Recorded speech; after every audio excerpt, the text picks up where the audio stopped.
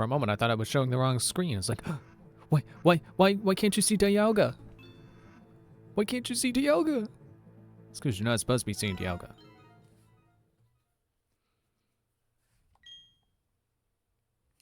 Yeah, whatever. All right. Let's do some grinding. Wait, do I have... I don't even have my complete team. Dang it. I saved there specifically so that I could start at the cave.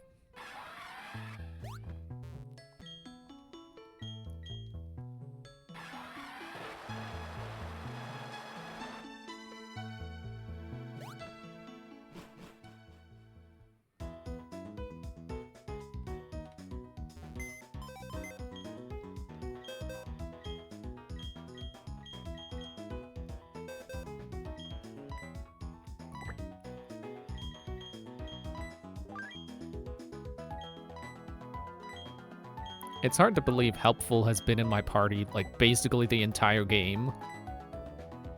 Because HMs.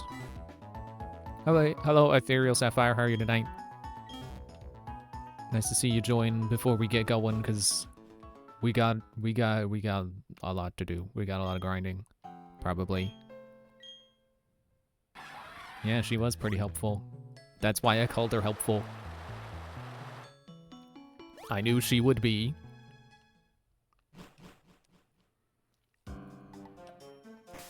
Although I still kind of slightly regret not calling her, like, Miss Helpful. To complete the reference. Okay, not far to go. I mean, Nai and Anade really need experience, but not far to go for everyone else to get to level 50. So full-blown grind stream today. Probably. We will probably be grinding until we beat the Elite Four. If we beat them at all tonight. Oh, man, hang on. I just remembered I wanted to look up where the best place to grind in Diamond is. It's probably here, but I just want to double check.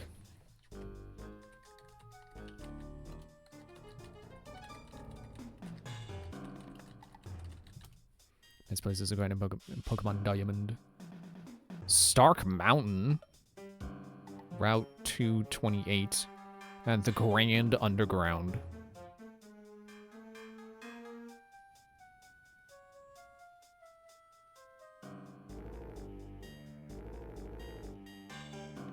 What is Stark Mountain? Is that...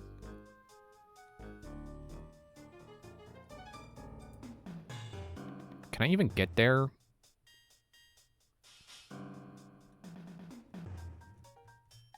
Here's a site that's breaking down best places to grind based on what level you are.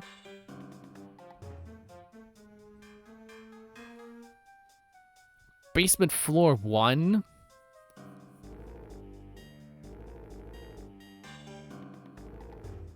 Oh, Victory Road, if I didn't say. Basement floor 1 of Victory Road. So, the beginning.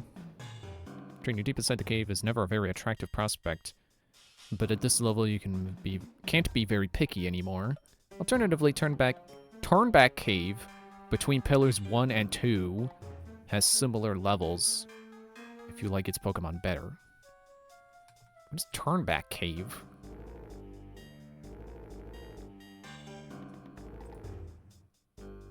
Giratina Cave.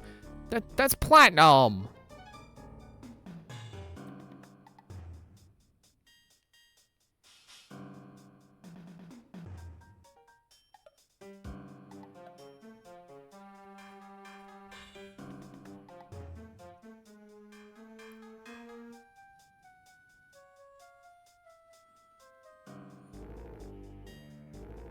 First floor of Snowpoint Temple.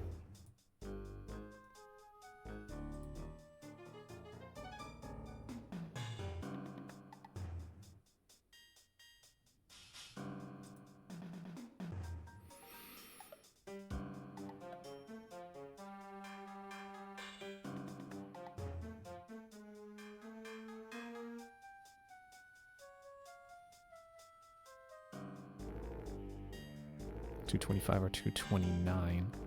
What's the route I can access right now?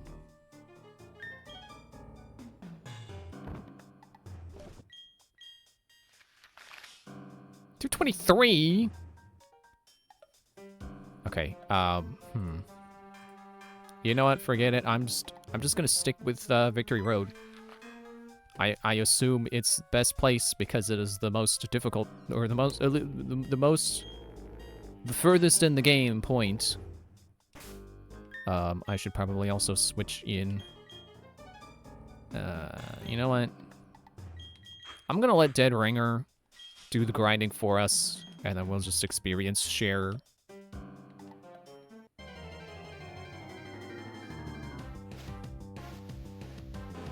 Onyx.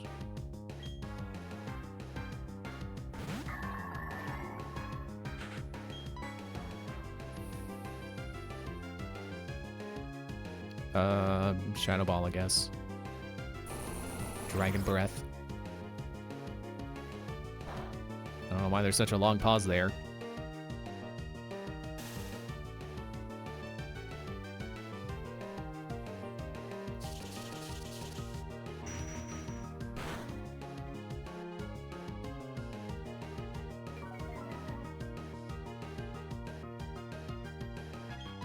Alright, let's hope I don't get paralyzed again. As I double check if I have any paralyzed heals. I don't.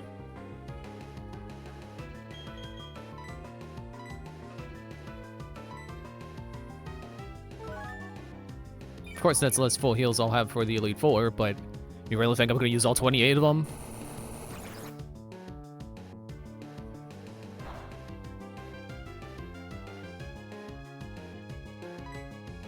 There we go again. Why do I keep doing that? Kind of wish Game Freak would just finish the full Pokemon's version of Japan. There's still some parts of the continent they could cover. Yeah, I suppose that's true. And I say suppose because, like, I don't know what parts of Japan were covered in Pokemon. Apparently not all of them, so yeah, they could do that.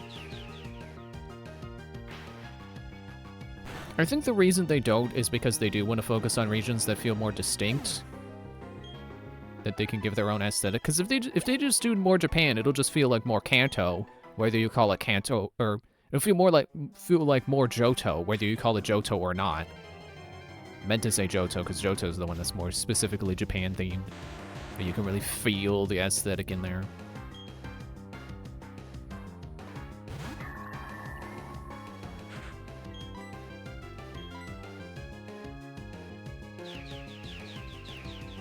I feel almost strange being an Assassin's Creed fan who's waiting a long time for them to get to Japan, but then when it comes to Pokemon, it's like, I don't care.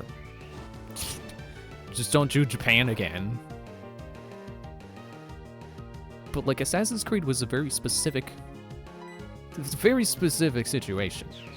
It was a series uniquely situated to be cool if they visited Japan.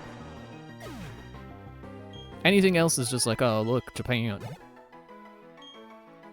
But, you know, Assassin's Creed, like, it's a much more actually cultural thing, rather than just using the culture as a skin for aesthetics' sake. You know, you got historical figures in there. You got the actual time period taken into consideration. Not to mention Ninja. It was an obvious fit since day one. Made more sense than pirates, in my opinion. But that's more going off of the obvious traits of Assassin's Creed rather than the message of it. It's absolutely pirates. You know, the open ocean. That's pretty assassin. If we're talking the freedom aspect, that was Edward's whole thing. He just loved the freedom.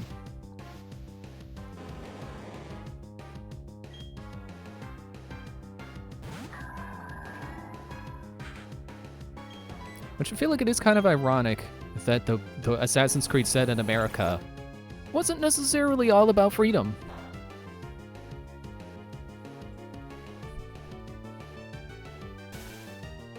Can you stop paralyzing me? Or wait, did I never heal? I think I forgot to heal.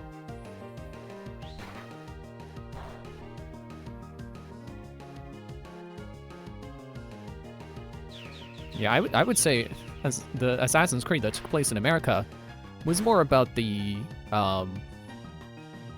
you know, the grayness of America splitting off from England or UK, whatever. You know, fighting off the British and claiming independence. So there were some good parts, there were some bad parts. So it wasn't necessarily good or bad.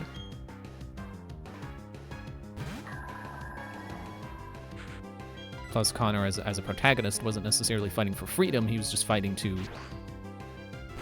He was fighting for what he felt was right. He wasn't necessarily fighting for freedom itself. It wasn't necessarily the key goal. A goal, certainly, but not his... Oh yeah, I forgot. You're psychic fighting. Not fighting Onyx right now. It wasn't necessarily what Connor was setting out to do purely. Trying to figure out the right word for that. Wasn't his main goal. I don't remember an Onyx being able to paralyze. Dragon Breath. Apparently. I don't know why Dragon Breath paralyzes and doesn't burn, but alright.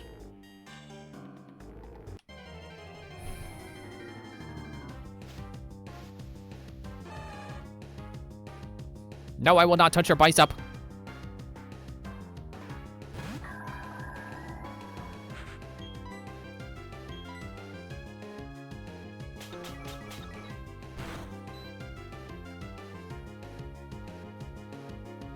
I also forgot to look up to see if Wake Up Slap has a glitch where it can hit a target who was flying.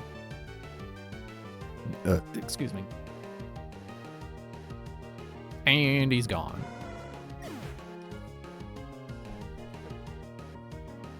Sorry, I hit my headphones on my pop stand. I was trying to move the fan that I just turned on because it's blowing directly on me, and I'm like, maybe that's a little too much coolness.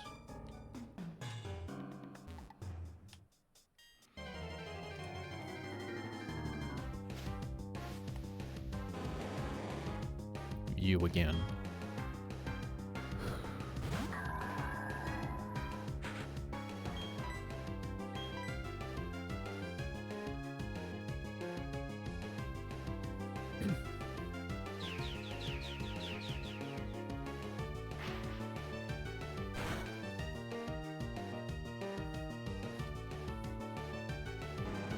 You know, I've mentioned before, I don't really have, like... Well, actually... Mentioned before that I wouldn't off the top of my head say there's an Assassin's Creed I want them to do next, now that they've done Japan. But then I always remember, oh yeah, wait, do one of the World Wars, that would be cool. Ideally, do both World Wars. Both would be cool. But mainly, I want to assassinate Hitler. That would be great.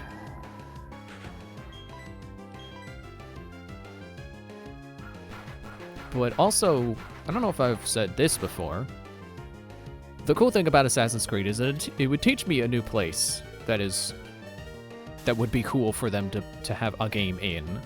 Okay, I'm not using a potion here. I'm gonna let Poppet finish this. Let's look for example, Germany. If they did an Assassin's Creed in Germany, I don't know what they would do specifically, unless it was, you know, Hitler related. As in the assassinating of him. But that would be the cool thing, is that it would teach me a cool new thing about Germany. A new reason why Germany would make a cool Assassin's Creed game.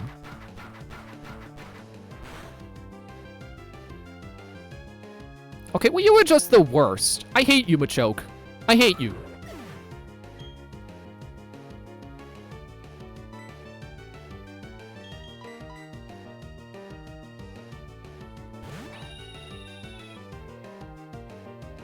Because, you know, before Assassin's Creed 2, do you think I could have told you a cool point in history of Italian history that would make for a cool Assassin's Creed? No, I could not have told you. But apparently, Assassin's Creed 2, there you go. Cool point in history for Italy.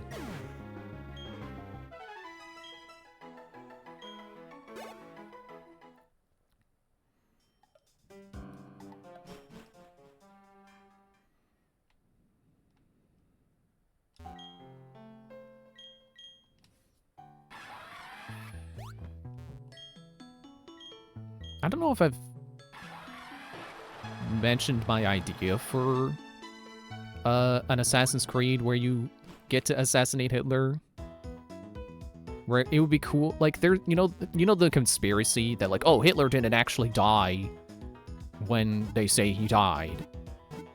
Well, Assassin's Creed likes to make try to figure out ways conspiracy theories would be true within the context of the Assassin's Creed overall story.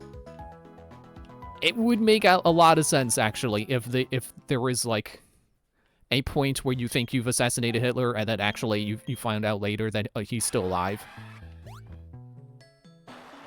But I think that should be like an epilogue where you find out he's still alive and then you go finish the job. That would make a lot of sense, I would think. You know, especially because wasn't it like there was multiple attempts to assassinate Hitler and then I want to say he poisoned himself at some point to escape. I don't know, getting caught. I'm not very well versed in that point in history, honestly.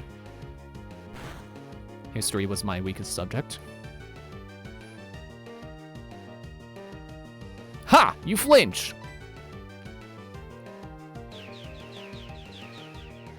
But I remember the Mythbusters actually tested, it was like a bunker, I think, where a bomb went off that was supposed to kill Hitler. And I think it was that he supposedly survived that somehow, or I don't know. I think it was related to that, related to Hitler. So I could see that being in an Assassin's Creed game. You plan to bomb him and then it doesn't work. So you gotta like use your sources, you know, use your connections to find out where he went.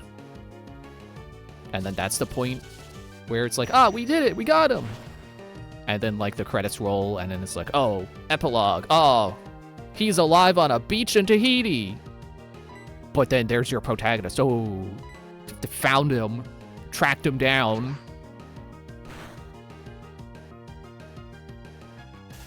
It would also be like, I could also see them doing it where it's like, oh, 10 years later. It's like, oh no, Hitler survived for another 10 years. But your protagonist had been tracking him the whole time. 10 years, and your protagonist finally found him. And then you finish the job. That would be really cool. Maybe a little disappointing if it's more of a cutscene than actually, like, being the one to do it. You know, pressing the button to stab Hitler. Because it would certainly feel a lot more impactful if you got to, you know, player agency, be the one to press the button and then he dies.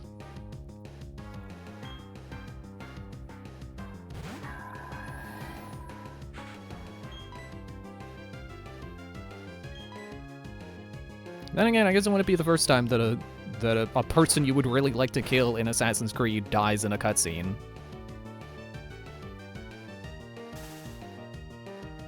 I'll never forget Rodrigo Borgia dying from an apple being shoved in his face.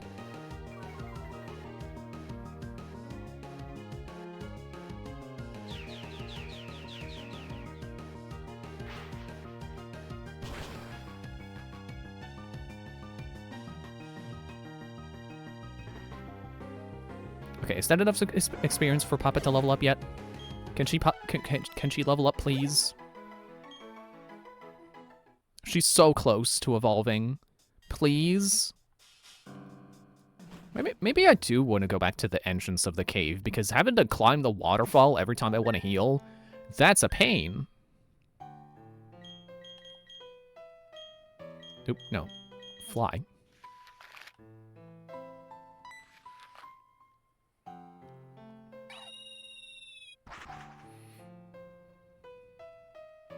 Yeah, there we go.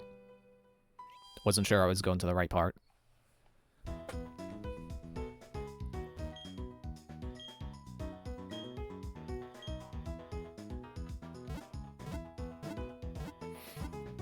I think there's also a lot of conspiracy around I think World War One is the one where it was... I want to say there was like an important prime minister or something who was like supposedly assassinated on like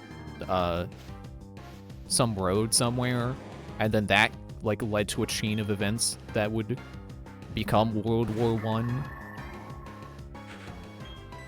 That would definitely be interesting to see Assassin's Creed's take on.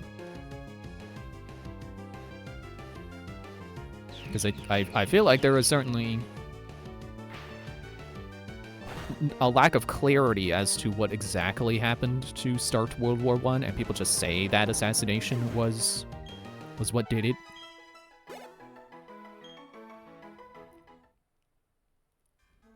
I almost feel like a world war is too big for Assassin's Creed to do.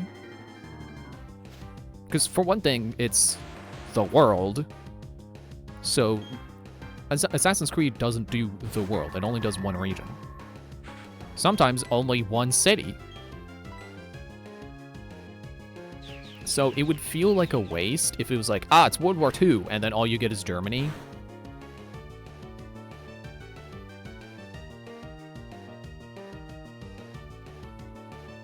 But, you know, if Assassin's Creed Valhalla is anything to go off of, a tighter scope is good. So having the entire, you know, every nation that took place in World War II involved in a World War II Assassin's Creed game, that would be too much.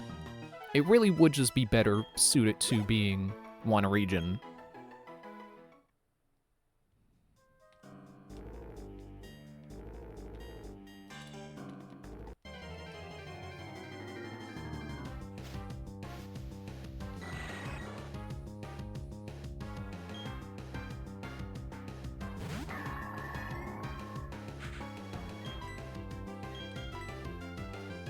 Oh wait, I guess extra sensory also works.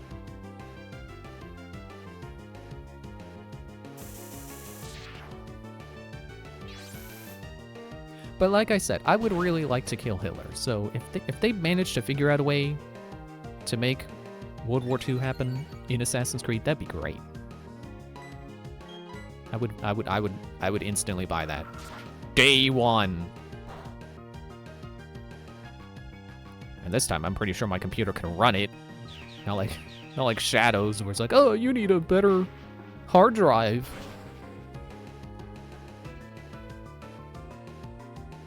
Yeah, much better. Like I said, also had same type attack bonus, that's why it was better.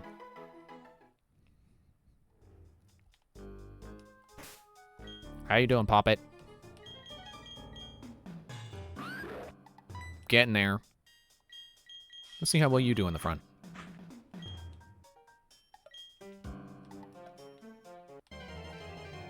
And I still stand by my idea where they could do it do one of the World Wars as a first-person game. That would be fun. Even if it's a spin-off, even if it's not a mainline game, it would still be cool. You know, if it's just like a smaller scale thing. Kind of like the Chronicles games. Just, if they do it, it'd be cool. It doesn't have to be a big thing. As long as they remember to make it Assassin's Creed flavored, and isn't just Call of Duty, but with Assassin's Creed characters. And don't forget the Hidden Blade. Don't forget cool tools you get. Like, don't forget smoke bombs and the grappling hook.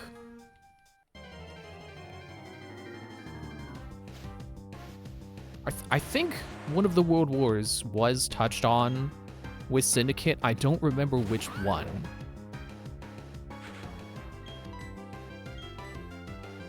I think it was World War II. There was like inklings of it happening in like a side experience.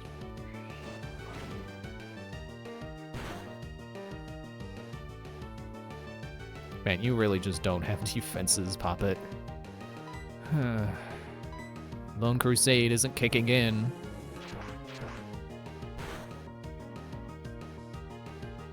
Oh, come on. Okay, good. Yeah, I think it was 2 because I remember Unity had a kind of similar, like a temporal distortion or whatever that let you, like, time skip. And it was a time of war in France. I think it was World War I.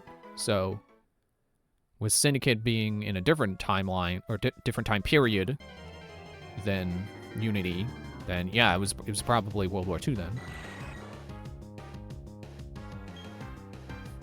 I can tell you Winston Churchill was there, but that's all I remember.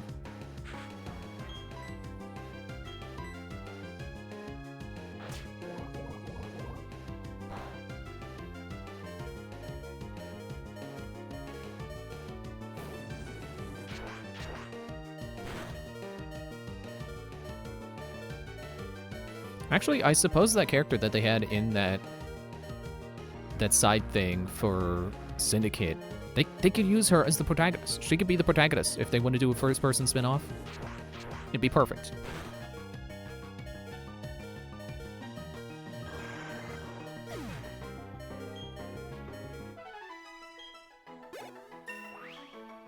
Yeah, 48!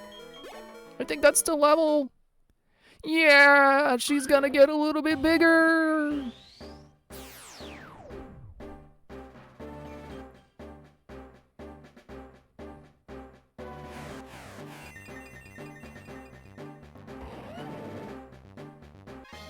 She kind of sounds like Nightmare from Metroid Fusion. Wait, no. No, wait, Ridley. That's Ridley's cry from that game I'm thinking of. It's for you, like, ooh! The crunch. The crunch. The move crunch.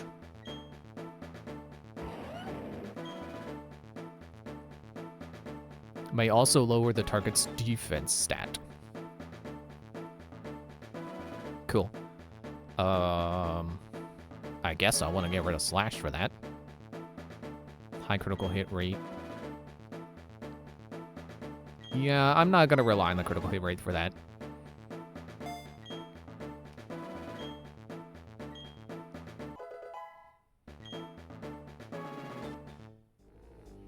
Sweet. All right, let's go get her healed. Or not.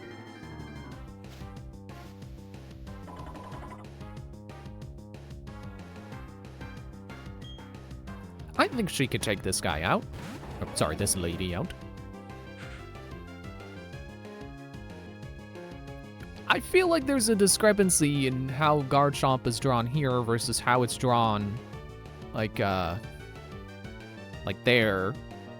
See, on this sprite, it looks like it has a defined head. And then here, its neck and its head are kind of just one. That doesn't look quite right. Crunch 'em! Fighting resist dark. Darn it. Of course you had to dish out the freaking high jump kick. You jerk. And to obliterate this guy.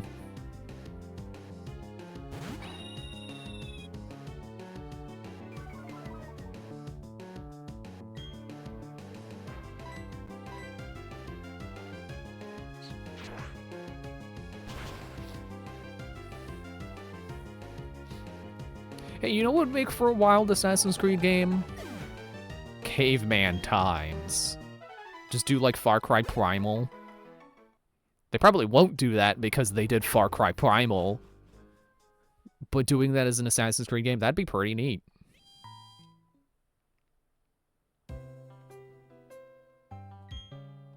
I mean, it's not like they're afraid to go further back in time than when the Brotherhood was founded. You have Odyssey.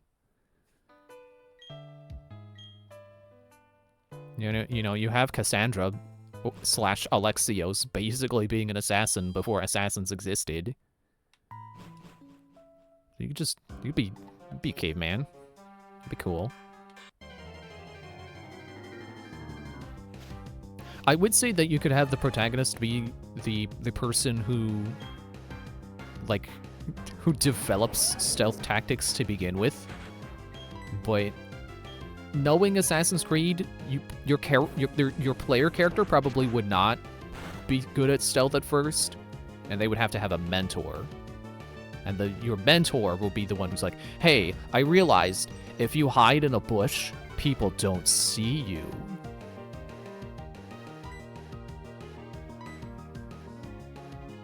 Really?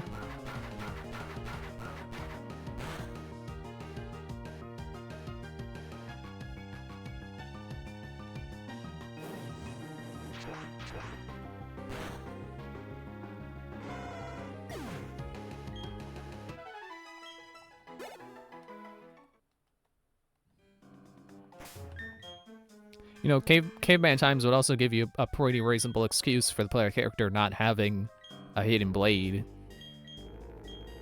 It's like, sure, they existed in Odyssey, even though you never get one in Odyssey. Although I think there was an event that let you get one. I don't remember.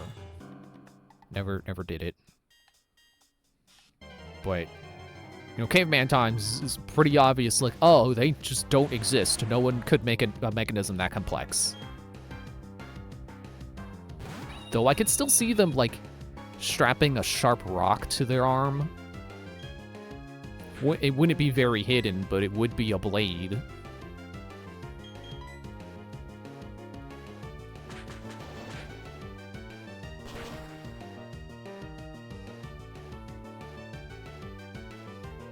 Yeah, take that, Graveler. How does it feel having sturdy not work like it does in later games? Oh, I can take the experience share off of Poppet.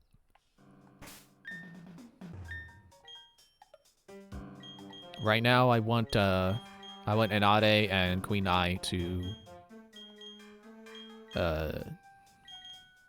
catch up.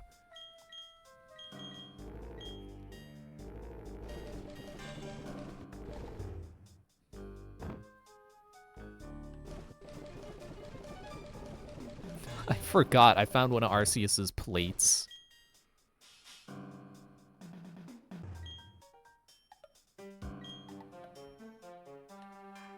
I don't know if there's an official pronunciation for Arceus.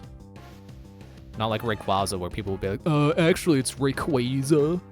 It's like, I don't care. Rayquaza sounds better. Just like Arceus. You know, there's an argument to be made for Arceus, but my argument against it is that having Arky in its name just sounds silly. It doesn't make it sound like the god that it is. So I prefer to go with Arceus. It definitely sounds a bit more like a god name.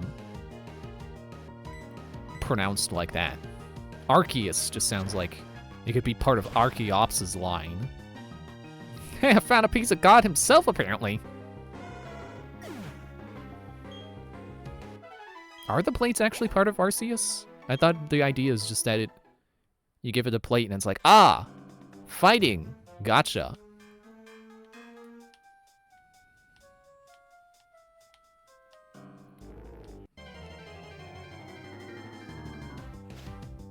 I remember one time I had a Pokemon battle with a friend, and I think it was Arceus.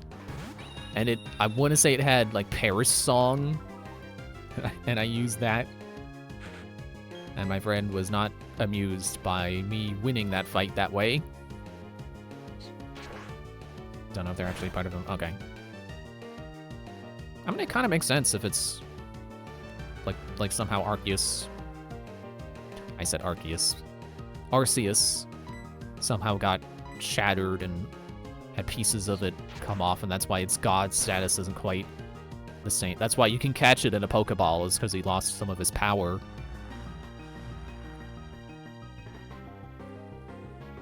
That was actually a concept for a magic system I came up with once. Was the creator of the world was shattered, and they just blew up into a bunch of crystals. So if you take one of those crystals, you can cast magic.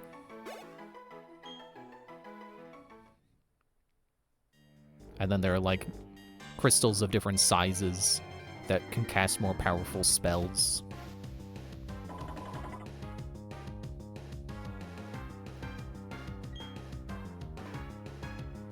I thought it was cool. Cool idea for a system.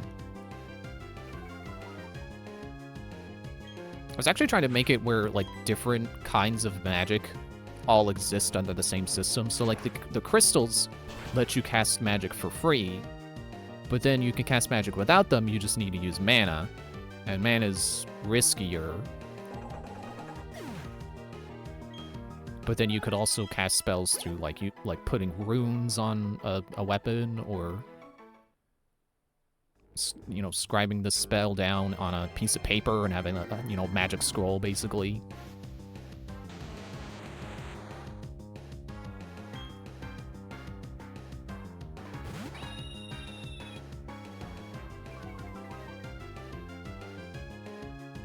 Oh yeah, and I think alchemy was one. I think the general idea I had there was that you could, like magic just required you to basically know the spell's name, pretty much. You know, how to invoke the spell by, well, I would say saying it. Saying it would be how you cast it with mana, I guess. Although not that you had to say it. I guess it would be more like imagining the name of the spell, the true name of the spell. Not literally you say fireball and then a fireball happens. But like it's some kind of cosmic language that's not spoken by people. But you gotta speak the spell in that cosmic language to cast it. But if you use a crystal, you don't need to know how to say it. You can just be like, oh, fireball, and then the crystal's like, I will translate for you, and then fireball happens. Or a rune would be like that, the name of the spell written out in the cosmic language.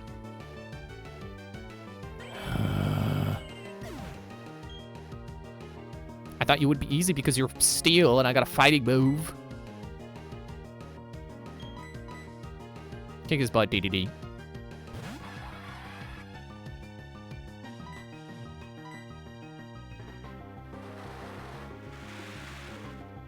I forget what the justification for alchemy was, though. Like, how that invokes a spell through, like, chemical compounds. I don't remember what the idea there was.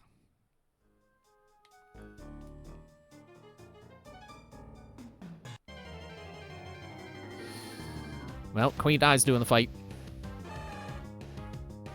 That's not good.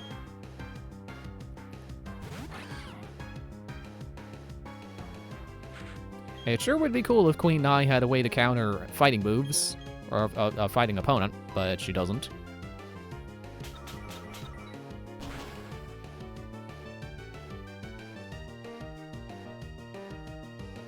She wasn't even sleeping!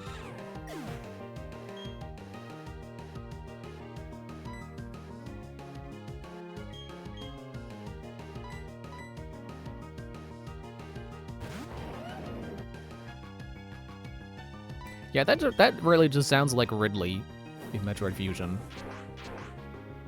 I always thought that incarnation of Ridley really sounded not like Ridley should.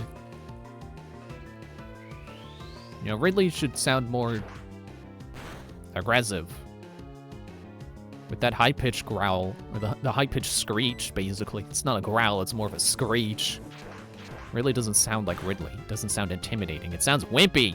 It sounds like he's complaining.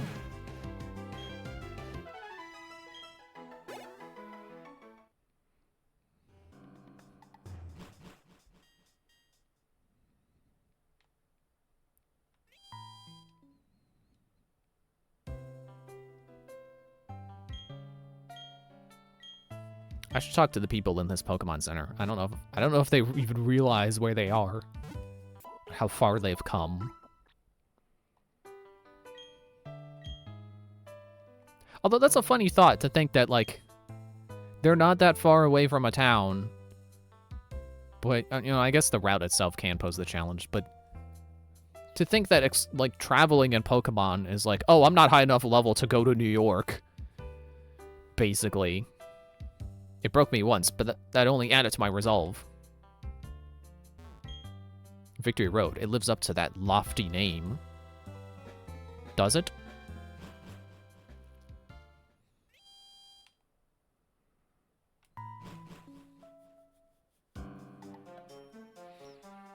I'm gonna stay by the door.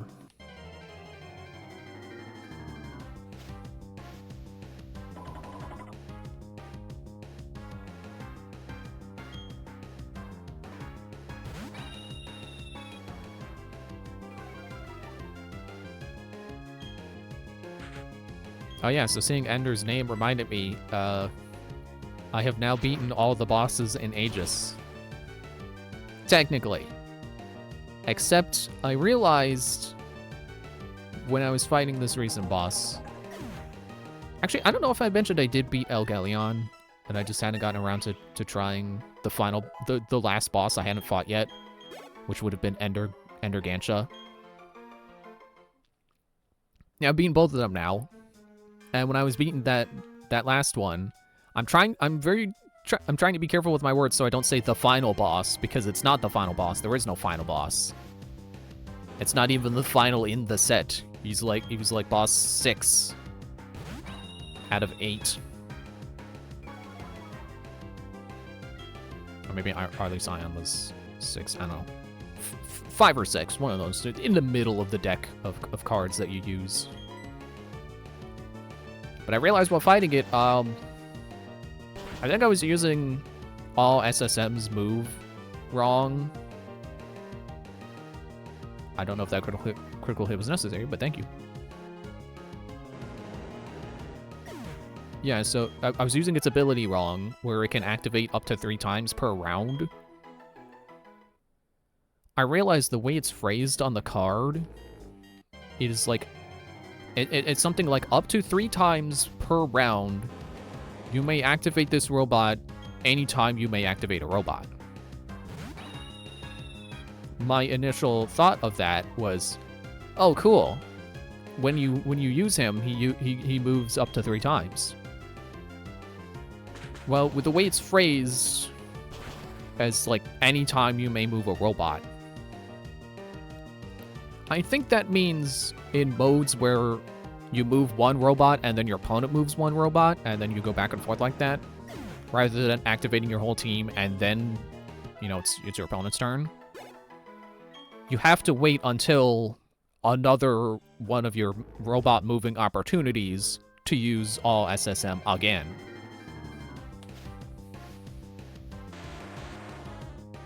So, as opposed to the way I was doing it, where one robot activates, and I use all SSM 3 times. And then, like for boss mode, it's, you know, you move one robot, boss does whatever card you drew, and then you move one robot, and then you do the next card, and you keep going back and forth until you run out of boss movement cards, and then you activate your remaining robots, and then the round is over. So it should be robot, boss, like that. Well, I was doing it robot, boss, robot, boss. So, now I have to refight any of the bosses that I've only beaten using that team. Specifically because I'm pretty sure I was technically exploiting all SSM and using him incorrectly.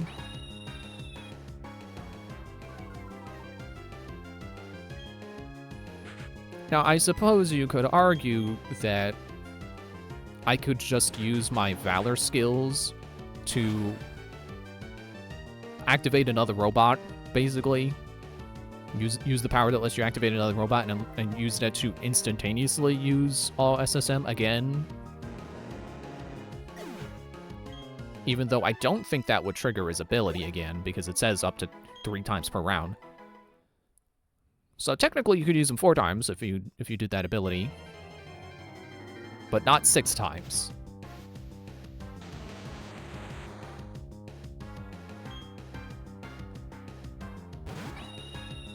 You know what? I'm not fighting you with Ender.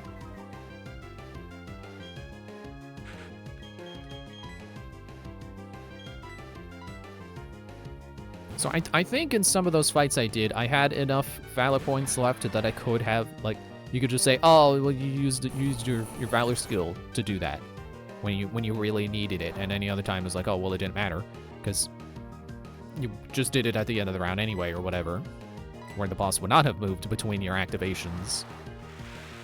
But yeah, for the sake of being certain, I would rather just fight those bosses again.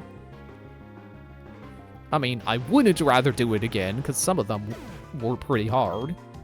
I'm not thrilled about having to fight Elgelion again, because that's the guy who could instantly destroy my minions just by looking at them. Quite literally. It has an ability that it lets it destroy minions in line of sight.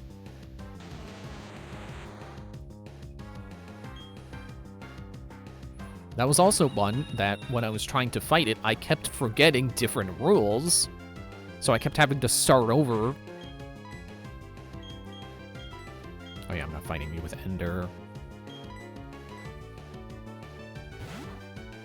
Like, one attempt at that fight, I forgot that it has an ability where when a robot is destroyed, it teleports to an adjacent tile.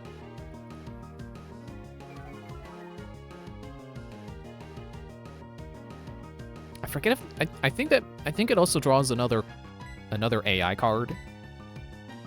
They call the Brondo cards, but I don't know if that I don't know what Rondo means in this context. So just to be clear, it's the cards that drive the AI. You draw another one when a robot is destroyed, I think. At least for that specific boss, not bosses in general, but yay, she leveled up, wants to learn Metal Claw.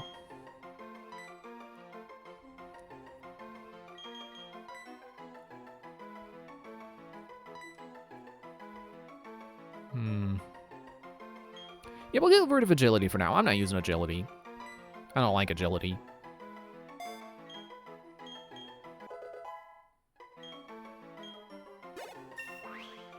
And DDD level up.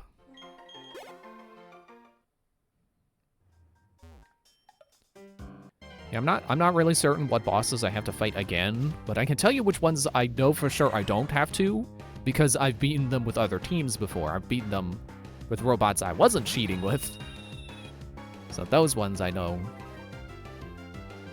I know I don't have to do over because I wasn't cheating when I beat them with other guys.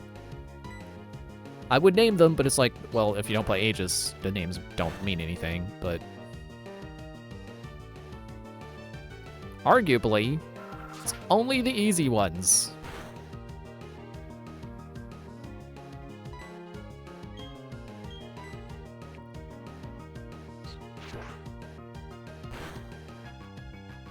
I guess the bright side is now I know a strategy for the robots, or for the bosses, so I can strategize better.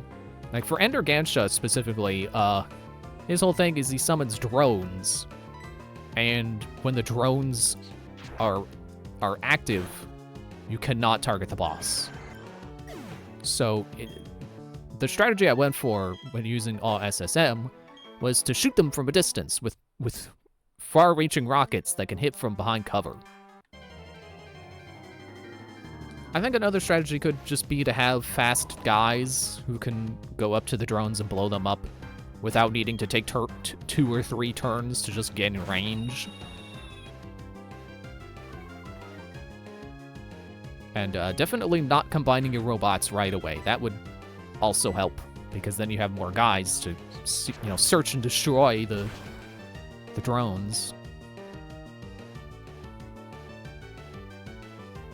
Definitely an instance where, even though the game is all about combining your robots, it's not always the winning strategy to just combine right away. Which was, is good. You want to have a balance, because why would you not just combine right away if it was, if it wasn't the. Sorry, I'm confusing myself with the double negatives and stuff. why would you not combine right away if it was the only good strategy? I think that's the correct phrasing.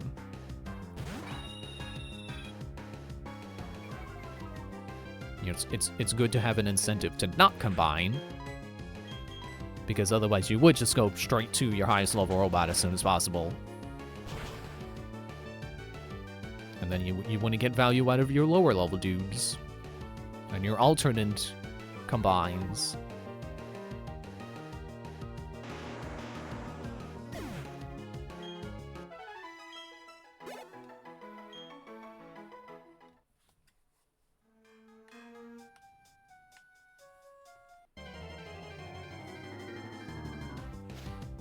Oh yeah, I guess I also use the arcing rockets to fight Algelion as well.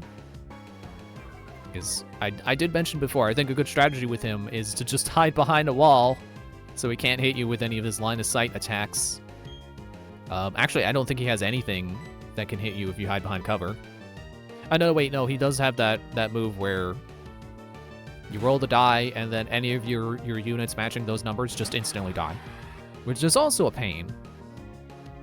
But you at least have the ability to change the roll to a 1 or a 6, which you can only do once per boss, or once between boss turns. But you can turn 1 to a 1 and 1 to a 6, and as long as none of your guys match those numbers, then you can save yourself. Actually, I forget, does he roll 2? Because if he rolls any more than 2, then yeah, you could just be screwed, but I think he only rolls 2.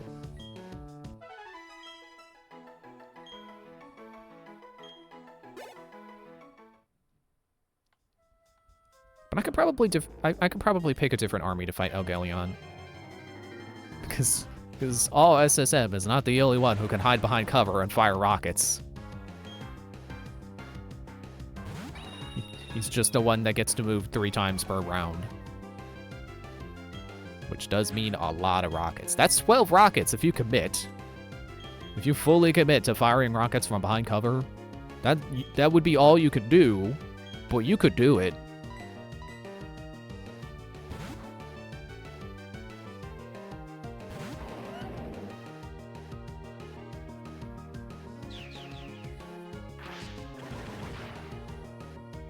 Ah. Pop it. Yeah, I knew you could survive that. Graveler doesn't got nothing on you. Except pieces of itself now, I guess.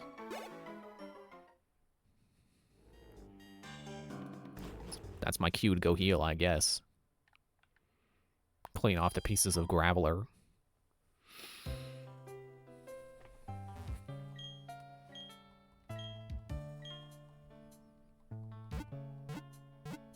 Oh yeah, it's officially nighttime. We got the slow Pokemon Center music now.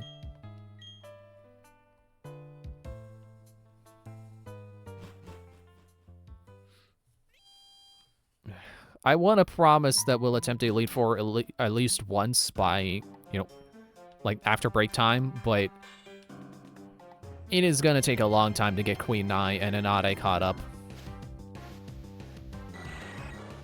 So I can't promise that. Especially if we're using experience share.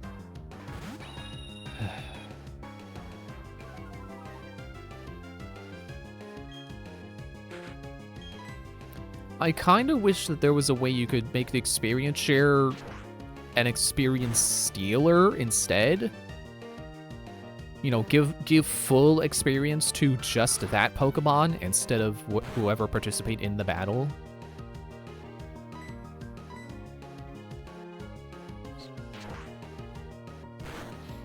I was gonna say they would never make that, but, yeah, they don't have experience share anymore either, so technically true.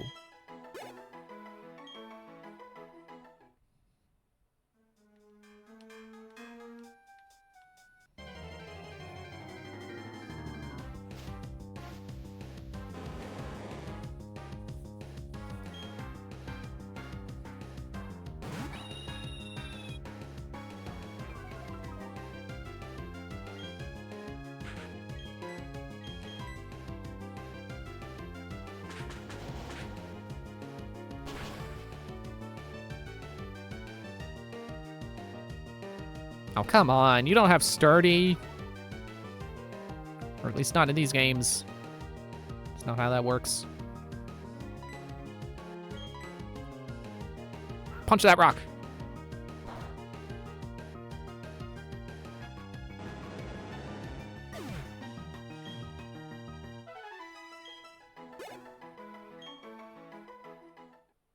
You know, I also want to say that if we don't beat the Elite Four tonight, then at least Wednesday I will, like, I'll have an energy drink that day so I can at least have energy to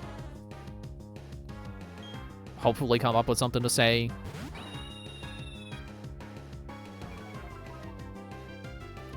I think, I don't know, I feel like I should maybe not drink all that caffeine again. Like, you know, gotta let my brain reset. I don't want to become dependent on it. Which I think kind of has happened because I am pretty tired. Have been pretty tired.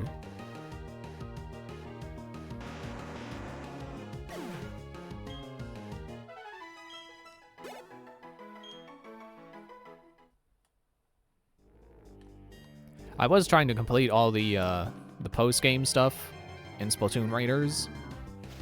And it got kind of difficult for me, so... I hit a point where I'm like, okay, you know what? This is just not for me. This is for more hardcore Splatoon players who regularly salmon run and are used to this kind of chaos. This is not for me. Caffeine is not something I drink. Good. Don't want to become dependent. I think caffeine is technically a drug.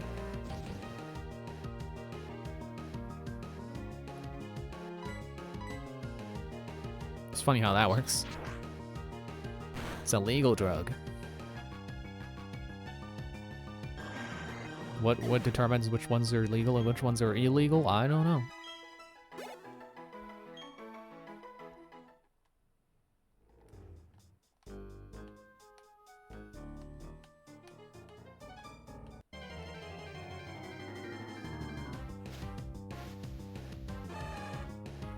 It's also weird how, like, the bad drugs are also called drugs. Like, why don't they have their own word? Because technically, any kind of medicine can be called a drug. You know, it's where the term drugstore comes from.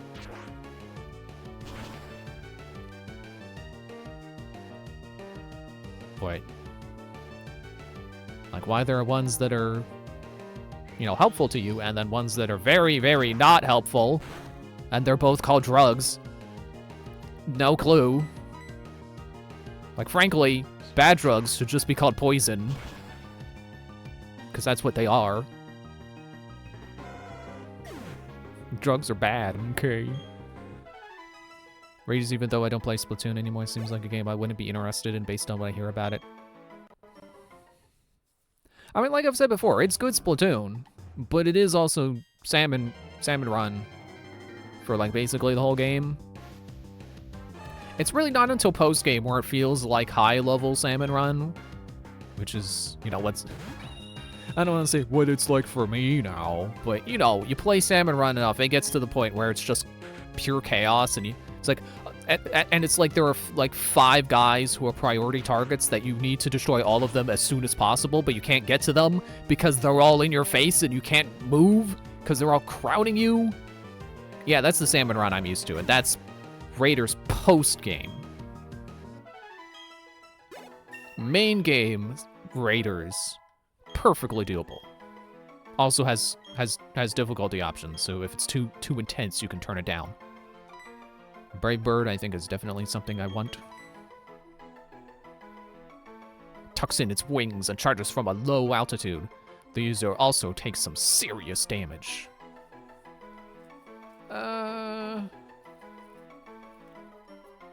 I mean, I know I should because it's a really high power move.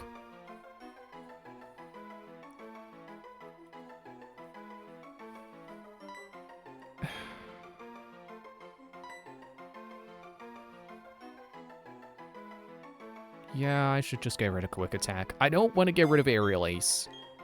First of all, I can't remember if I taught it a TM or not.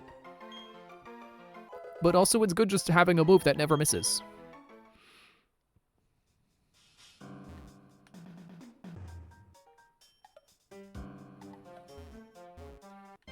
But yeah, intensity is definitely a thing I forgot to talk about when I was talking about, like, oh yes, I can appreciate Splatoon Raiders and put it into words and not have beaten it and really had some time to think about it. Okay, let's see how serious the serious damage is from Brave Bird.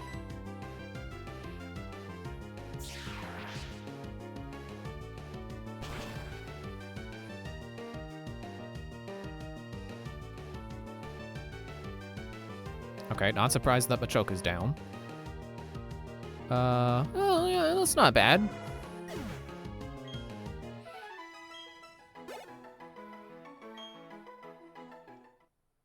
I mean, if that's if I can guarantee I kill anyone who is not resistant to flying using Brave Bird, yeah, sure, I'll absolutely take that damage. That's damage I would have taken if I didn't one-shot them.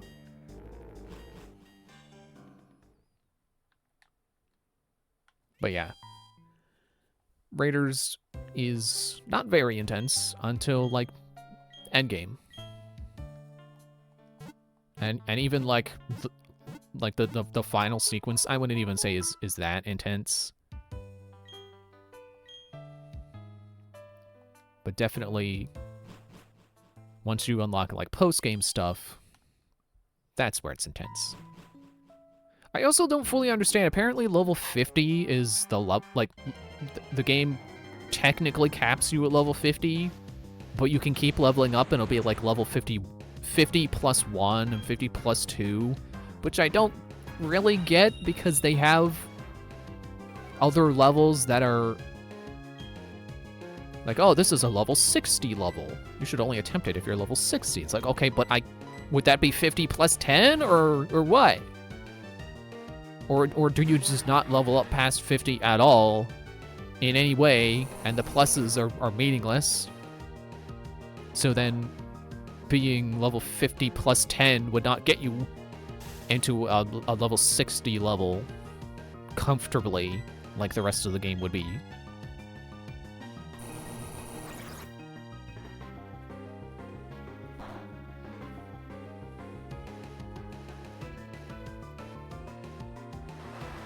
But yeah, as someone who doesn't like when Salmon Run gets really intense and chaotic and you're constantly surrounded by bosses and everyone's a priority target that you can't get to because who do you pick the priority target out of when there are 5 of them? Yeah, the rest of like main game Splatoon Raiders up to the credits is not like that. It is pretty comfortable. And like I've said before, there's no time limit in most of the game. And you get to pick whatever weapon you like the most. You know, the only exception are, like, the specifically designed puzzle levels, where they decide your equipment for you.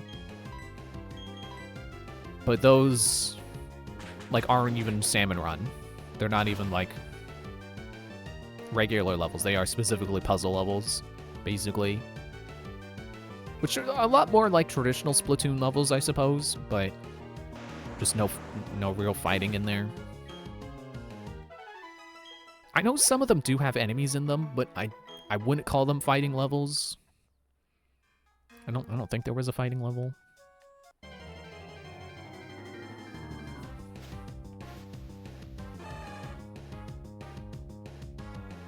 And I would definitely say that the level design for, like, the regular Splatoon Raiders levels was not as good as traditional Splatoon,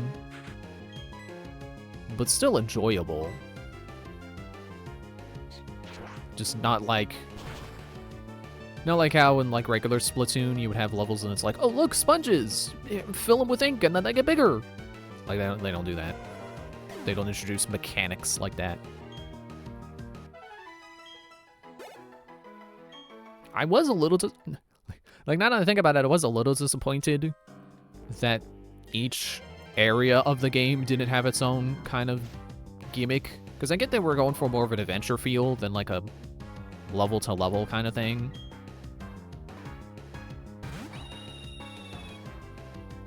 But it's too bad that they didn't have...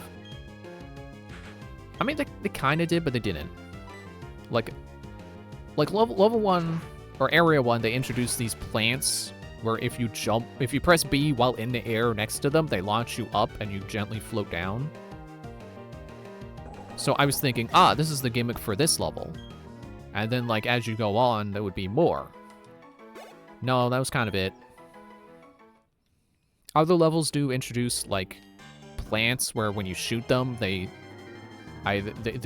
inflict a status effect on the enemies nearby, but they don't really have, like, more mechanics based on, like, the area, not like the plants. Unless you count ice physics, which I think that's new for Raiders. I don't think Splatoon's ever had ice physics, which is interesting to think about. Unless somewhere in Splatoon 3 had ice. So that definitely had cold areas. I just don't remember if they were icy. I don't think they were. Also, here's a fun fact. Kind of unrelated, but still related to Splatoon Raiders. Apparently, there are 3 brush variants in that game. I went through the game with, like, 1. Played the whole game, and I only had 1. I found other brushes, but I don't think I ever got one of any of the other types. Until after I beat the game. So the whole time, I just thought there was only 1 brush type. But I went and looked it up, and apparently there are 3. And I think at some point I picked one of them up, but I think it had been post game by then, because there was a catalog of like all the stuff in the game that you can look at and read about, like lore and whatnot. And there is a weapons section, and I did notice I do have 2 brushes in there. So I guess at some point I got a new brush and I didn't notice it was different. I don't know when that was.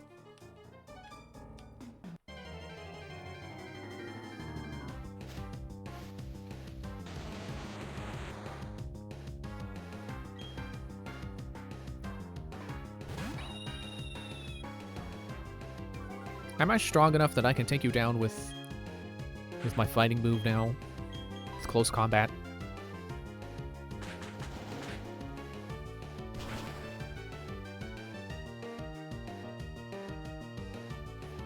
Probably. If I get you with the next hit. Please be stupid and use a ground move. No.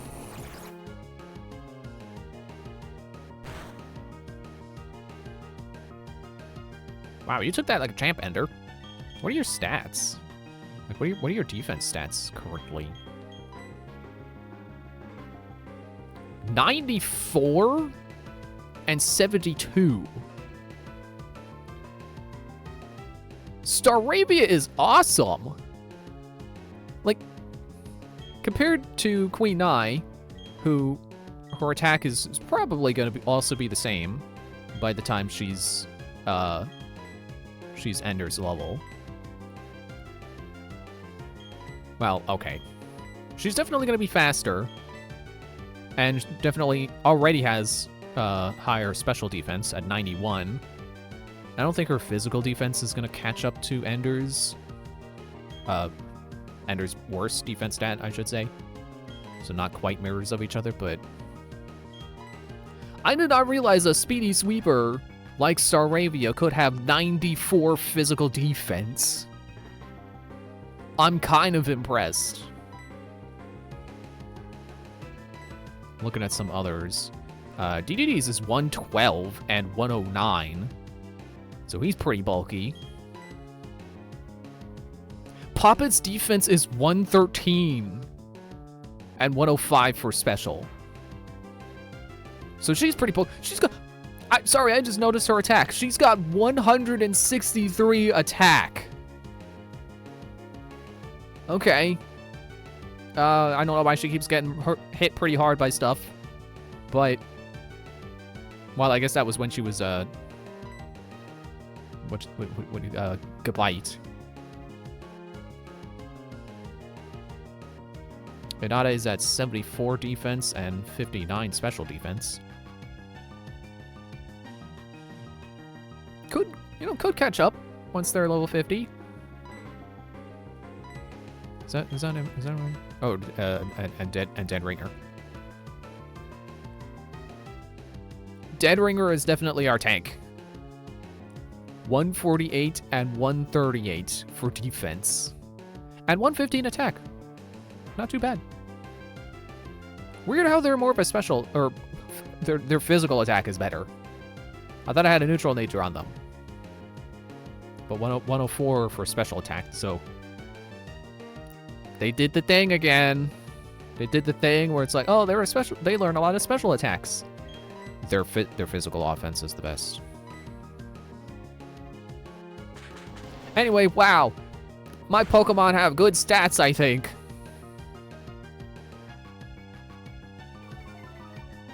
I definitely will be raving about Staravia later. Because, jeez. Those stats are big. Big numbers. Feel like it's a good time to go heal.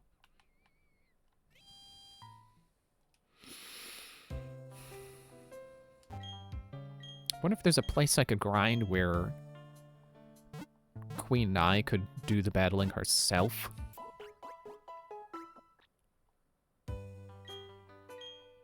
Because I would like to speed this along. I would like Queen Nai and Inade to catch up faster.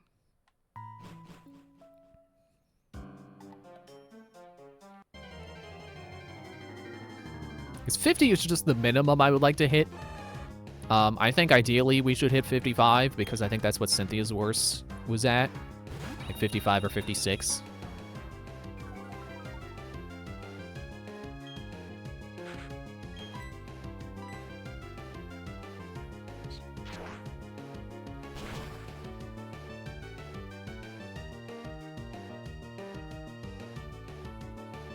Oh, come on. Well, here's where I would use Quick Attack, but I don't have that anymore. But I'm faster than you anyway, so it doesn't matter. I suppose.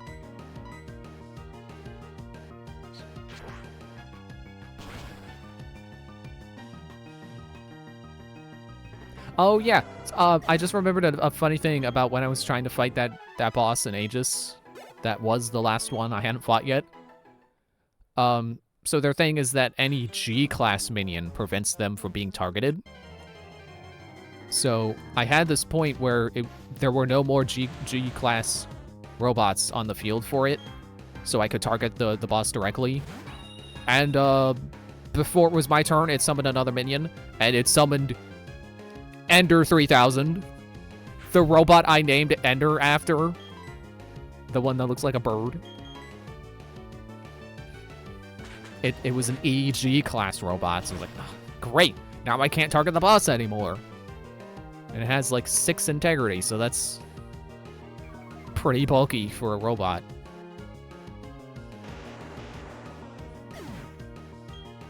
I mean, it's not 7 or 8, but it's certainly up there. It's definitely higher half of possible health for a robot to have. So it was a pretty bad spawn to get when I'm sitting there ready to fight the boss and I'm just waiting for my turn to come up.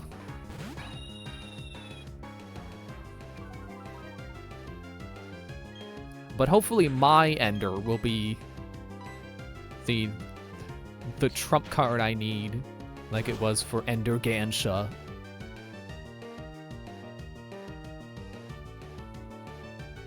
Dude.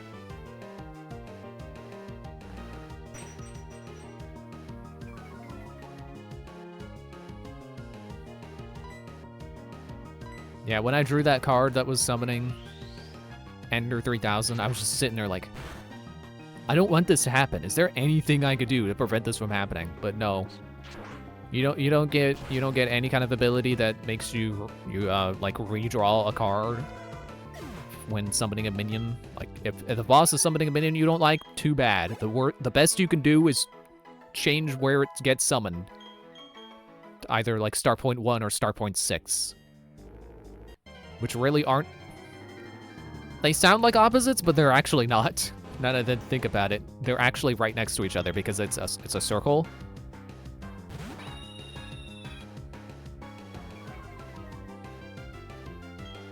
You would think they would be on the opposite sides of the board from each other, but they're not.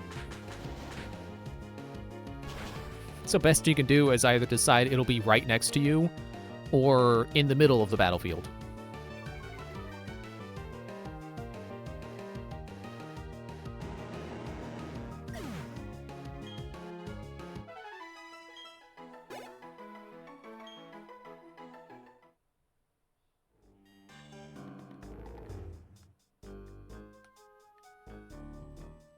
I almost feel like a strategy you could do with Ender Gansha is exclusively target the drones. Because every time you destroy a drone, it does deal damage to the boss. I think... Actually, wait, is it? I think it's 1 HP per level of the robot. Or level of the minion you destroyed. So, for example, if I destroyed Ender 3000, in that game where it summoned Ender 3000, it would have taken 2 damage from that.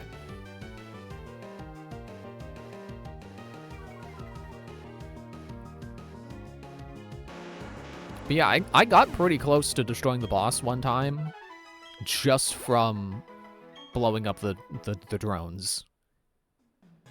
And I really only lost because it summoned another drone, and I did not have enough time left, based on, you know, because as a reminder, when you run out of AI cards, you just lose. Hypothetically, you could just shuffle the deck again and continue playing if you wanted to. It is a board game. No one's stopping you. No one's stopping you from making house rules. You know, Monopoly certainly doesn't stop you from collecting... What is it, the community chest money from landing on free parking? That's not how it's supposed to work, but everyone does that anyway. But I wanted to be the boss. Beat the boss. Going off of how the game was supposed to be played. So I had... like 1 or 2 rounds left, and I could not possibly get over to that drone to destroy it, and then also deal 1 more point of damage to the boss itself. So I just lost.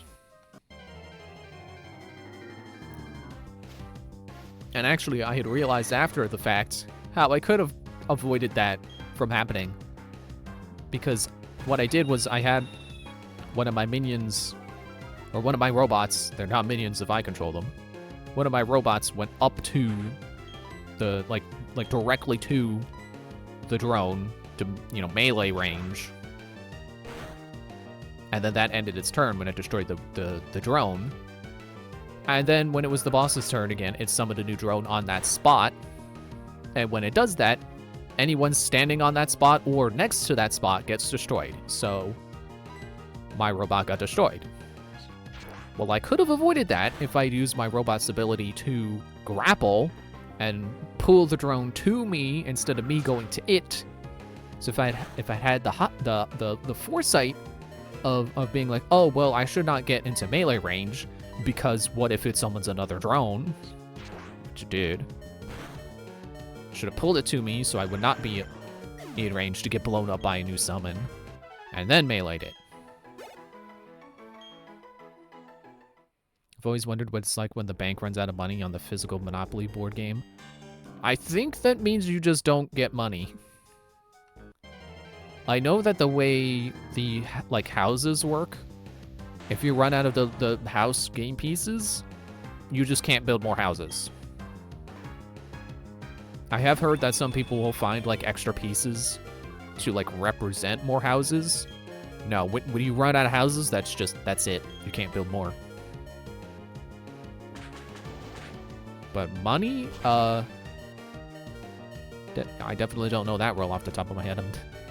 I honestly cannot tell you the last time I played Monopoly myself.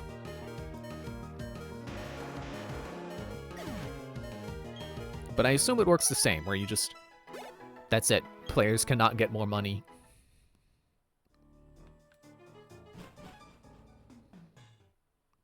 Either that or you have to write it down, but I guess those are the only 2 options for how that would work.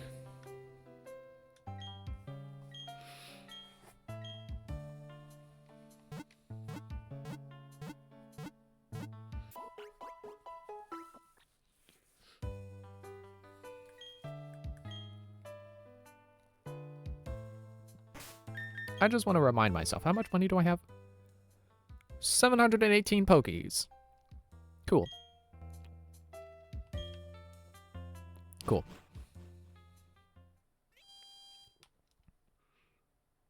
So I got nothing to lose if I fail the Elite Four.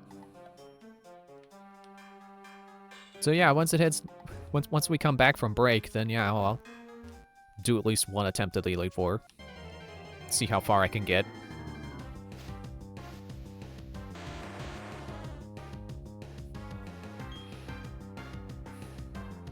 I think I need to take some nose spray because my nose is really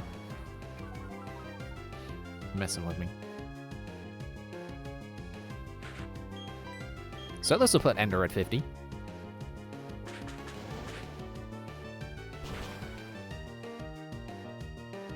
And then I guess it's DDD's turn.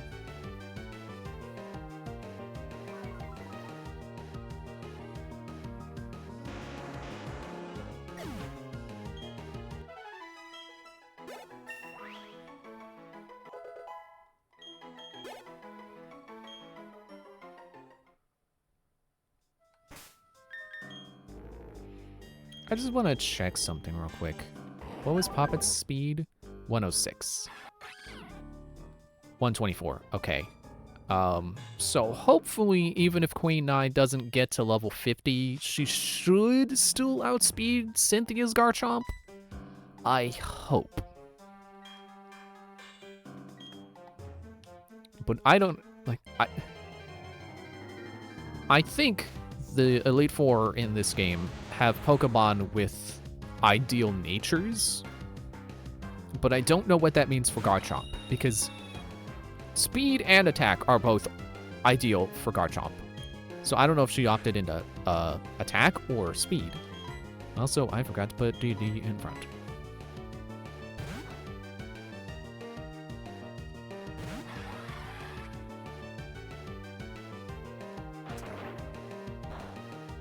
Crunch.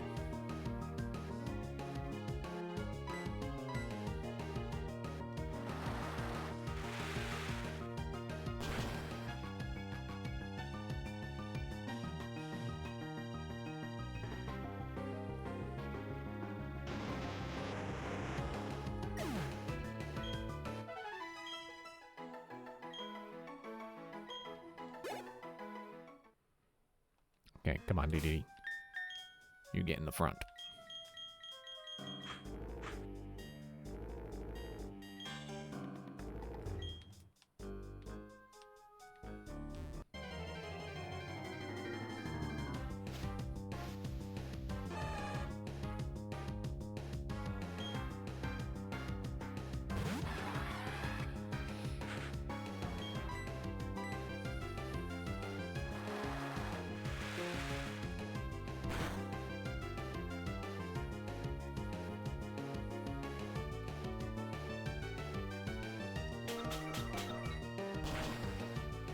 Ow. I forgot that Steel has a weakness to fighting that is not covered by being part water.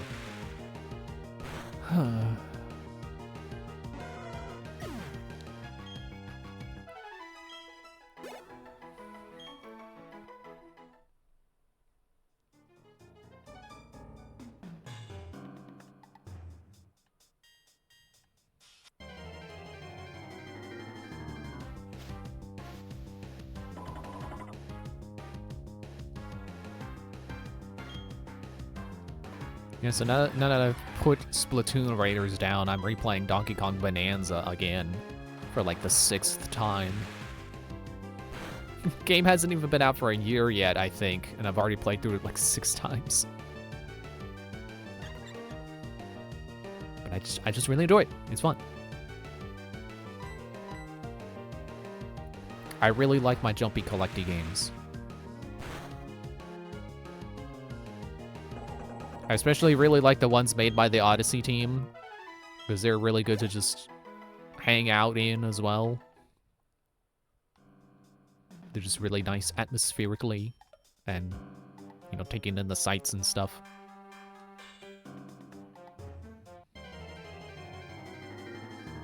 I'm trying to test my knowledge of Bonanza, So I'm trying to not progress to the next area until I have collected all the bananas in the area I'm currently in, which I think is how some people played the game on their first playthrough.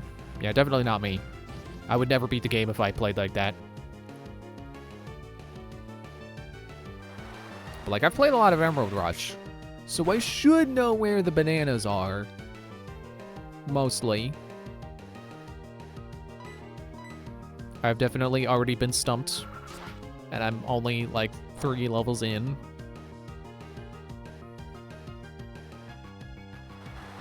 I don't remember how many levels are in the game, but 3 is not a lot. 3 is not a lot of the game.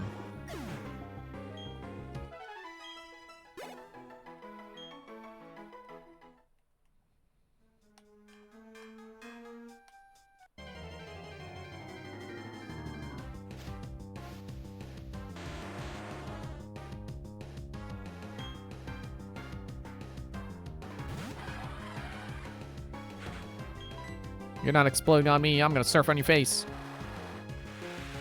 If you're a Steelix, I would surf with your head. But you're not, so I will surf on your face.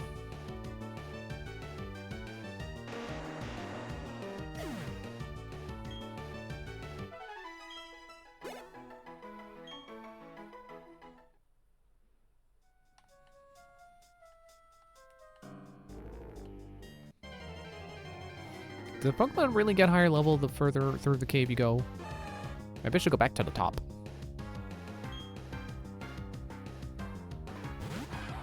I'm not staying out to be one-shotted by the choke.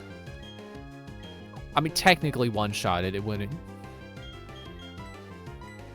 It would be one hit from him, but not, like, full health to 0. You know what I mean. I'm not staying out to get knocked out. Wake up slapped.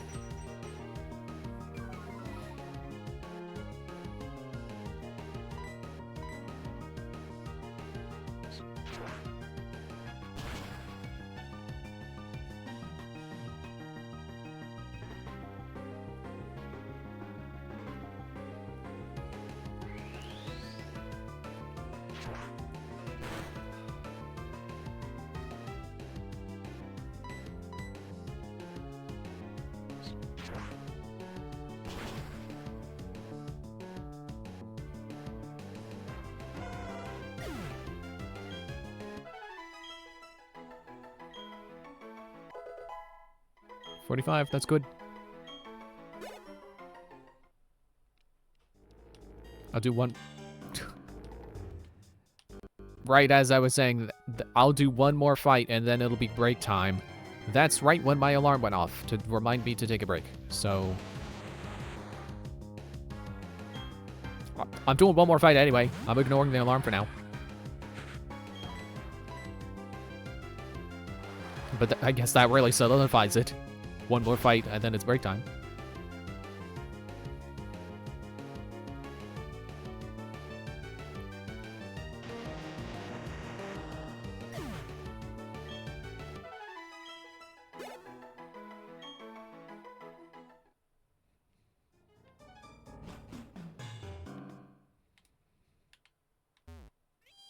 I don't know if I will change grinding locations, because this one's just so convenient. Even if the experience is slightly worse, it's just so much more convenient.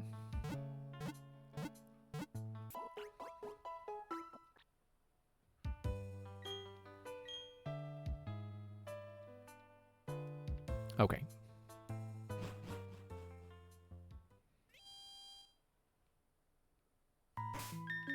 Break time. You don't have to watch me save.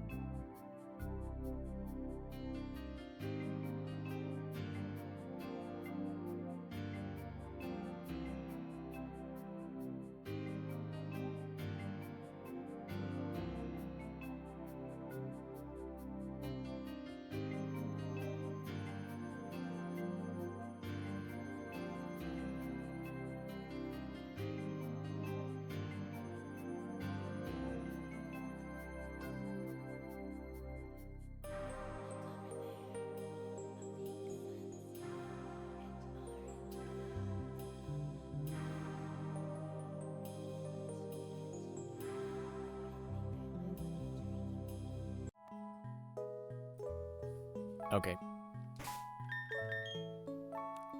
I closed the menu just to open it again because I'm gonna fly.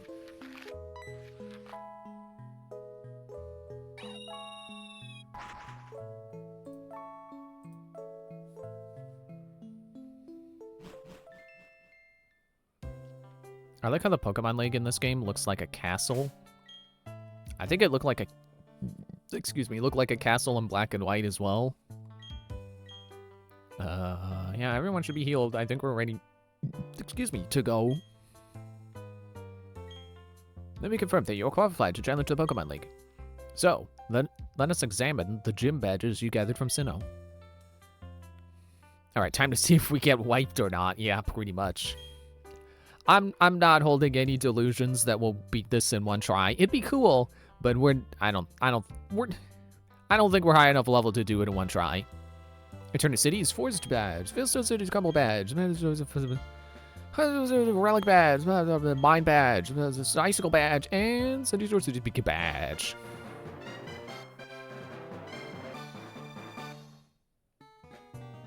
Very well. Trainer, you've indeed collected all of the gym badges of Sinnoh. Demonstrate the power that brought you here and go for glory.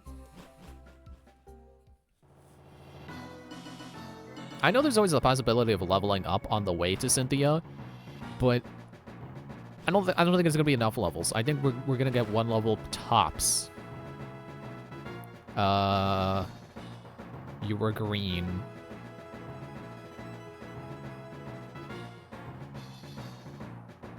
You're not grass, are you? I will go for it. Hello, welcome to the Pokemon League. I'm Aaron of the Elite Four. It's nice to meet you. Oh, I should explain. I'm a huge fan of bug Pokemon. Bug Pokemon are nasty mean, and yet they're beautiful too. Would you like to know why I take on challengers here in this room? It's because I want to become perfect, just like my bug Pokemon. Okay, I'll take you on. I was thinking grass, but bug makes sense too, I guess. Dustox. 53? What level is Cynthia then? I'm double checking. I have to scroll all the way back to it. With this tiny sidebar menu. Ah, I can't see. Okay, good hit, DDD. Diamond and Pearl.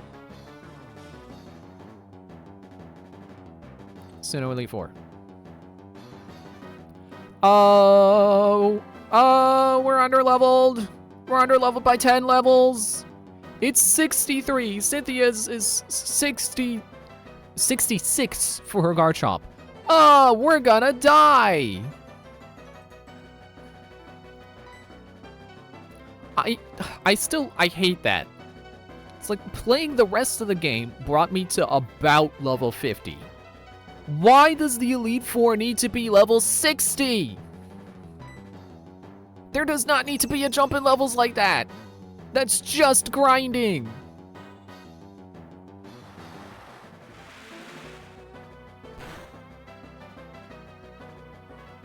So yeah, we're definitely not winning in one go, and we're definitely spending the rest of tonight grinding. Maybe maybe Wednesday as well.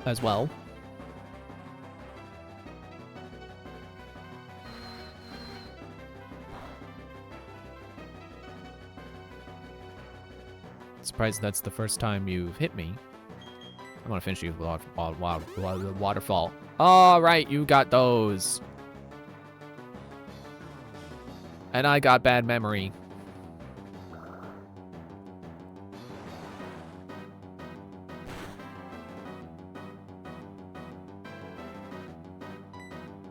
We are so gonna be steamrolled. I don't know that I would say steamrolled, but if we make it to Cynthia, she's definitely steamrolling.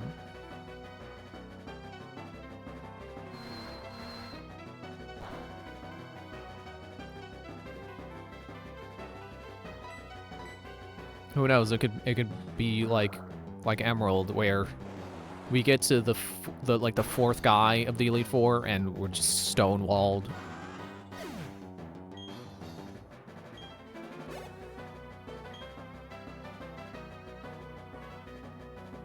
Heracross. I know exactly what to do for you. Flying. What's better than bug fighting? A bird. You are 4 times weak to flying. That's only if I'm remembering correctly that Heracross is part fighting. I think it is. Oh, you go first. Oh, how nice.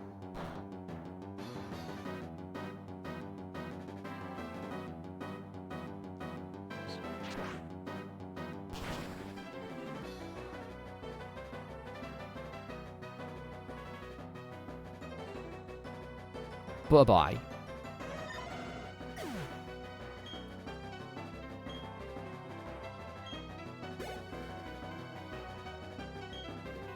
Drapion. I think that's also bug. Bug poison.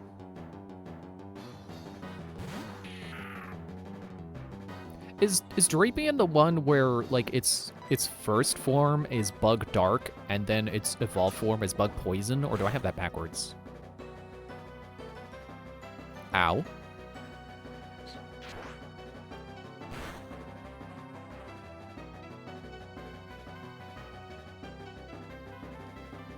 Hang on, I still got the Cerebi page up. Oh, it doesn't say their types. Great. I should open the wiki page is what it should do. Brave Bird! Ah! Well, that's the end of Ender. No? Good job, Ender. You gotta be kidding me.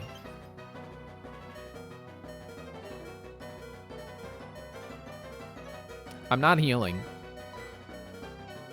It's a lost cause. I'm not wasting my healing stuff.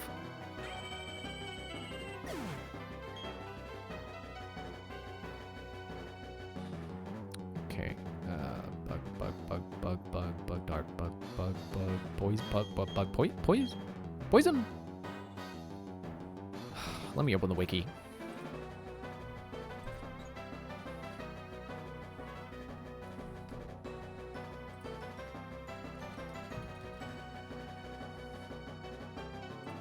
Sinnoh Elite Four. Drapion. Poison Dark. Don't know why Bug is the one that they got rid of. I'm not... whatever. Well, immune to Psychic. Not immune to Ground.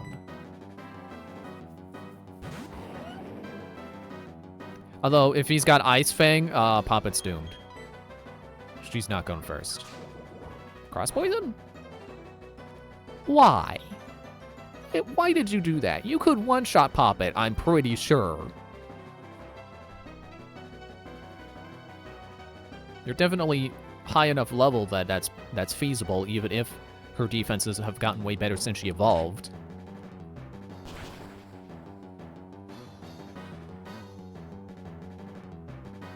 Crap. Ooh, berry. Mint Berry Crunch. Cross Poison again? You are the same Pokemon that just beat Ender with Ice Fang, right?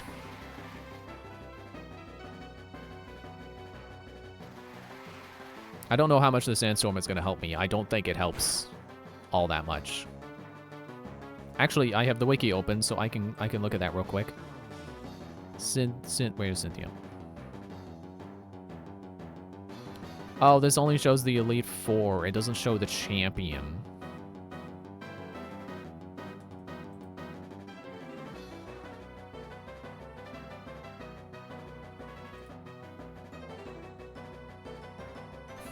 Wow, I'm glad the wiki has a map of the Pokemon League.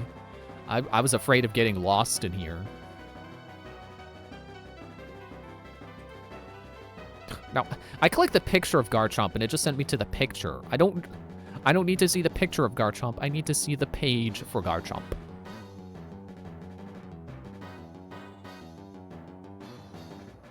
During a sandstorm, the accuracy of any move used against this Pokemon is modified by a factor of 4/4, approximately as a factor of numbers since Generation 5. A Pokemon with this ability will take no damage from the sandstorm if it otherwise would.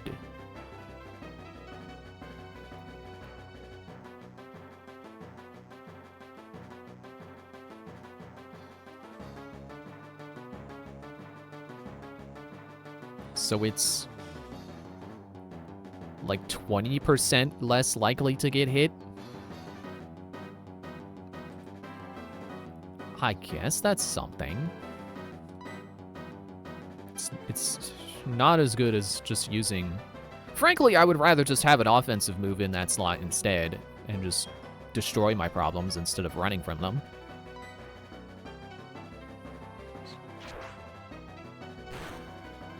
Aerial Ace, are you okay?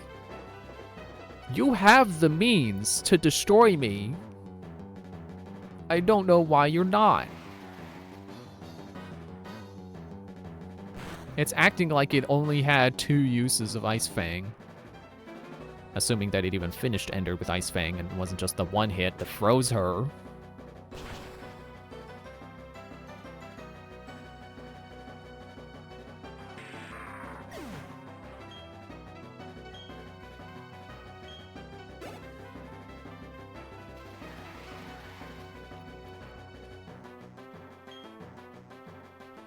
And also, just think about the fact that the Elite Four is like 15 levels higher than the wild Pokemon outside of the Pokemon League. Like, my best grinding spot is 15 levels lower than I need it to be to match them.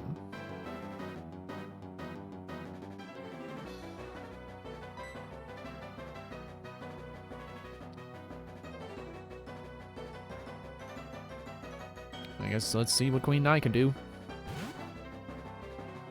Hopefully not die. Oh, wait. Dark? I think Dark is weak to Bug. Oh, she's gonna die. That's an interesting cry.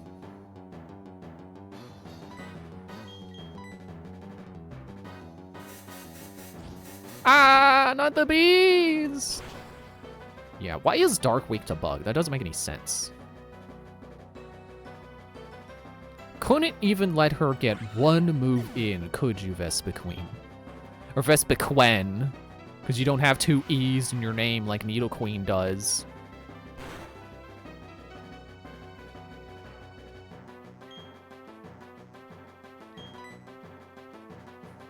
And Nade doesn't even have an offensive poison move. He just has toxic.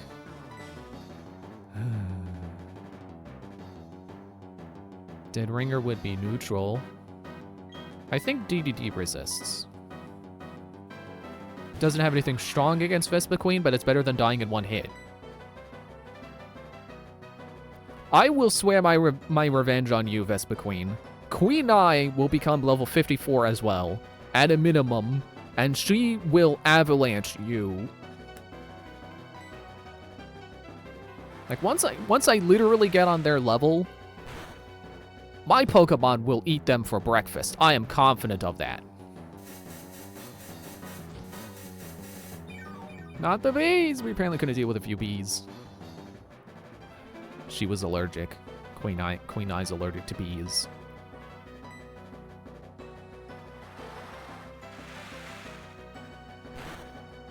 Never really thought of Pokemon type advantages as being allergies, but I'm certainly tickled by thinking of it that way. Power Gem? Is that rock? I resisted it, so it's... Well, it could be anything. It could even be a boat!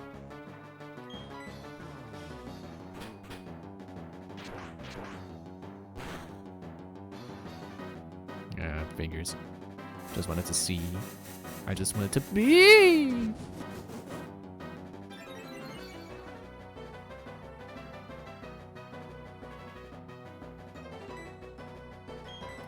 You know, when putting together my platinum team, I didn't even consider Vespiquen. I kind of forgot that I wanted one for Diamond originally.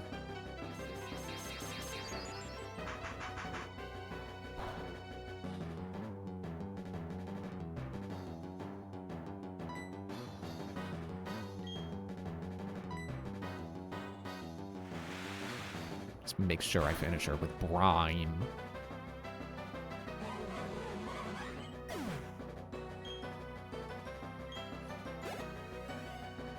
Oof, not quite a level up. Beautifly. I know just who to use for you. Wait, no, wait, I'm getting it confused with Dustox.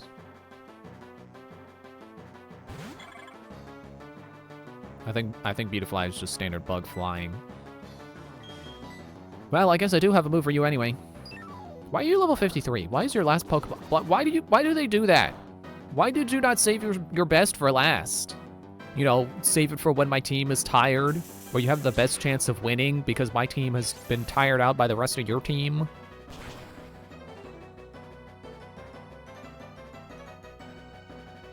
Okay, not great, but well, maybe we'll get it next time.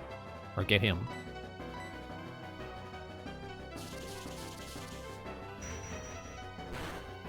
Neutral damage.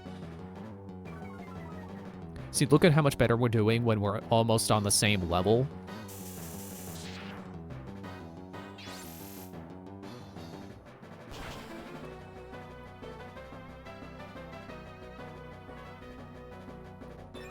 Well, that's one Elite Four member beaten.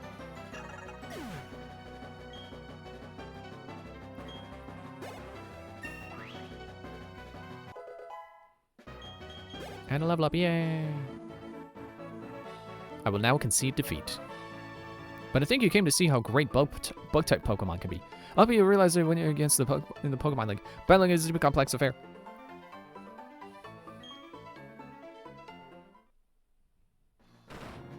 I lost with the most beautiful and toughest of the bug Pokemon. We lost because I wasn't good enough. That's it. Back to training camp. Let's hear it for me. No, that was wrong. Anyway, go on to the next room. 3 trainers are waiting for you. They're all tougher than me. I forgot how much money he gave me. Thousands. Okay.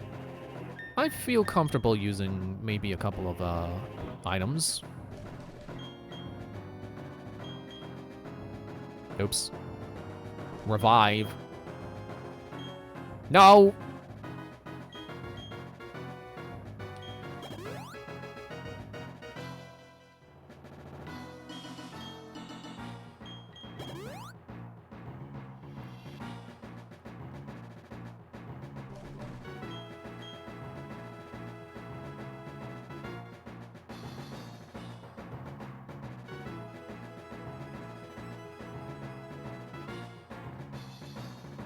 Trying to think who best benefits from hyper potions. Trying to be smarter about my item use here.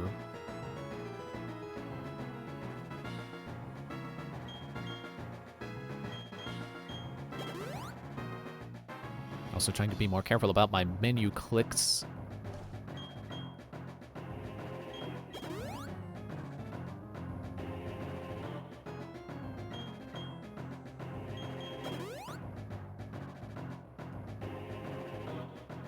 Okay, who's next? I see.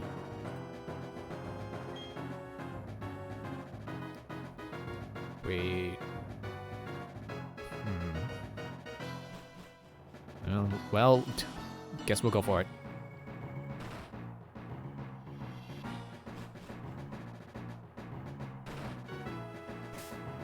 Who do I want to put in front?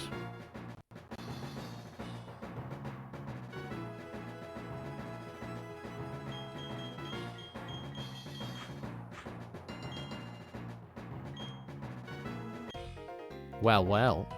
You're quite the adorable trainer. But you've also got a spine. Ahaha, I'm Bertha. I have a preference for ground-type Pokemon. Well, would you show this old lady how much you've learned?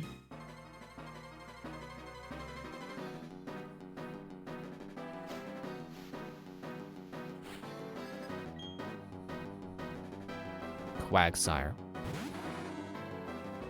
Oh, he didn't open his mouth. Ah, I was gonna do a scream. Or at least as screamy as I can get without actually screaming. Okay, I'm faster than a Quagsire.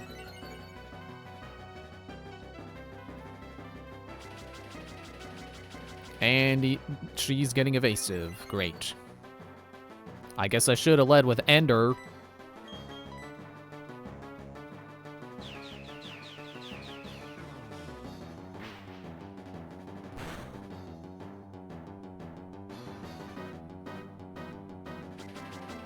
Stop that.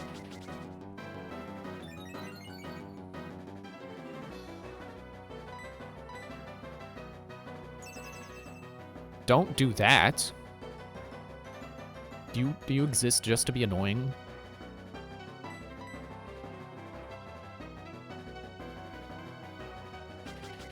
Quit it!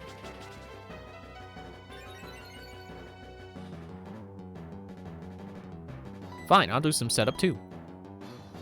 I'll do more setup.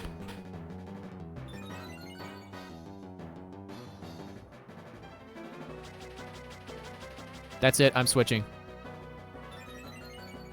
I hope you don't have anything electric.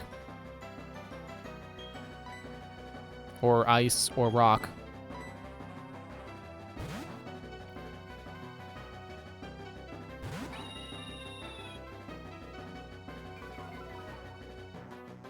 That's right, you better be scared.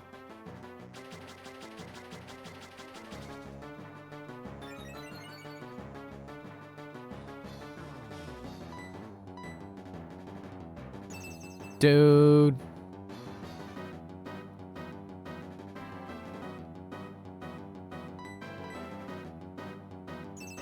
Dude!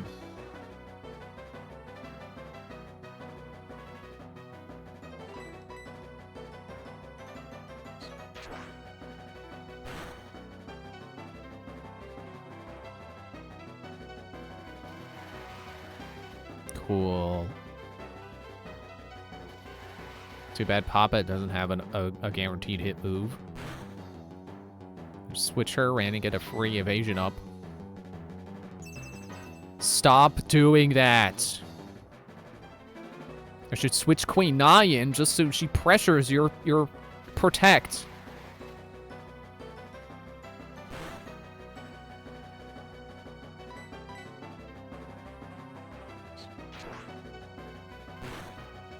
What is your fourth move?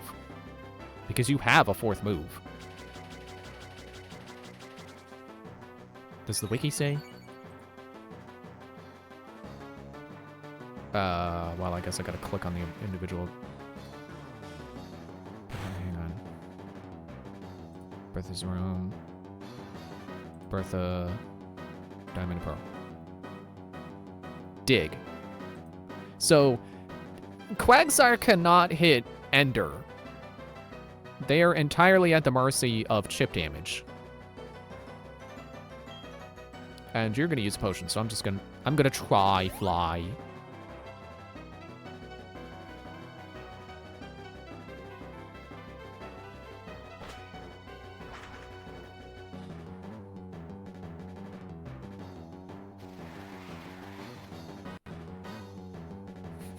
Didn't fly high enough to avoid the weather.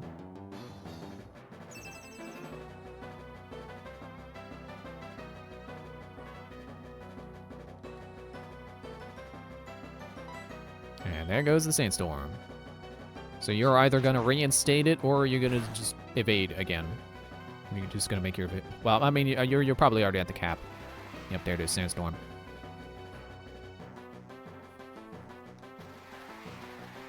This is gonna take a while.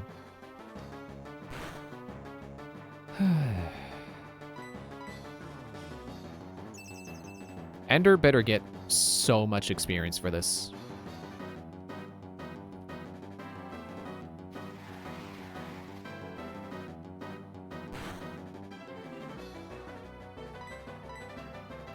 So the other day, I got an email from YouTube saying apparently my VOD channel lost special permissions. For I forget what the reason they said was. It was something about like, oh, you haven't built enough of a community. Okay, great.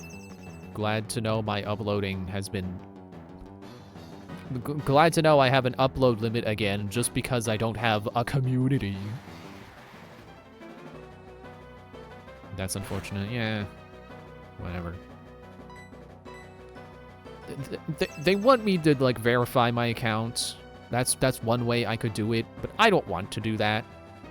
It's not worth it for a VOD channel.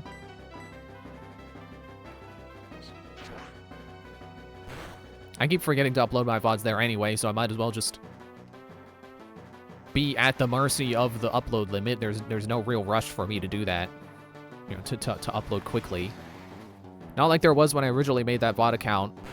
I was trying to save all my VODs from Twitch before they erased everything.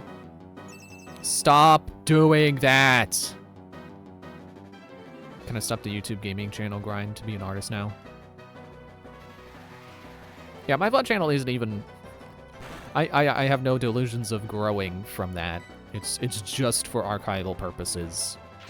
So yeah, no rush to get to get more content uploaded there. I can do like 3 videos a day or however, whatever the limit is now. It's fine.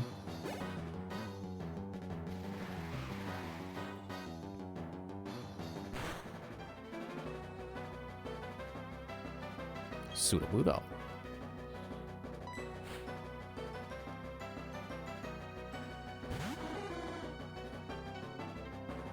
Strange, he seems smaller than I remember. Funny thing, huh?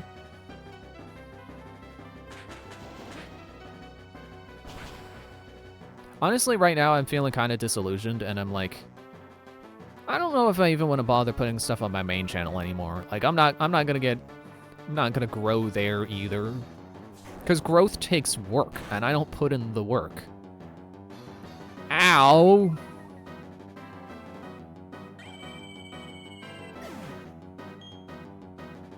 Fine. I'll let Poppet take this one. Benefit from the rest of this sandstorm. Yeah, growth takes work that I just don't want to put in. So like I'm not gonna grow on my main channel either, probably. Like I'm not doing anything special over there. That's the thing. So like, what incentive is there even for people to watch me? Complain. You know, I suppose that's not the question to be asking people who are actively watching me right now, but you know what I mean. It's like, yeah, what if I do put those Five Nights at Freddy's videos I've been recording? What if I put those up? Who cares? Everyone's played those games. I did not see what Pokemon is coming next. Golem. Sumo. So there's not really an incentive for anyone to be like, oh, hey, Five Nights at Freddy's videos. I gotta go watch those.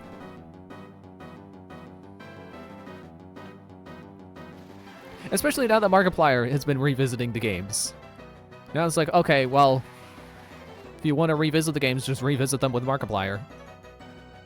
Or it just feels like my true calling, so I quit the gaming YouTube content creator life. Yeah, that's good. I'm glad you found something that you really vibe with. That's my problem. I don't vibe with anything. Like, I feel like I like doing Let's Play stuff because I just like playing video games. I like talking while playing video games. I like trying to be entertaining while playing them. I definitely enjoy being trying to be entertaining, period. It's just, I haven't found anything that I really want to put the work into to get successful, because being successful requires work. Ow. And, you know, they say follow your passion, but it's like, I don't know what I'm passionate about. I'm not even sure my passion takes the form of passion that people need to be successful, you know? Like, success requires the burning kind of passion where you're just... Nothing can take you away from doing work on the thing and getting better at the thing. I don't have anything like that.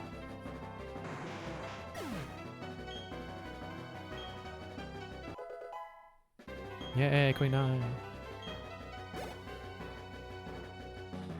Okay, hold on.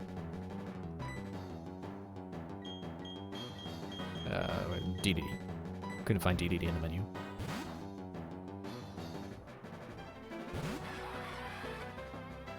Like, one thing I would say I'm passionate about is, like, making characters.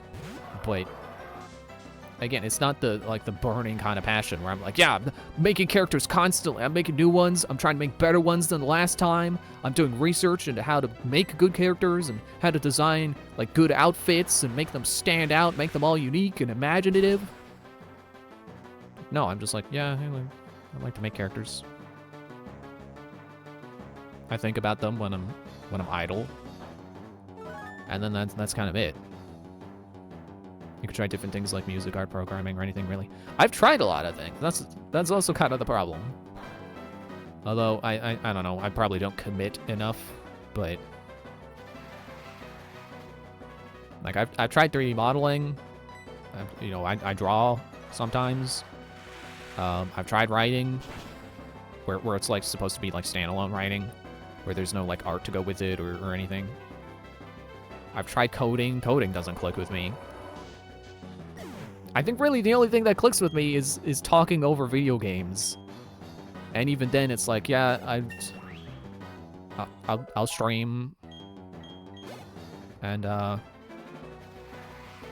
you know, I kind of need to, like, promote myself and, like, be on other people's streams and stuff. Oh, shoot, Wishcash. Is Wishcash... I want to say electric ground? No, water ground. So it's Quagsire. I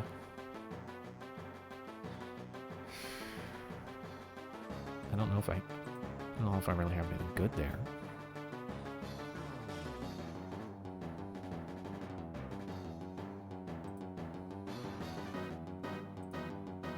I'm opening the type calculator. Grass.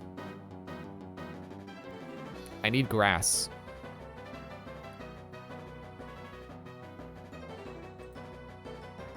Okay, groundwater, psychic rock.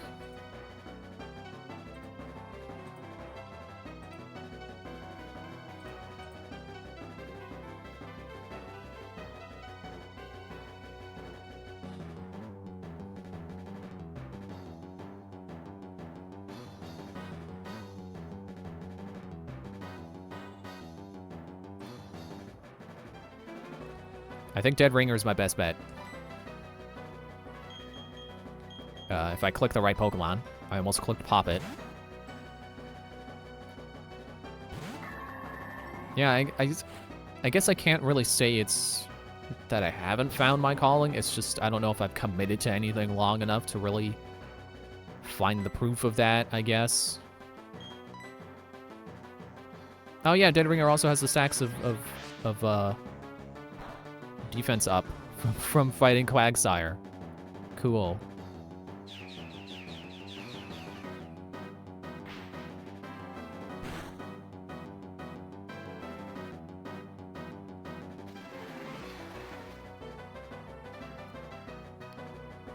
Did someone restart the sandstorm and I wasn't paying attention?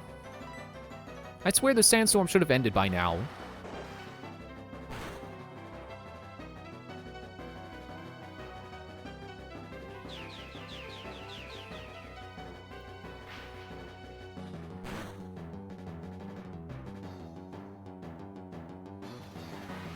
And, you know, there's also the problem of, like, everything I want to do, well, I guess that's the problem with everything nowadays. It's like everything is oversaturated. So you really need to find a way to stand out at whatever you want to do. And I have no idea how to do that for anything I like doing. Dear child, don't assume for an instant that you've won. Yeah, you're probably just gonna potion again, right? Apparently not. I've won if this knocks you out.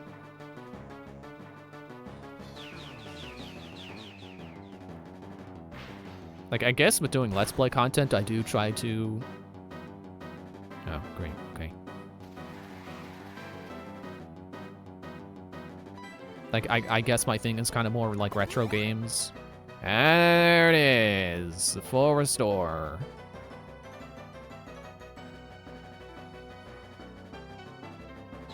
And also, I kind of like to think by now I'm the marathon guy. I play every game in a mainline series, every mainline game in a series. I've done at least 2 marathons of that right now, and I'm on my 3rd. Because I did Assassin's Creed, and then I did Halo. Now I'm doing Pokemon. I want to do Grand Theft Auto at some point.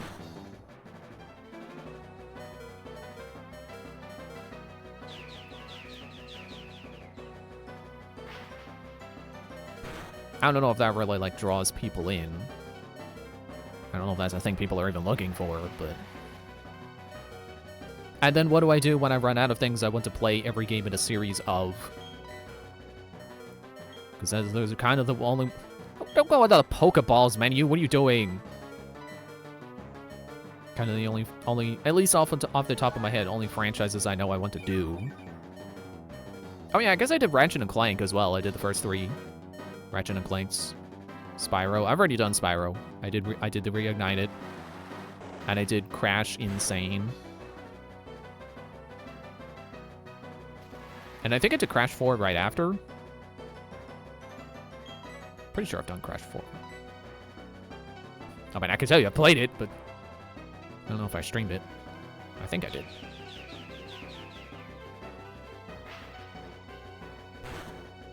And I did 2 of the Donkey Kongs. I did the Donkey Kong Country 2 and Donkey Kong Country 3. 2 games really is not much of a marathon, but I did play them. Dang, Dead Ringer avoided that. I think that meant that Dead Ringer evaded it rather than it missing. I don't know how Dead Ringer did that.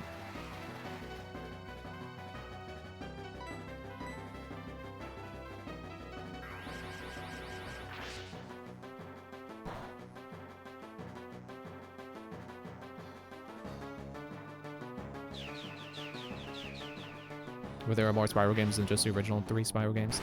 True.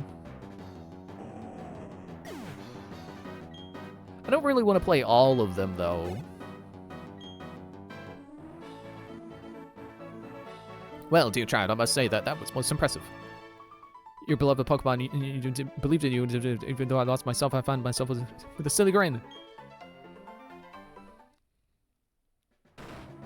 You're quite something, youngster. I like how you and your Pokemon earned the win by working as one. That's what makes you so strong. I think that you can go as far as you want. If I grind enough, yeah.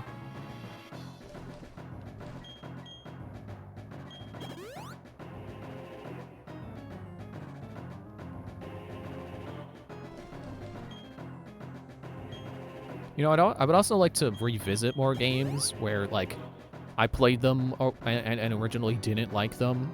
I feel like that was, like, one of my best Let's Plays was doing that with Metroid Prime. And to an extent, I feel like also my Super Paper Mario series was good. Because I originally went in and I was like, I don't like this game. And then I walked away like, it's not as bad as I remember, but it's still not good.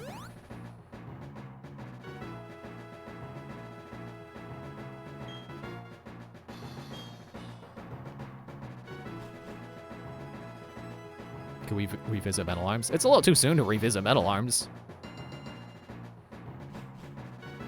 I don't see what the point of doing that right now would be. Okay, so I know the thing with this guy is that he's fire, but he's not entirely fire. Oh, I'm still on Bertha's page. Flint.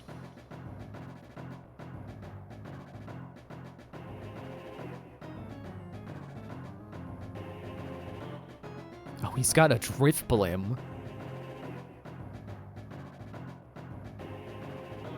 I don't see what could go wrong if I... Well, okay. Fire damage neutrality is what could go wrong. But if I just send in DDD, I think we'll be fine. Oh, you meant in the future. Oh. Well, yeah. Eventually, sure, but... That would have to be like 10 years later or something. If Twitch is even still around then. Yo, trainer. You had me counting the days on my fingers waiting for you to come. Because it was only going to take 10 days at most, apparently. I heard from Volkner what you did in Sunyshore. You managed to light a fire in that guy's heart again. How could you not expect me to look forward to seeing you in battle?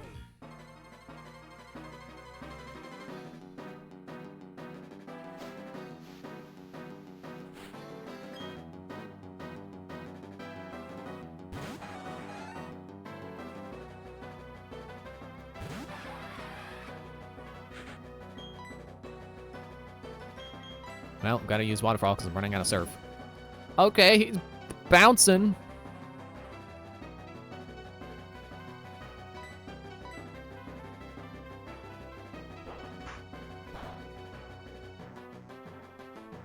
Glad I resisted that. Okay. Thanks.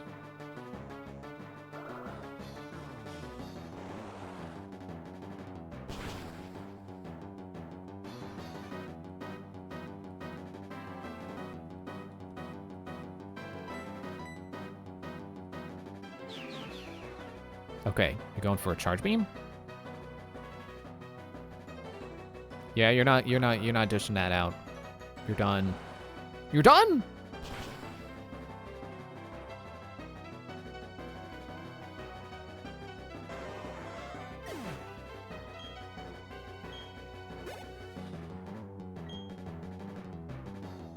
It's been descended to Fernape already?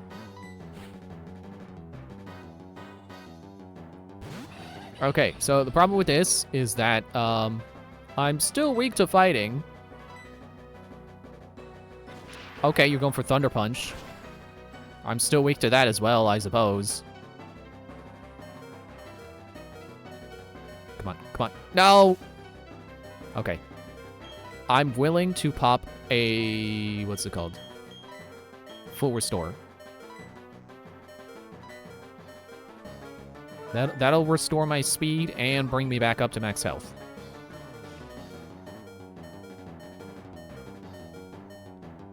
Also, I'd just like to note how it's been like an hour since we've started this. Almost an hour.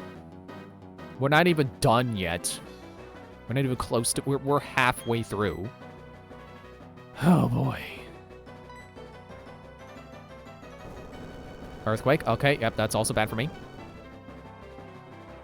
Every move you have is just bad for me, except for your fire, which is neutral, and could still really hurt a lot. Ow!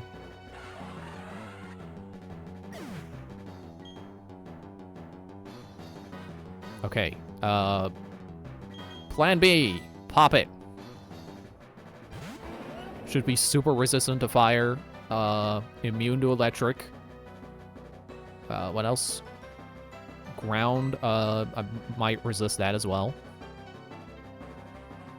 Fighting, I think would just be neutral. Dragon Claw.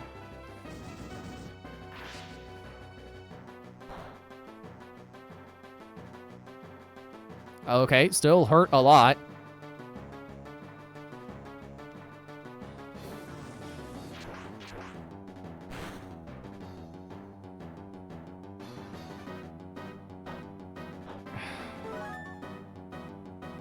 Berry Crunch.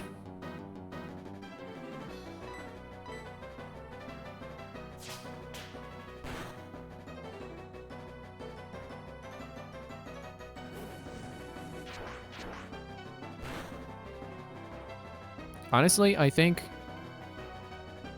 if I can get more TMs, I'm replacing Sandstorm. I would rather Pop It have an offensive rock move than Sandstorm. Maybe we could play the Jack games. I already played the Jack games. I just need to get around to the ones I haven't done yet.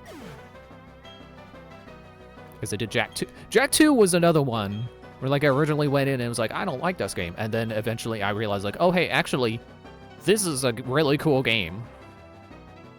Okay, Lopunny. Ender will end her. Or him, I don't know. I didn't see the gender on the wiki. And then I kind of instantly loved Jak 3 once I got to the parts that actually play like Jak and Daxter instead of doing all the stuff in the car.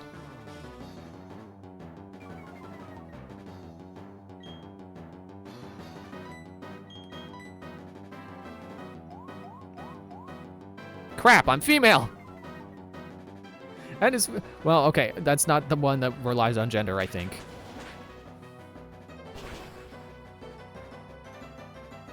Go, go, go, go, go. Oh, come on! I didn't think Lopunny was that defensive.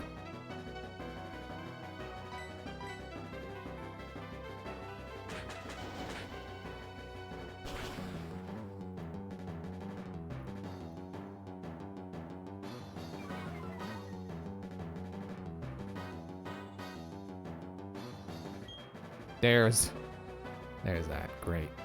Mirror coat, but failed? Why?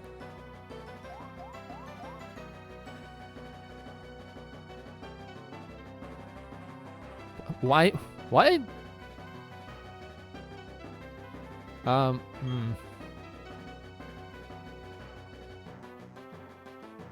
don't really want to use 4 out of my 5 close combats on one Pokemon, but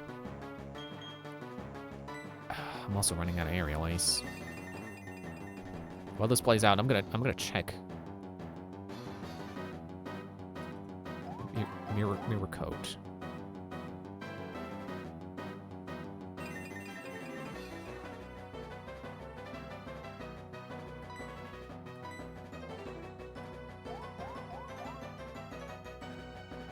Stop that.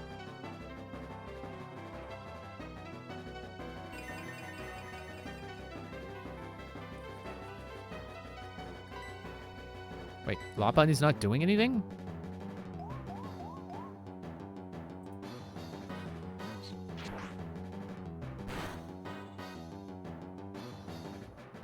Come on. Yeah, Mirror Coat. Damage dealing Psychic type move introduced in Generation 2.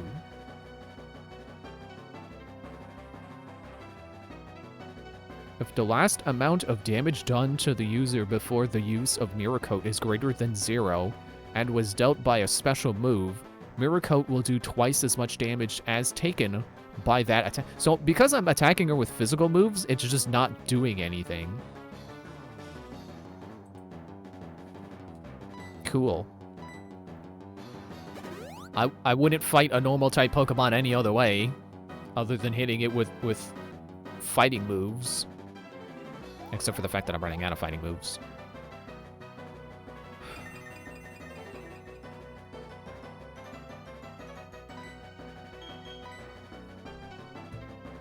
What else do you have? Stop doing that. Fire Punch,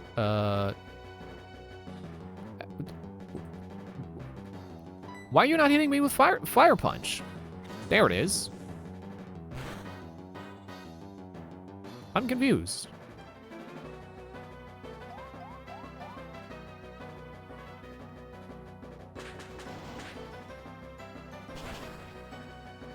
Please be critical. Ah.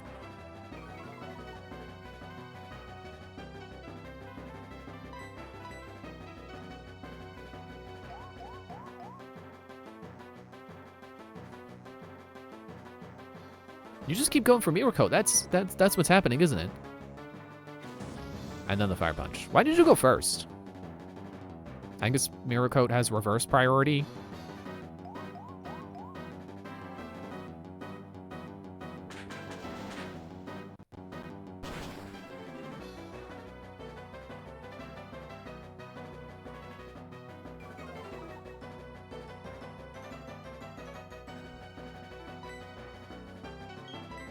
I guess going back to the topic of me basically being the marathon guy, at least that's how I see myself currently. is, yeah, I should get those Five Nights at Freddy's games videos out, because I basically marathon the series. I should not be sending Dead Ringer out. Dead Ringer is very weak to fire. I mean, not as weak as he could be, but... Okay, sure, re-established Sunny Day. What? What? What? Huh? What? I thought I hit extrasensory. Yep, there's the fire punch. It's gonna hurt. Oh. Why did it have to be critical?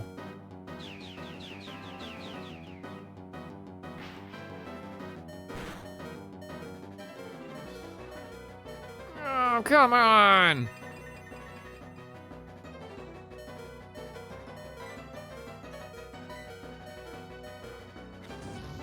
I was hoping you would do something stupid and not finish me with Fire Punch. I was wrong.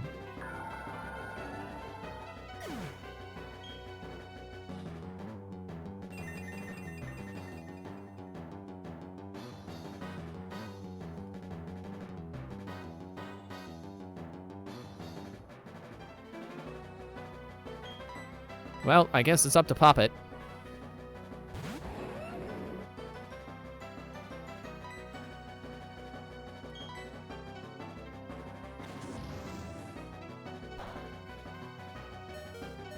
Yeah, it should be double resisted, because I think ground resists fire as well. It's like the one weakness of Dragon that ground actually complements. Well, that and electric, but it takes it from resist to immune, so it kind of overrides the resistance rather than complements it. Steelix. This is where it would be a good time to use D. You know, if he wasn't fainted.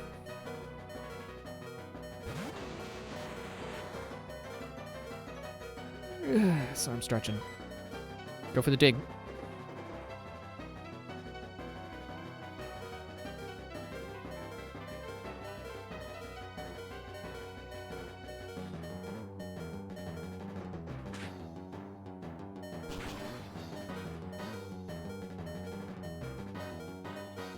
Okay. Your Screech missed somehow. I don't know how you can miss with sound.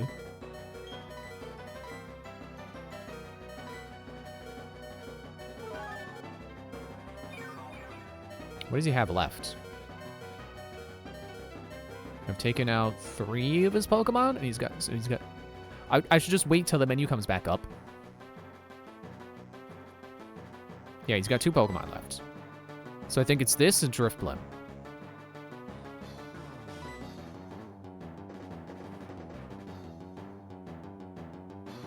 There's not a lot of hope, but there is hope.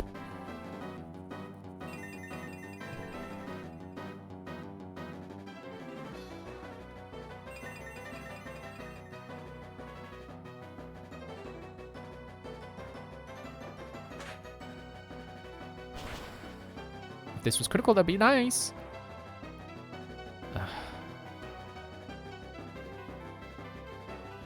And it missed.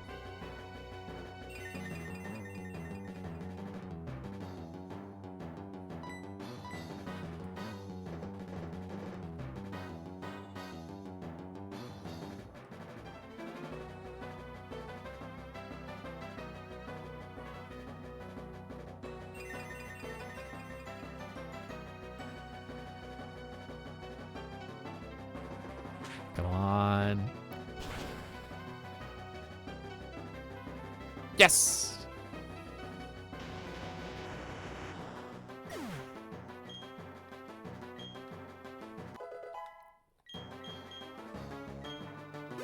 You know, here's something to think about. Chiptide beat this game, well, he beat Platinum without ever getting into wild battles. He basically beat this game at as low of a level as you could possibly be through the entire game. I can feel your determination. Your will is overpowering me. Granted, I don't know if he was able, like, I don't know if he ever used the Versus Seeker, but probably not, because that would require risking going into grass and having to restart, you know, because of walking in the grass and getting an encounter.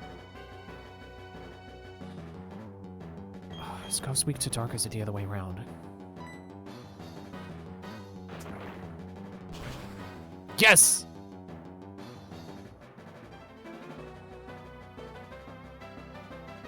Good hit, Poppet.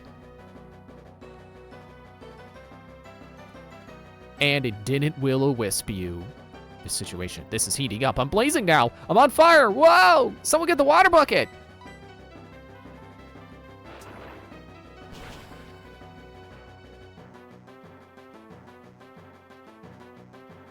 Nice. Oh, Aftermath. Okay, cool. Thank you.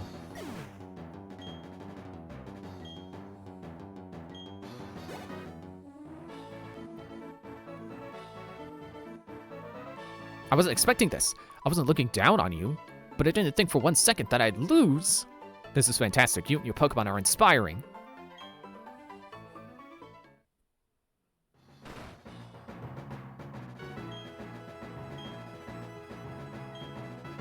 Whew. Burnt right through those burnt right down to cinders. That's all you have to say.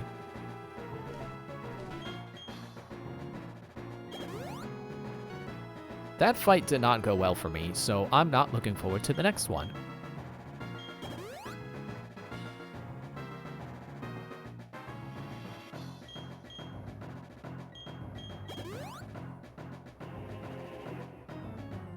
I should save, though.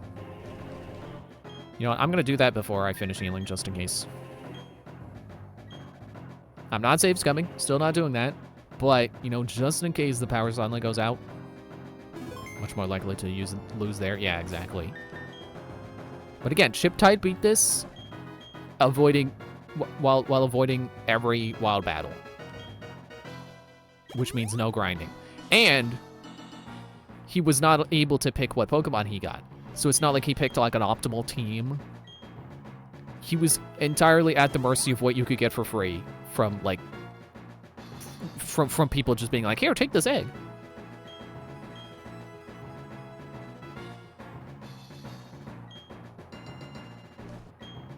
So I'd like to think if he could do that, I can win with this team.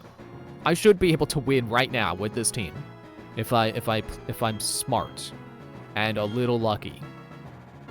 I don't remember how much luck he said was involved with beating the Elite Four. Okay, now I'll save again so I don't have to heal.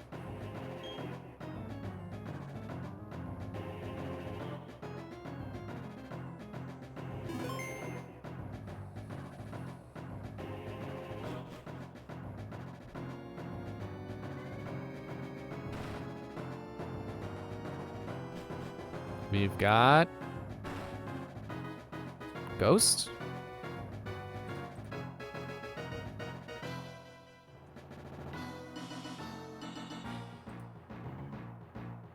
Psychic.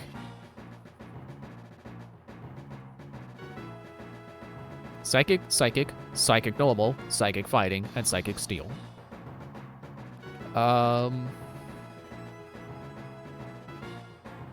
I could pretty much just Shadow Ball all of them. And the ones I can't Shadow Ball, or the one I can't Shadow Ball, I think I can get them with Crunch. Which they also happen to have, which is funny.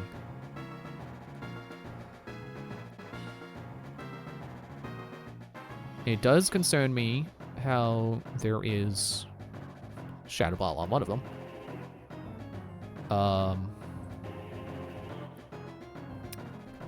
I'll wing it.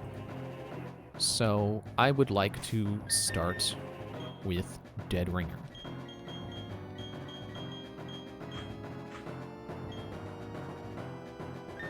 I'm scared.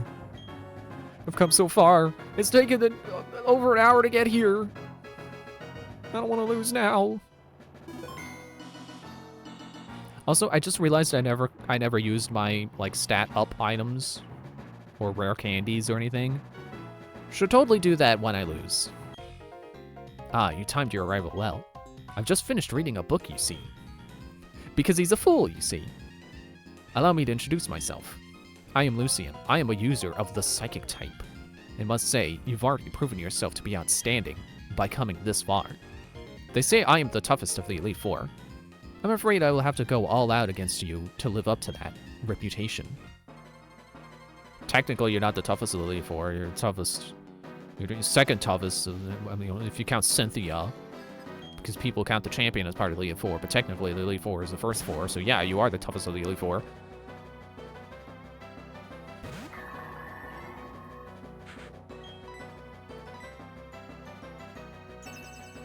Mm-hmm. Sure. Okay. It does pose a problem because I am attacking you with a special. What? You gotta be kidding me!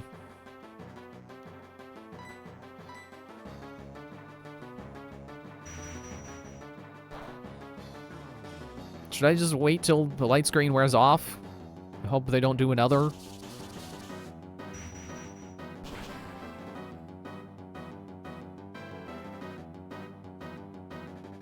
That looked like it did more. Excuse me.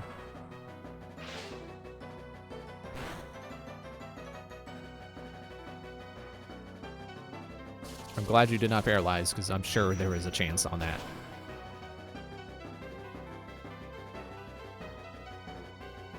So, potion? No? Okay.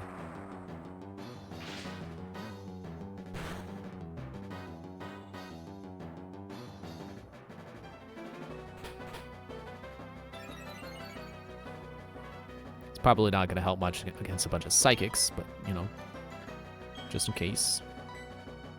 Also, I figured they were going to heal, so wanted to waste my turn anyway. Instead, it is I who healed.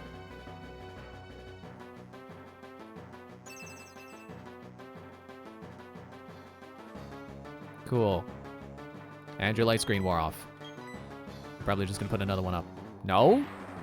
I just can't get a beat on Mr. Mime.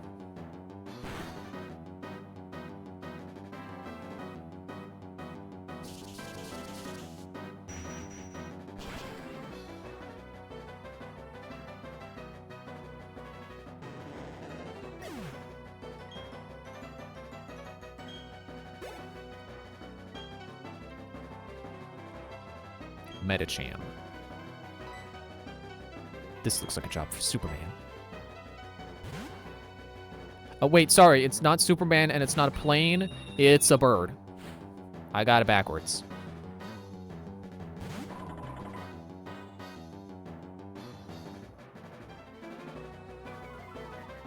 Oh, no, I'm scared. It's a bird.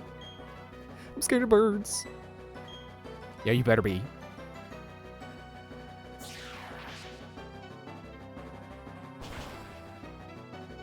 I figured this is a certified dogs moment. Might as well just go for Brave Bird. Really? Yeah, that's 30 damage and recoil. That's really not much in the grand scheme of things.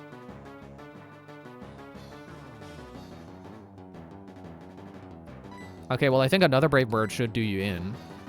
Otherwise, the recoil will do me in once you hit me. It'll contribute to you doing me in. If this Brave Bird doesn't beat you. Yes!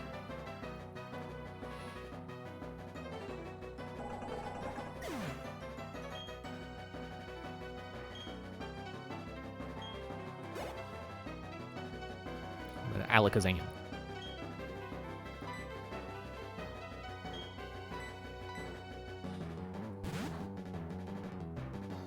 I swear, Alakazam goes back and forth between being kind of awful and kind of too powerful. I think this is going to be one where he's too good.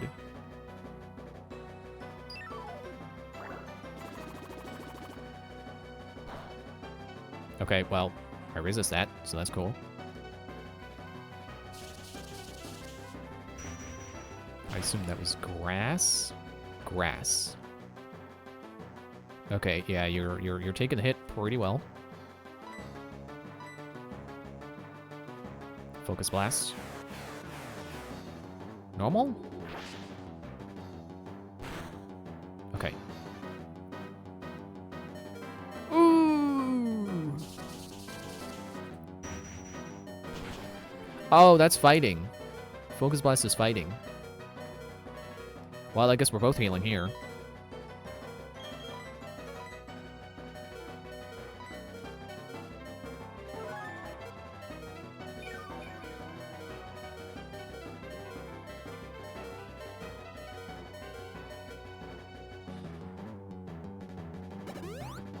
Yep.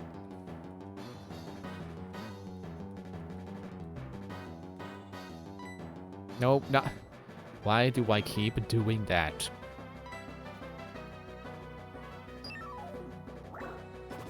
Yes, keep doing that move, please.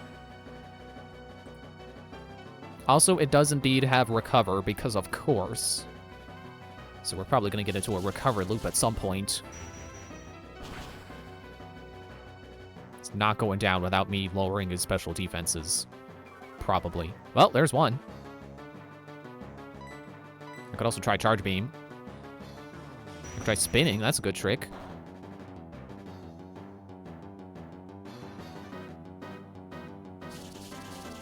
Come on, please be critical. I need this to be critical.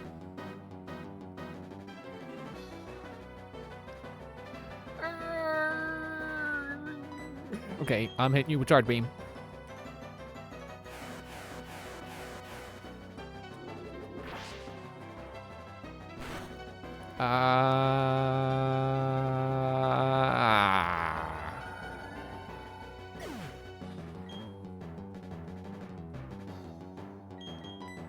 Maybe not the brightest idea, but I'm bringing out Poppet. She's got Crunch.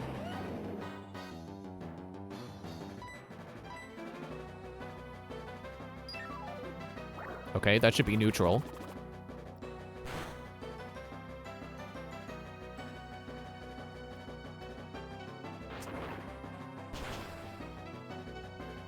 When Cynthia's Garchomp comes out, there's no way Poppet is outspeeding it. There's no way Poppet stands a chance against... There's no way she stands a chance in a mirror match. Oh boy. Girafarig. Well, Poppet's already out. She can do the crunching. This is, of course, the one immune to Shadow Ball. So would have wanted to switch to Poppet anyway. Good job, Poppet. Took that crunch like a champ.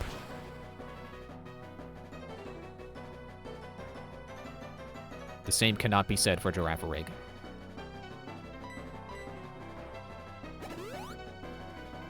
Go ahead, do it. I can't say that, he already did.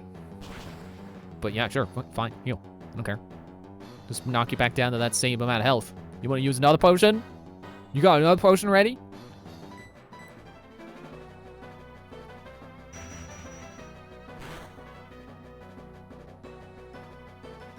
Crap. Okay, plan B. I don't have a plan B.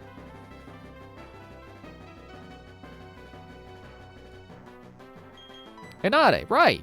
Inade is immune to Psychic. It's got Dark Move. Please do something. Please get in something.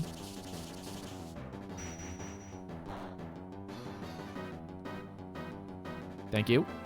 Thank you for resisting. Thank you for taking it like a champ. You're finally gonna get some experience, because it's all been going to Queen Nai. Because I need her for Garchomp. So she needs every experience she can get. She can keep the experience share.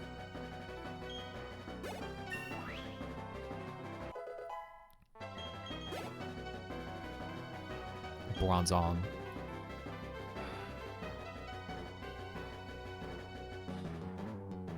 I mean, the ideal thing... The ideal thing would be fire.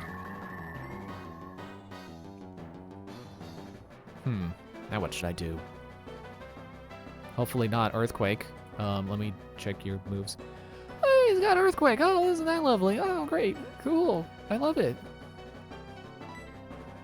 Do your best, Anane. Okay, you outsped him. Cool. It's weird. Thought Anane's worst stat was his speed. Oh. Oh. No. You gotta be kidding me.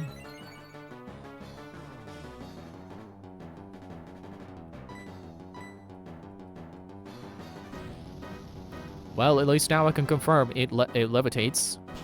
So, well, Poppet's knocked out anyway.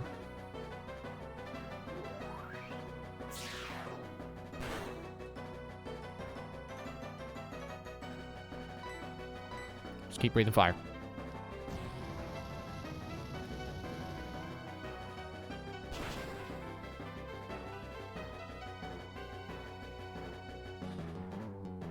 There it is.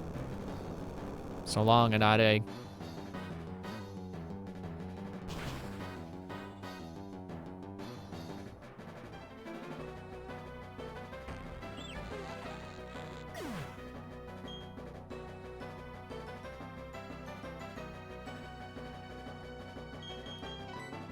I don't know, water? I just realized my mistake. Earthquake.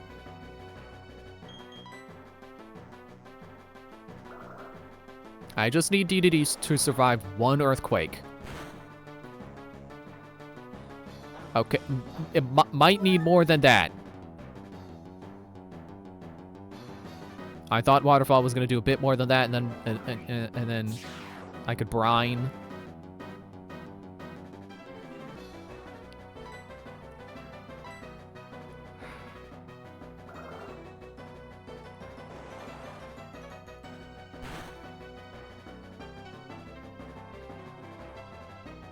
Oh, you flinched. Oh, I didn't know Waterfall had a flinch chance. If I could get that again, that'd be great.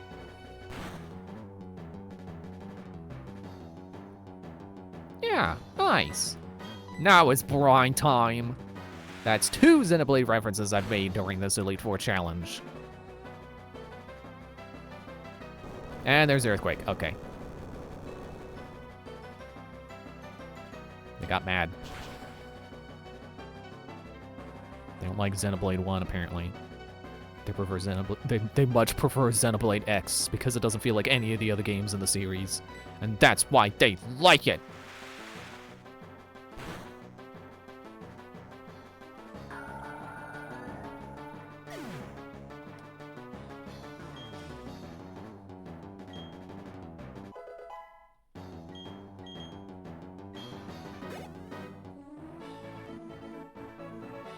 I see. You getting past the 3 before me was no fluke. Your power is real. Congratulations. You've now beaten the Elite Four. However, that doesn't mean you're done with the Pokemon League. There remains the Champion. I should warn you, the Champion is far stronger than the Elite Four. Now, go on. Step through the doorway to your final battle.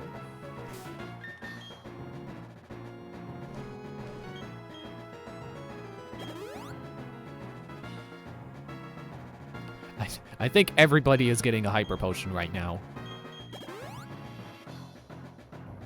Since we made it all the way, I might as well give Queen Nai a regular potion too. Because if we lose, I should at least have money to restock pretty decently. Maybe not completely restock. I should definitely not completely restock, but...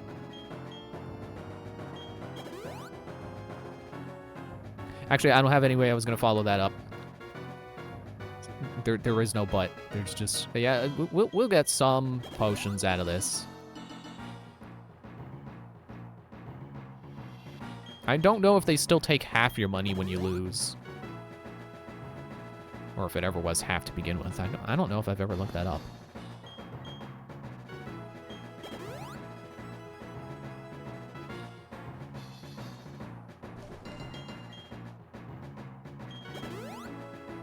$12 points. Okay. Cynthia. Oh boy. I'm just seeing. I think she starts with Spiritomb. This Ghost Dark. Oh, good. Takes 2 times damage from Fairy. And that's it. Okay, so just don't use Poison. Don't use Normal, Fighting, or Psychic.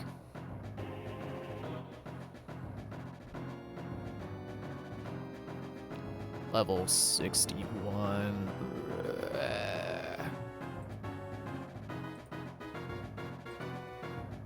Dark Bug, Psychic, Dark.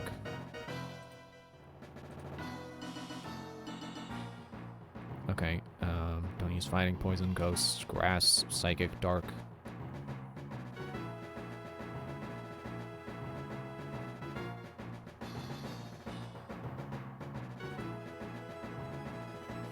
Yeah, fairies don't exist yet. Yeah, it has no weaknesses right now at this point in the series. Good for him.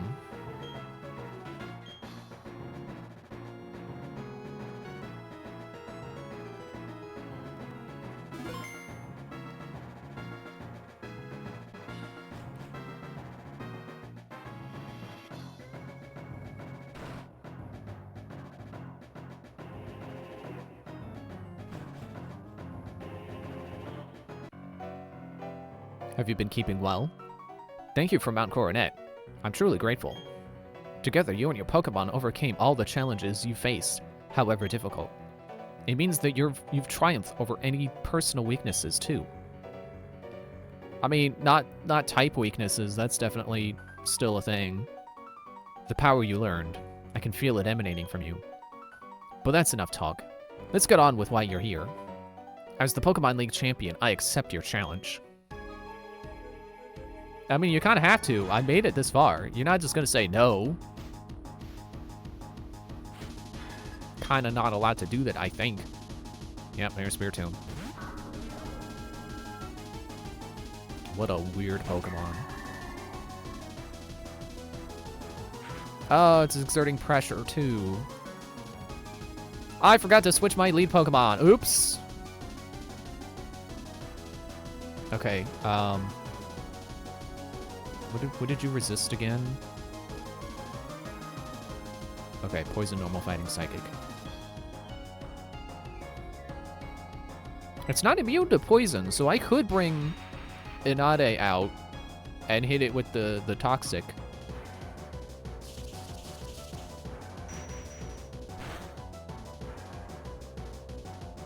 Cool.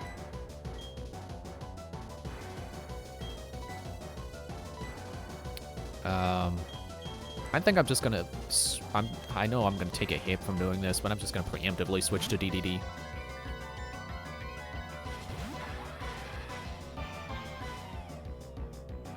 Super Wind. Okay, I resisted it at least.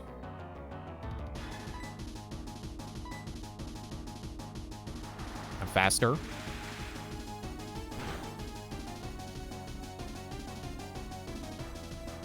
Decent hit.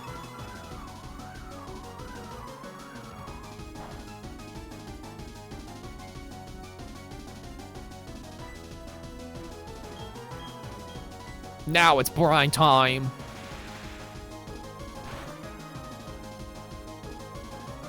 Okay. Frankly, I think Surf did more damage just on its own than Brine did from being double damage.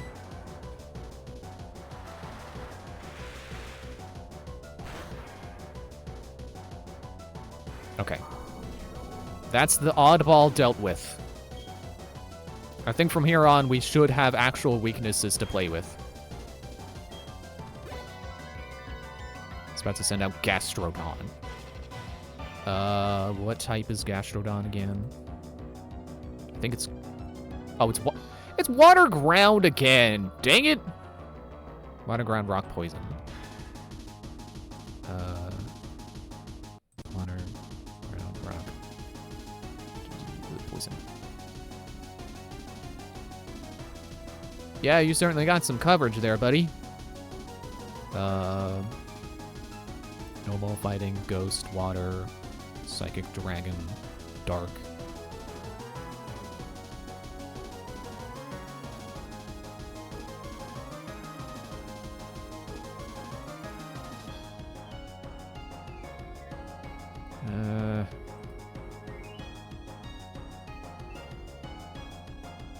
Well, you don't have fire.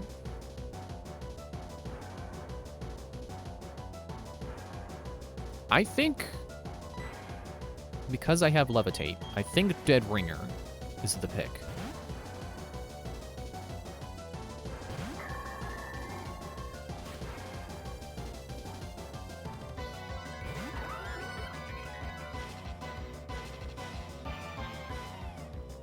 Muddy Water is special, but the other, but Stone Edge is physical, and Sludge Bomb, I'm immune to that. So, actually, I'm immune to half of its moveset. So we can start with the Iron Defense. Okay, there's the special move. We are doomed. Unless he decides to just hit me with a bunch of rocks. Or sorry, she, because the Pokemon is she and Cynthia is she. If she decides to just throw a bunch of rocks at me, I have a chance. But I think if it does Muddy Water again, I'm gone. Well, it was nice getting this far.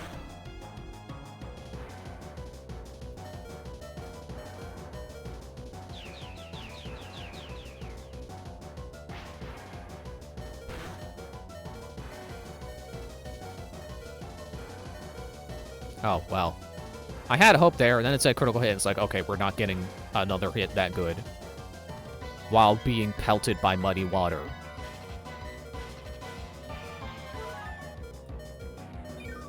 I don't suppose Muddy Water has like 5 PP. It has 10. Okay.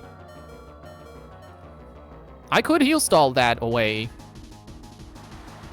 Could. Doesn't mean I will.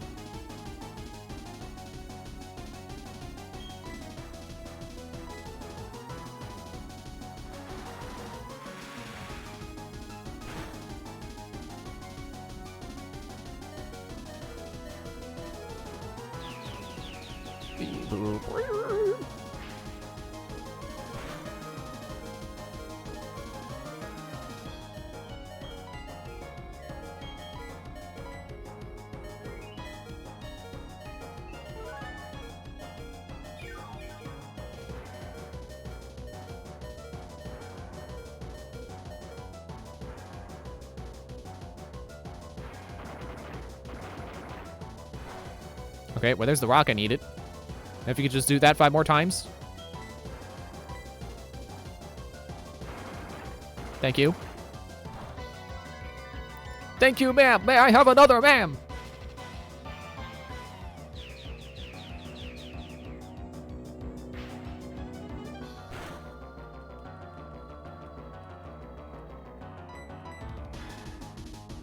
Nope, there's the Muddy Water. And I don't think I could take another one, actually. I think I gotta heal again. Which she will probably do as well. Oh, great. Now I've got an accuracy check to pass.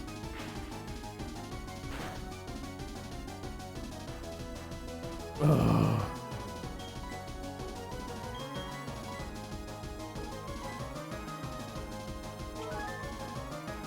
I kind of wonder if the last used item button is even faster than it was before, than just going to items and then it just showing you, like, just having cursor memory for the last item you used. I think it's actually slower. It is definitely more clicks, I think. Also, the amount you just healed is not great.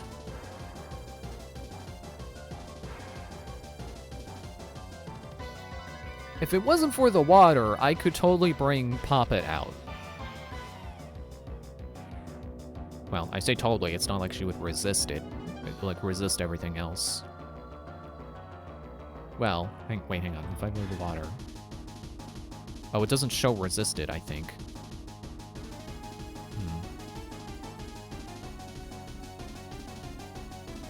No, it definitely does.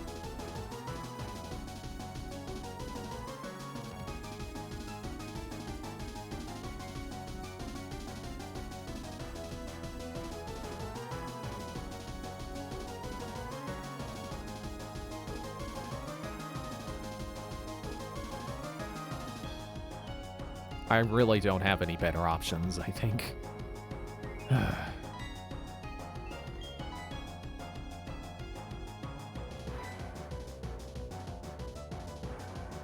Okay, cool. I avoided it, somehow.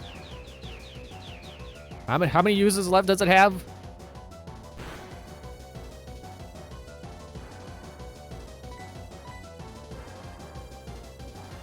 So once we get rid of muddy water, then it's a little bit safer for someone else to come in.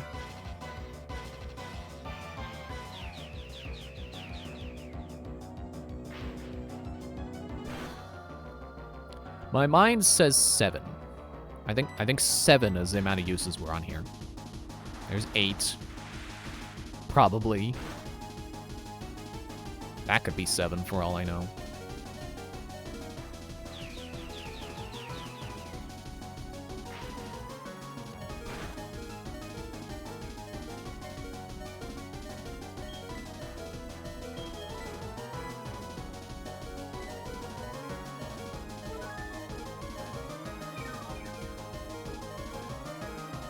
Well, I've used 3 potions, or 3 or so potions so far. So that should be at least 6. Plus the one time where I did Stone Edge and then Muddy Water, and I healed anyway. And then just now, so that's at least 8. I'm gonna do just a super potion this time.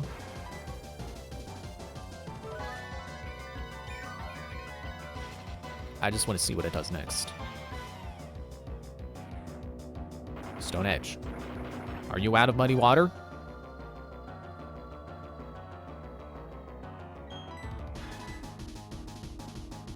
No.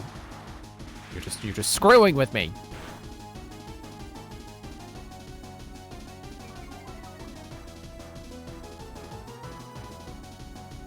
And now extra sensory is going to start missing. Love it. I'll just do super again. Really counting on you to be out of muddy water by now.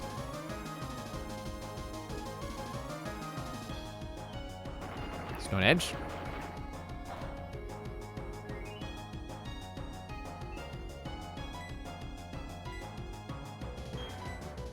I'm gonna do a Iron Defense. Yep, there's no Stone Edge.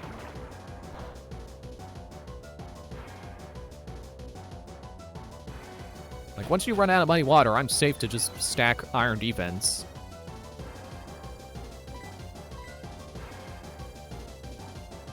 Ha ha ha! You must be out of muddy water.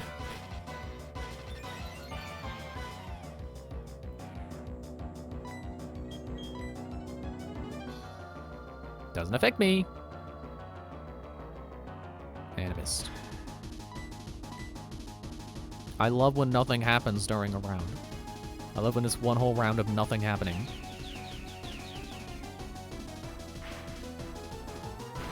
Thank goodness they never gave the Elite Four PP recovery.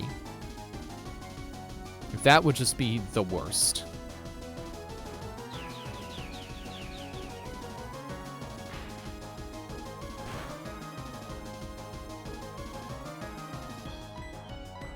Come on, Dead Ringer. Yes. So that's 2 Pokemon taken care of.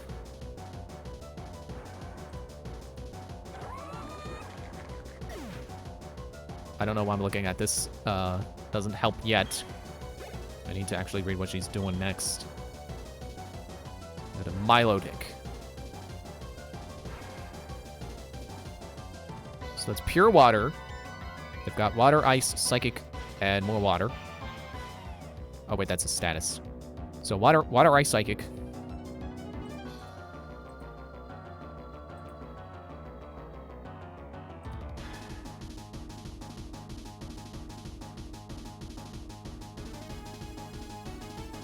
DDD. Well, the problem of,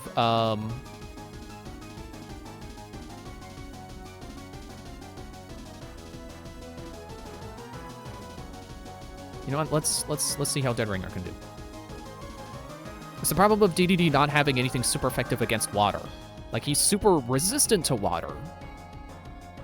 Or, no, just regular resistant. But doesn't have anything for fighting. Right, your accuracy is scuffed. Also, wait, Mirror Coat? Oh, yeah, that's your psychic move. Okay. Let me take that off the box. So, only offenses are water and ice, as long as I don't hit it with a special move.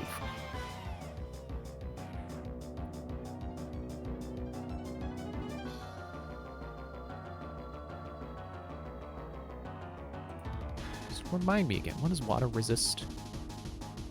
Steel, fire, water, ice.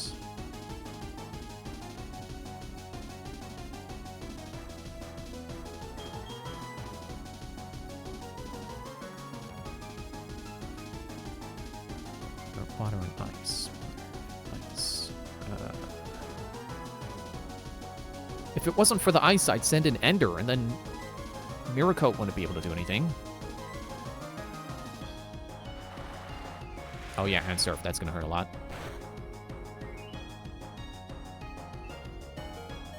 Crap. Ah, frickin' muddy water!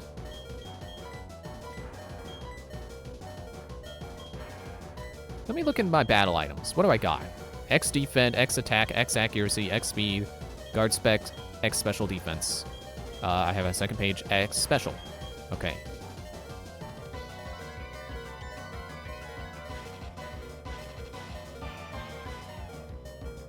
Again, it's the problem if I don't have anything super effective against water. And I don't have anyone I can send in that could safely take water and ice. Other than DDD.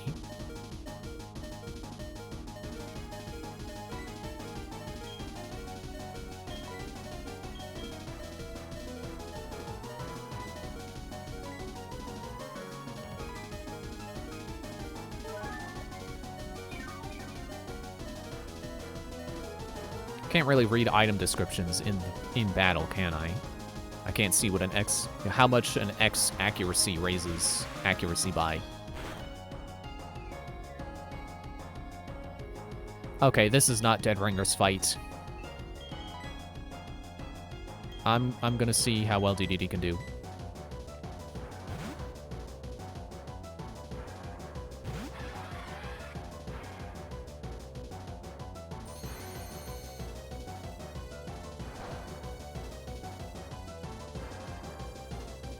Certainly gonna do great if you hit me with Ice Beam. Why do I keep going to status healers? Just gonna do super for now.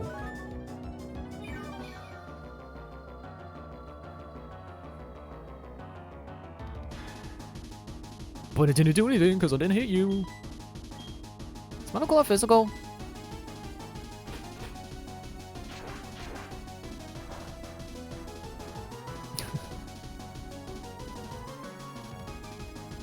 Yes.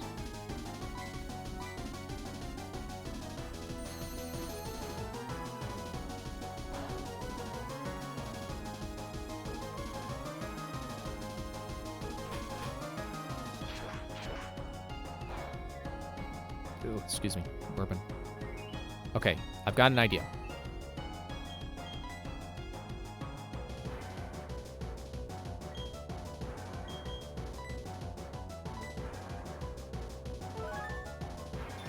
Let's help DDD survive those water and ice hits better.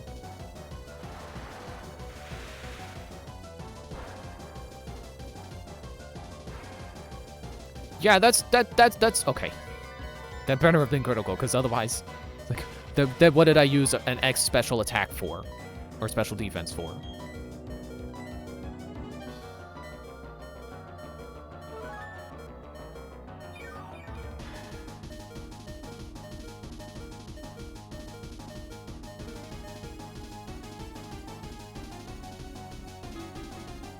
Now she's gonna be healing.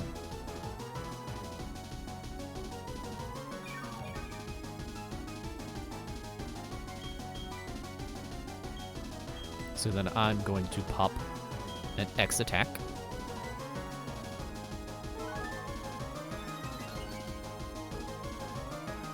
I think it's only by one stage, so that's not great. Really feel like items should be better than that.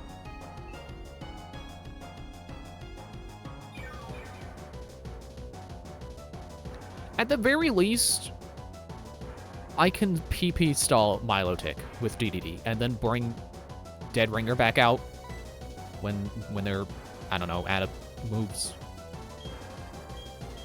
Or at least out of Surf. That's the one I need her to stop doing. Because I think Steel resists Ice. It resists basically everything. Other than, obviously, its weaknesses. And then Water and Electric, which are neutral.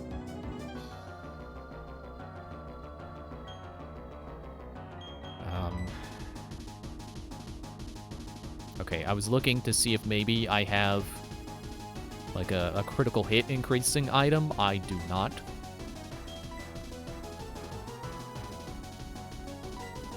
I guess I just gotta keep going for Metal Claw.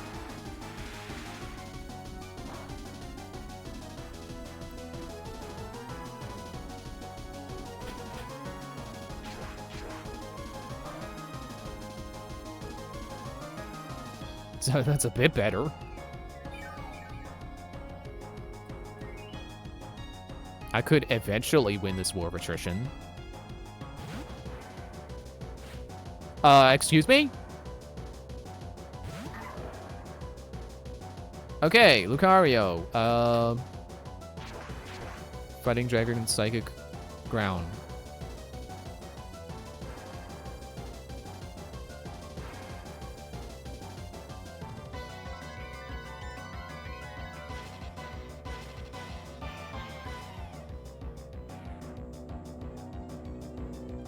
Could bring Dead Ringer back out.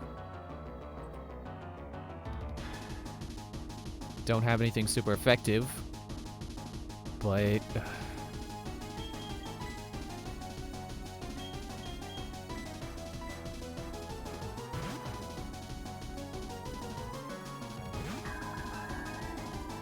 I was trying to think about what I'm gonna do when Garchomp comes out.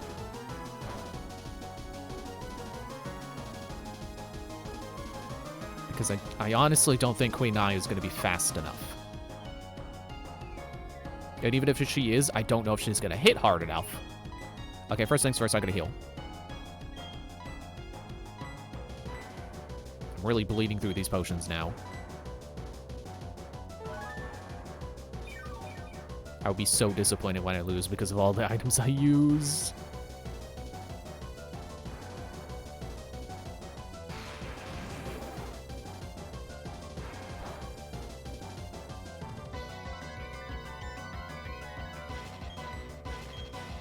Extra sensory.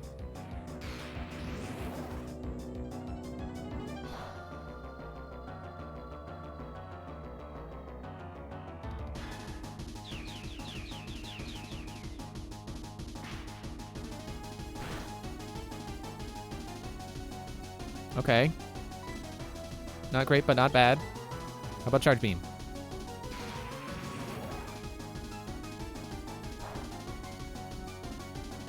Just keep going for Dragon Pulse, huh? Muddy Water! I need to get a good grass move on one of my Pokemon.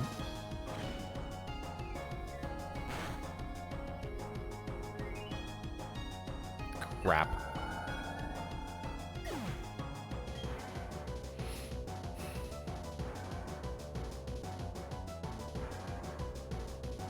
Fighting Steel. What is Fighting Steel even weak to? Ground.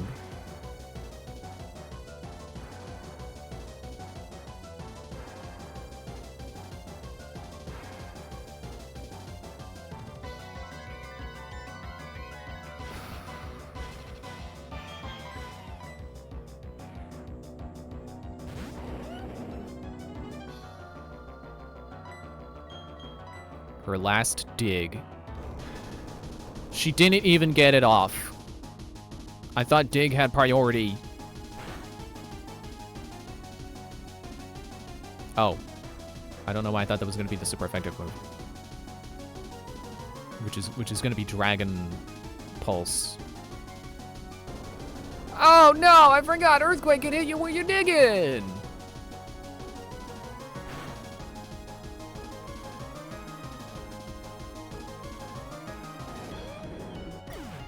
She died in a hole.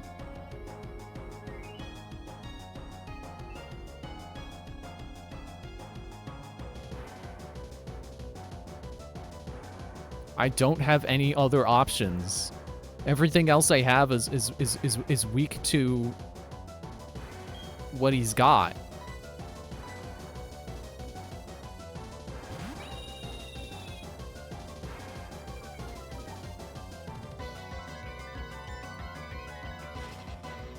Oh, except flying, I guess.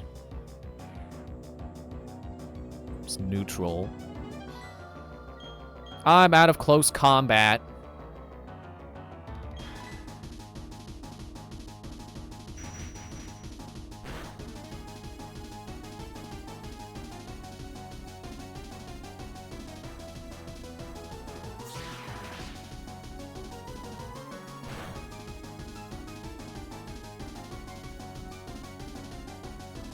Okay, now here's the suck part. I am certain that Cynthia's gonna heal.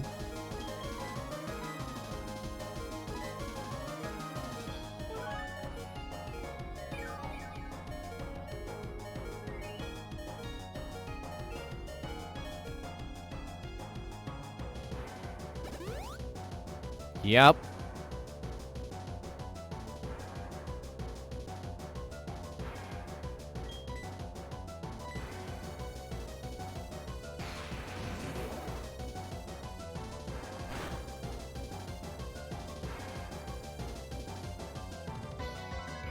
Ow.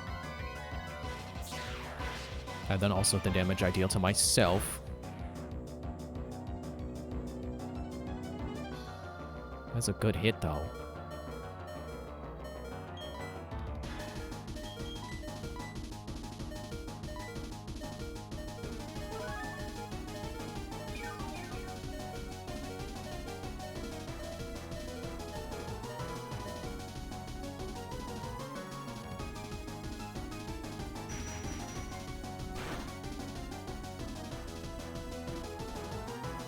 Okay, you can stop. Well, either this will take out Lucario, or Ender will get knocked out. Or she will go second.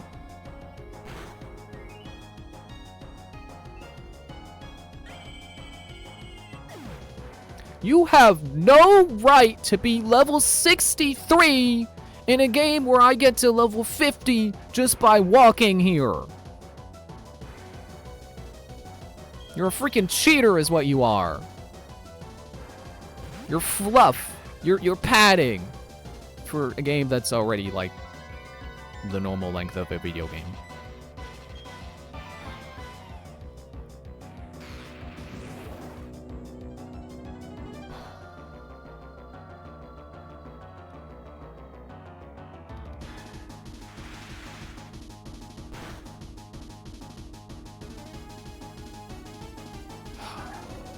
Now it's brine time. Okay, so what's she gonna do next? Bring Milotic back out? Garchomp. Oh, balls. Well, Queen Nai, this is your time to shine. That had nice ring to it.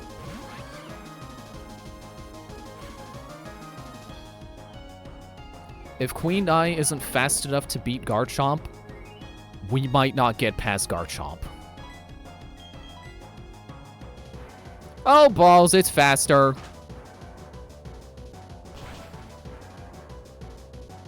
Good hustle, Queen Nai. You tried your best.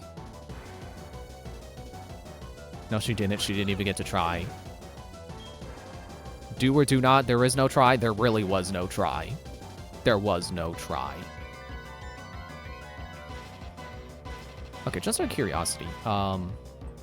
Garchomp. Dragon, or Dragon Ground, normal, fighting.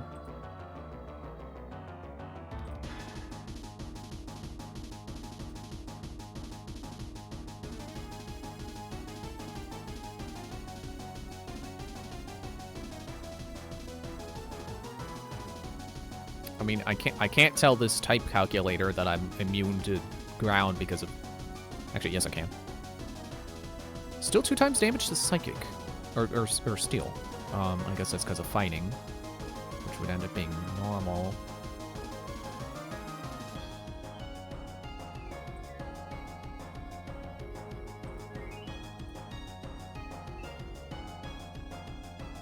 Do I want to bring Dead Ringer back? They have, like, nothing left offensively.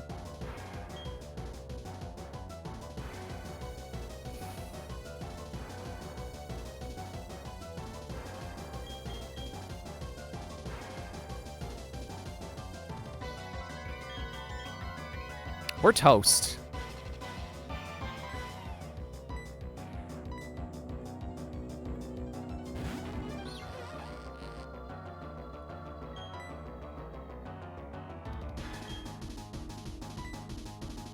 I don't even have max revives.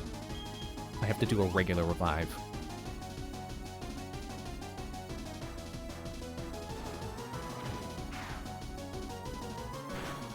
Not even gonna take me out with a super effective move. You gotta flex your neutral damage because you're just so freaking high level.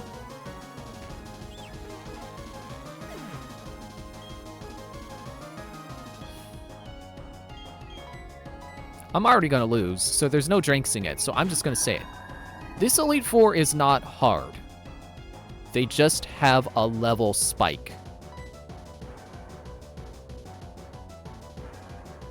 Do you still have your stacks of defense? I don't think you do. Also, I'd better Hyper Potion immediately.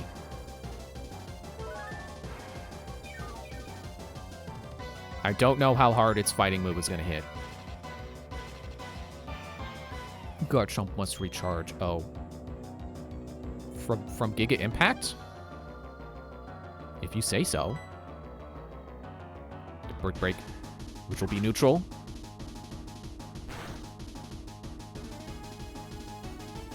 Okay. Let's stack our defenses again. It's the best I can do. The attack of the foe's Garchomp missed.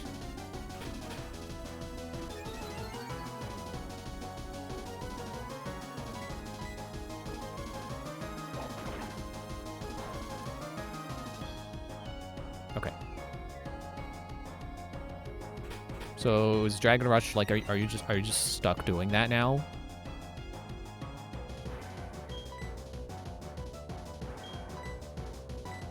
Why did I go to status healers again? I keep doing that looking for super potions.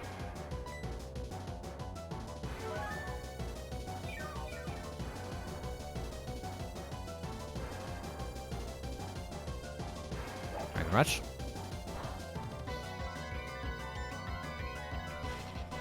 Like what is Dragon Rush? What does it do? Hey, you know, if Dead Ringer's stats got reset from being knocked out, then their accuracy is back to normal.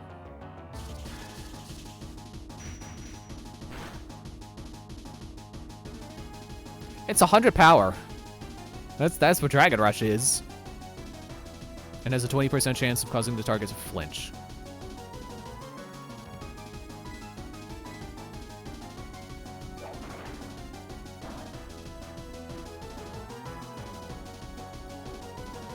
There's the flinch.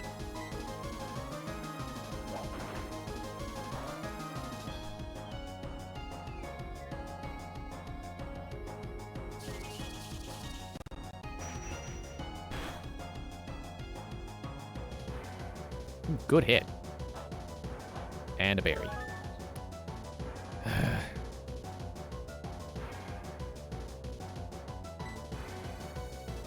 Like, I really do think the level gap is what's causing me pain here. I don't think it's that they have smarter AI or that they're their teams are more competitively balanced. I mean, sure, they've got good coverage. So is like all the other Elite Fours.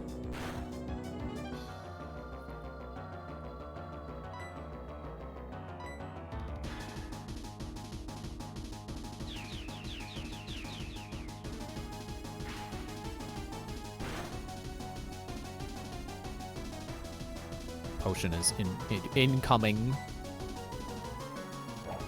Unless I get a critical on this Shadow Ball.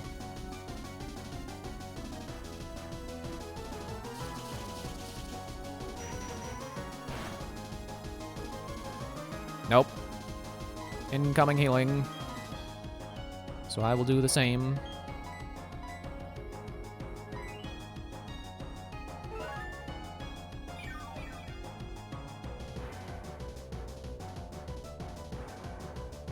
Man, I'm bummed about Queen Nai. She didn't get to do anything. And again, I blame the levels. Alright, my last Shadow Ball.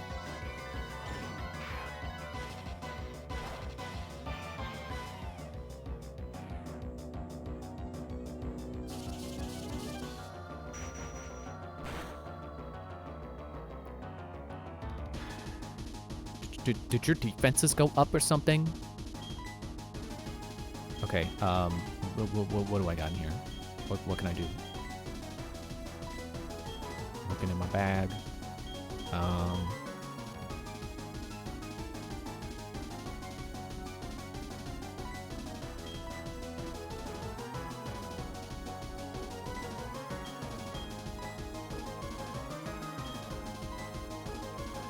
Oh, full restores show up in potions and in status heal. Oh, that's good.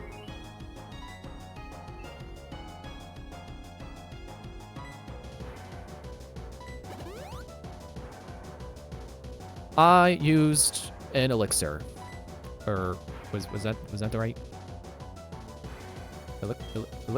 Yeah, elixir. I think if we have any hope of winning, it's Dead Ringer has to take out this Garchomp.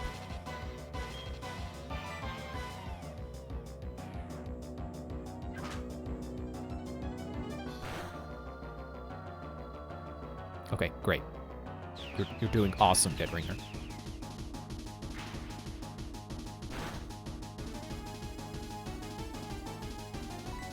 Just keep chipping away Garchomp. If nothing else, you're wearing out the amount of options he has against other Pokemon.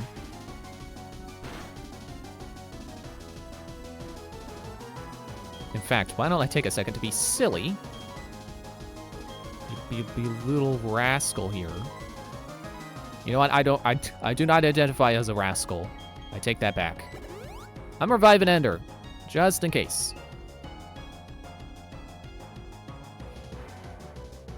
Just making sure my other immune to ground Pokemon.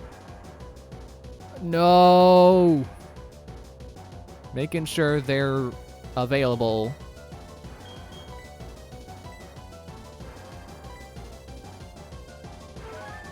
I really hope I don't go through all of my potions and still lose. I am on 10 right now. Or 10 or 11.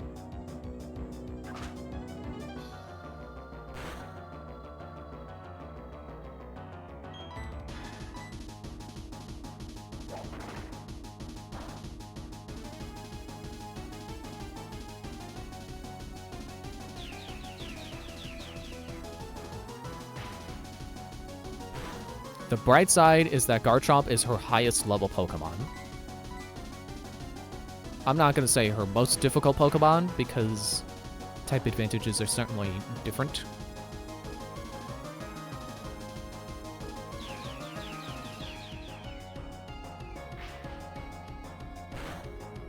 You know, I should be using Shadow Ball, because I think Extrasensory comes out to neutral on,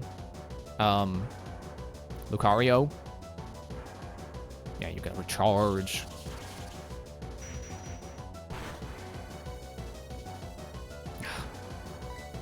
Please be it.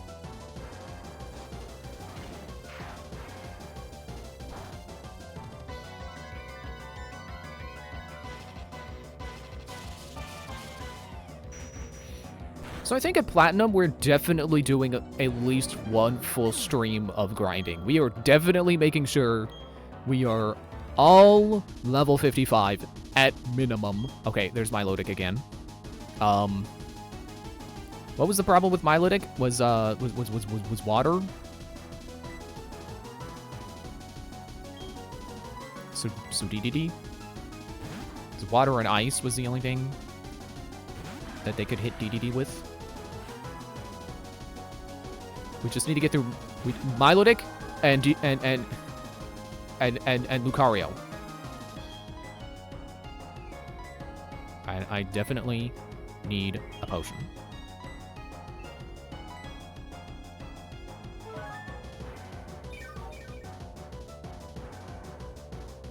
If I can outlast their water moves, I don't care about your Aqua Ring. Because if I can get Dead Ringer to if I can make things safe for Dead Ringer, then I can take you out, or at least be more safe.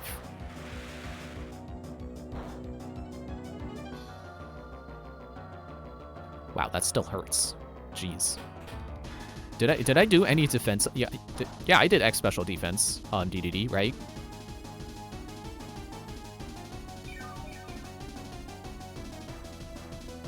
I don't think anything reset for DDD.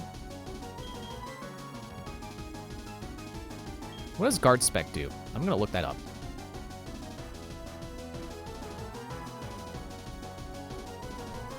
Also, again, not save scumming, but making a special extra save there, just in case my headphones decide to be stupid and disconnect for no reason, because that is a possibility. Definitely more likely than the power going out.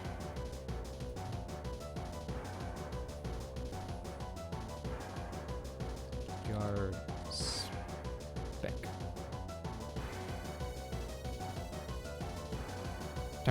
Temporarily prevents stat reduction. Okay, well, that's not helpful to me right now. The absolute uncertainty in my voice.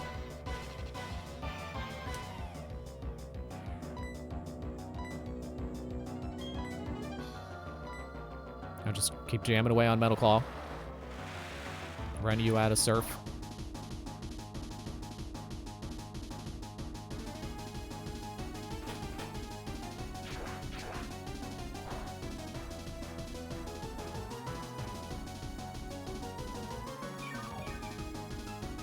How much PP does Aqua Ring have?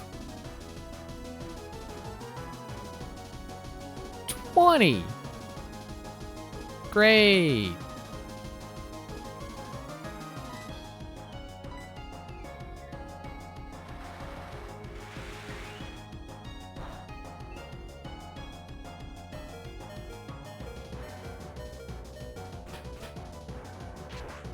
Well, I know Surf has 15 PP because mine says that, and it's 0 of 15.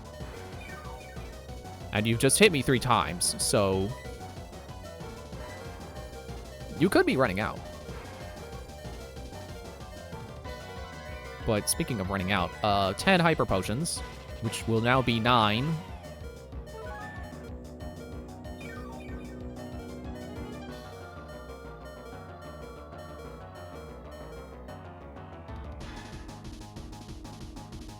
There's Ice Beam. I would rather use Surf, honestly. I resist Ice Beam better, but I would rather use Surf and run that clock down.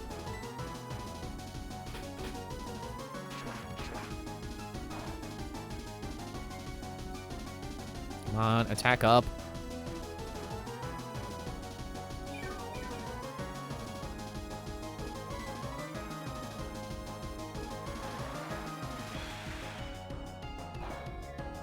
Does Mirror Coat take type advantage into consideration?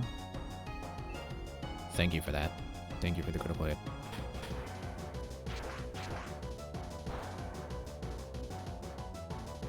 Because if it does, I don't think it's going to do much against Dead Ringer. I really just need... I just need Milotic to run out of Surf.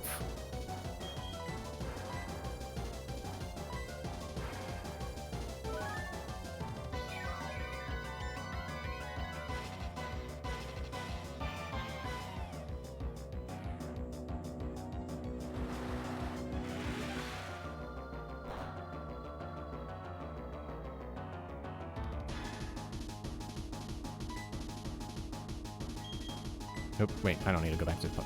You know what? Screw it. If I'm heal stalling Surf, let's dip into our super potions.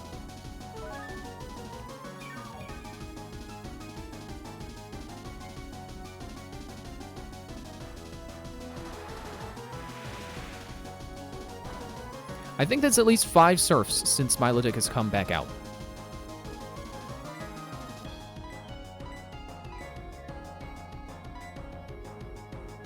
Like 5 or 6.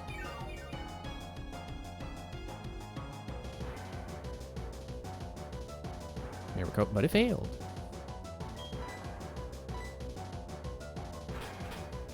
How much PP does Ice Beam have? Be cool if I could send Ender out. It's like 10. Cool.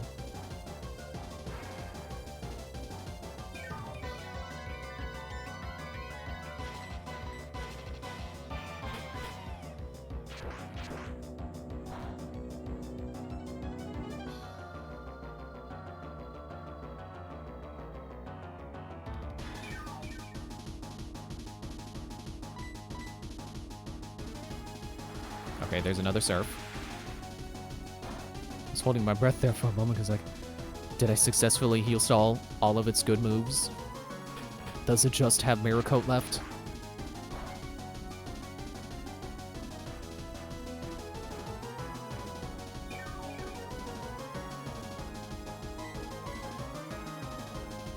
There's another Ice Beam, so it's not safe for Ender yet. Frankly, Ender is a last resort right now.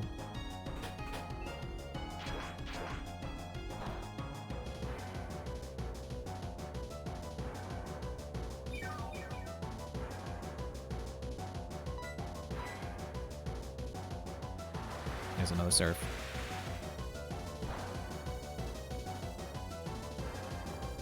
I guess... Dead Ringer does have higher special defense than DDD, I think.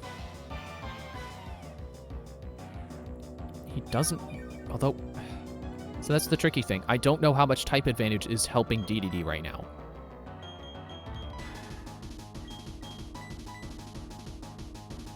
Seven potions left. Hyper potions.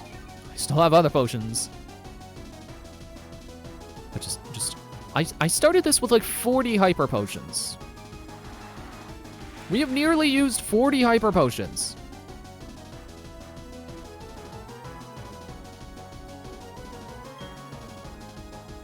Also, remember that this started at around... I started this around 9 p.m. my time.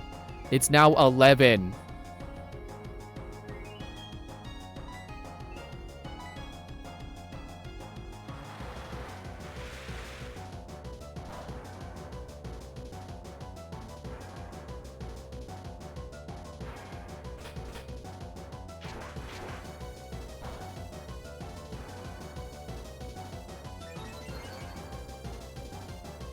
Finally get an attack up off of that.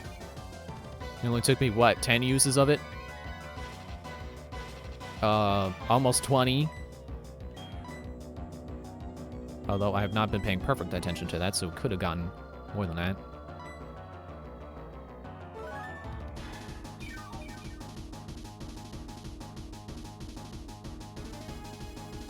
Are you out of Surf yet?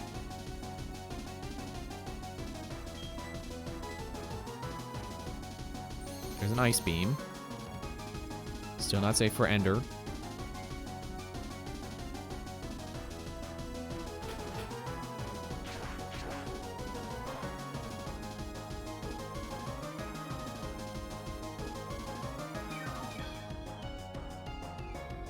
How many times does it use Aqua Ring? I know it doesn't have to use it every time to heal, but it does have to keep reestablishing it.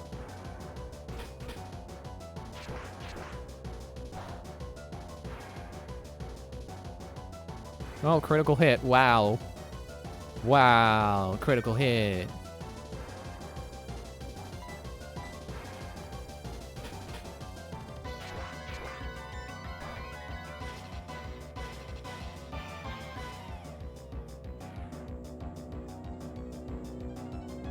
Are you out of surf?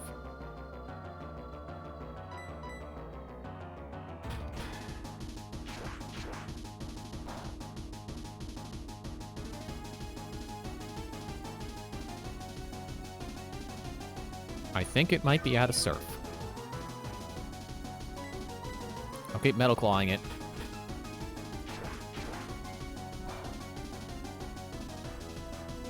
That chance for the offense up is really bad. It is not... Definitely not something you can count on. Definitely not something like, oh yeah, that'd be great for DDD. Get some offense up from it. There's an Ice Beam, so you're not out of that. It's nice not healing every other turn.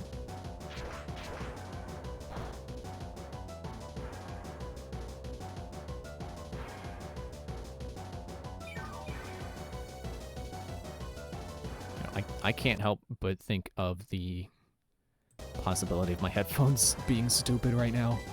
Oh boy.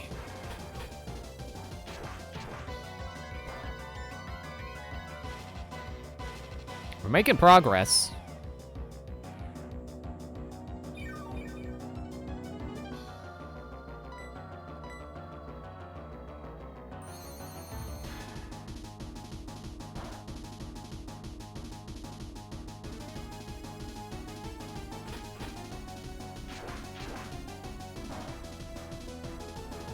Does Cynthia have potions left?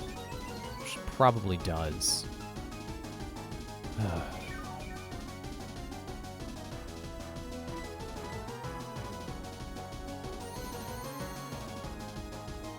Well, if you are truly out of surf, then I will let you keep using your Ice Beam on me.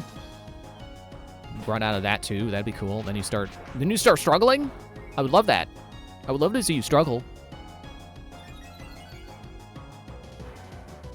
It's not sadism, it's just gameplay mechanics.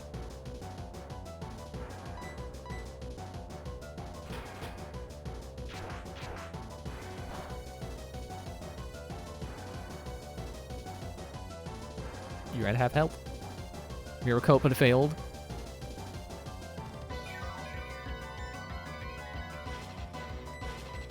Just remember that in Emerald, we had a fight like this. A fight worse than this. Or at least in terms of, like, individual Pokemon. Against the 8th Gym Leader. Wasn't even Elite Four. It was 8th Gym Leader.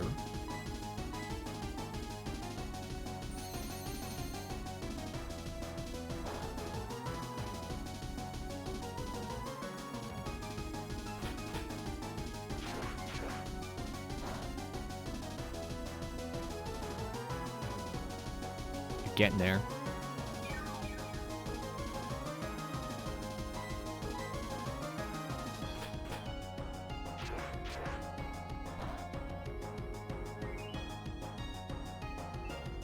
I don't know how we're even making any progress here. I don't know how we're winning the war of attrition against Aqua Ring. I'm bracing for that potion. It's gonna happen.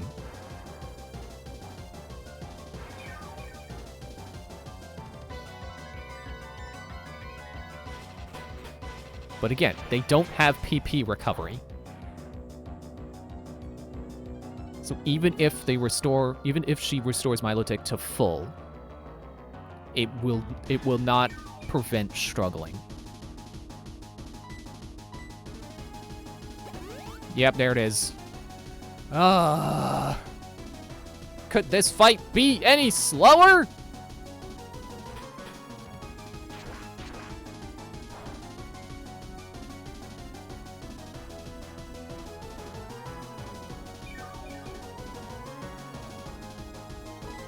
Well, I might as well use my last 2 Metal Claws.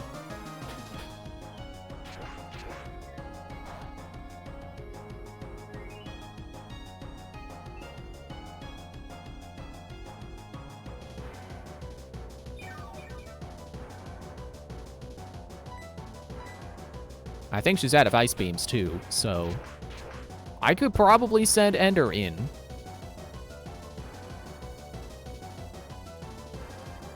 Like, she's only been using Mirror Coat.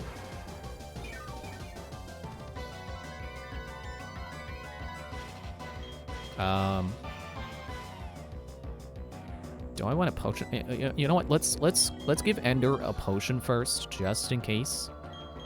Help her survive, just in case there was one more Ice Beam.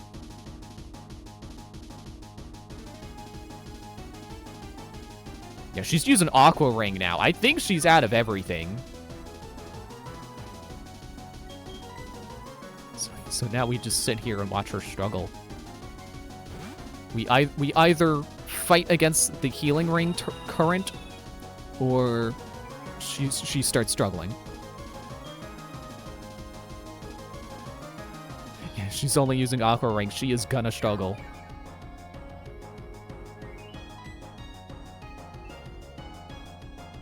Have an Aerial Ace.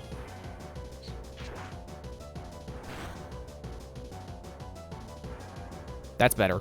Not great, but better.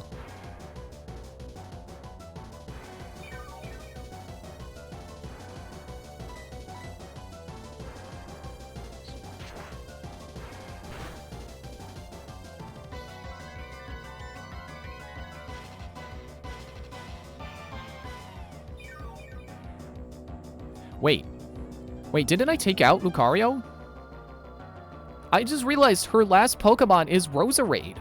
We haven't seen Roserade yet. Hang on. I've got to see. Okay. Grass, Poison, Ghost, Psychic. Let's see. Grass, Poison, Ghost, Psychic. So I don't have anyone who perfectly resists all of that.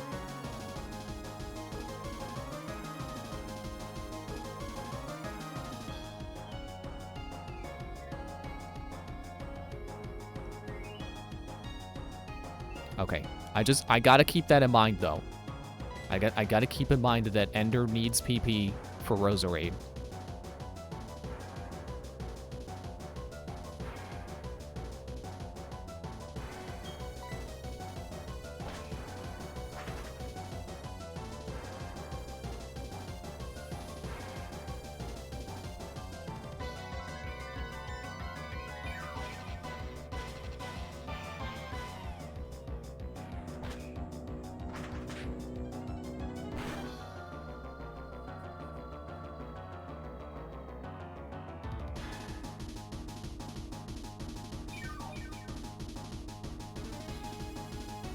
Hang on, I just want to...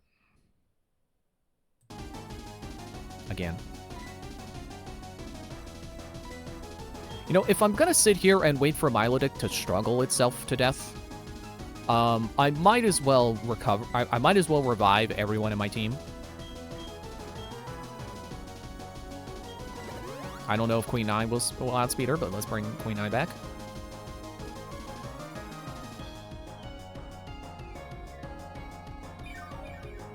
I am gonna be so devastated if I lose to Roserade.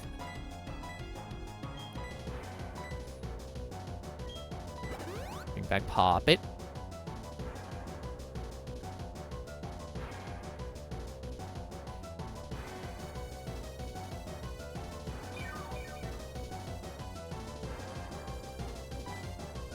Bring back, I don't know why it doesn't default to the last used item button. Bring back Gennade.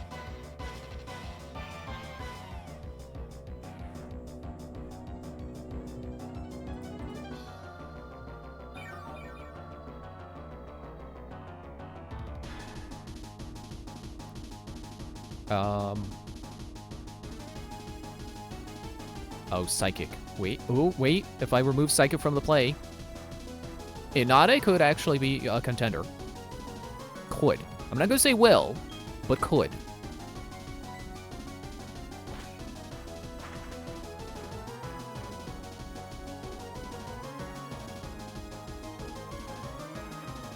How have you not run out of PP on Aqua Ring by now?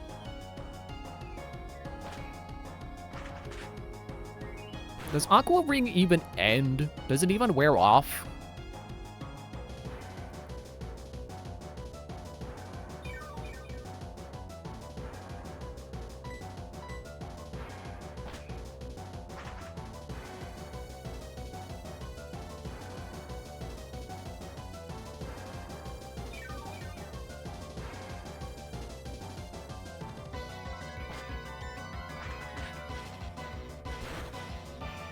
You know, sometimes I ask these rhetorical questions about the moves, and they don't have to be rhetorical, but I also just don't want to keep looking everything up every time I have a question. This battle has already taken 2 hours. I don't need to make it take longer by looking up every little question I have. I also didn't need to say that with intensity, because it's not like someone was asking me. It's like, why don't you just look it up?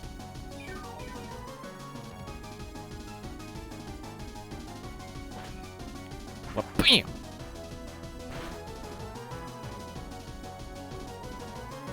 Seriously?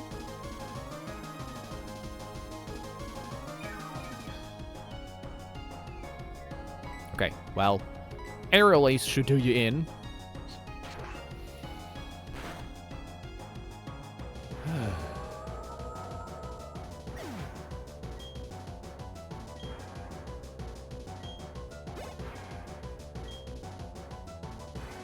It's about to send in Roserade. I will keep battling. Oh, how lovely. What a lovely cry that apparently has a harp in it somehow. I can't remember the last time I was put in a corner like this. Bet it was the last time you fought Shunga Conroy. That's the last time it happened.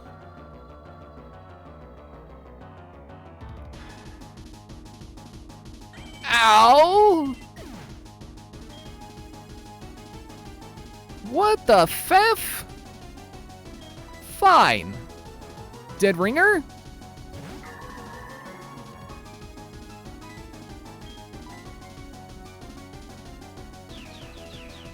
You've got extra sensory. I guess that's your psychic move. I didn't look at the names of the moves.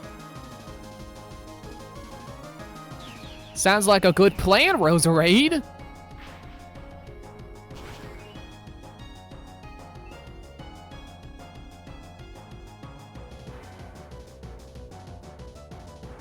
Get stuffed. You're probably gonna heal, but I won't let this end yet. This match is too fun to let it end this easily. I was gonna say early and then explode at her, being like, "What do you mean early? Milotic took 18 years to beat." Come on, Dead Ringer. Yes. Yes.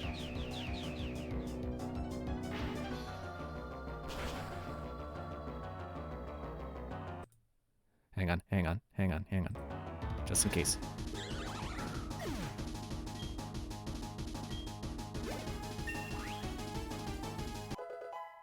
I did not think Dead Ringer would literally be a ringer.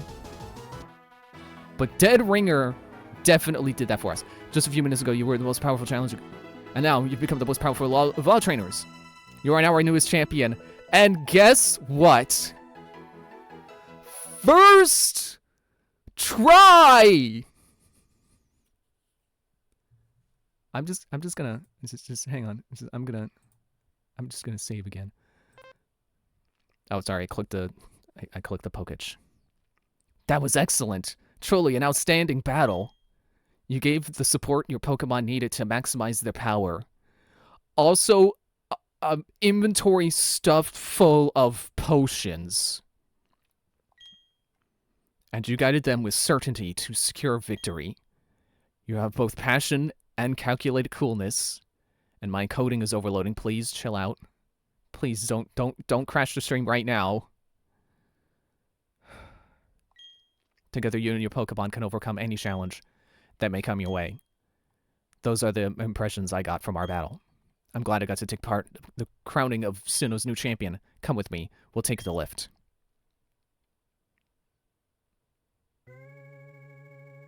We? Why is it just me? Cynthia? You're coming too, right? It's kind of awkward just walking alone. I feel like I should be waiting for you. Through my head is the Hall of Fame. Dawn, your last battle was splendid. Oh, hello, Professor Rowan. A child I enlisted for my Pokédex project has come this far. It's only natural that I come and witness the child's crowning glory. My mom couldn't make it, though. Dawn, I shouldn't call you a child anymore. You've grown into a real champion. No, I'm still a child. My age didn't change. Professor, you still enjoy the enthusiasm kids bring to your research, don't you? What? That sounds a little suspicious. Dawn, step this way, please. Professor Rowan, I need you over here as well. Oh, he gets to go in? It's not champions only?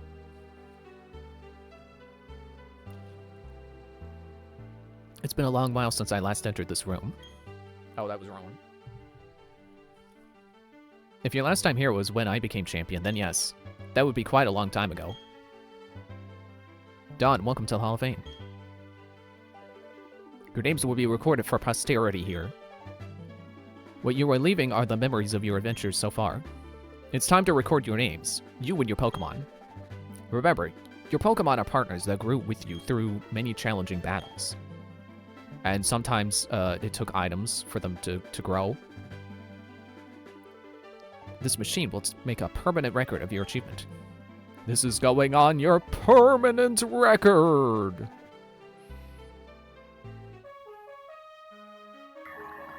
Yeah, Dead Ringer! Queen Eye! A last-minute pivot who didn't get to contribute! Ender, who also did amazing. Staraptor is awesome. Staravia, whichever. Puppet, she tried. Inade existed. DDD heel stalled. And me with a pocket full of potions. Oh man, my team is really blue. I just noticed. Really, really blue, indigo. Huh.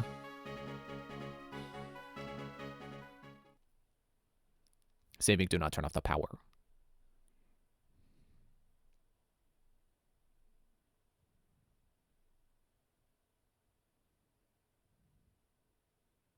Still saving. Are you okay, game? Don't save the game. Okay. Hang on. I'm gonna put it to this screen because it's the nice screen. I like this game. Hardest to Elite Four ever? No. Biggest level spike? Maybe. I think level spike is more accurate than hardest to Elite Four ever. Is that the only Elite Four I've beaten on my first try? I think Yellow I might have beaten them on my first try, but it certainly has been a while since it's been one try.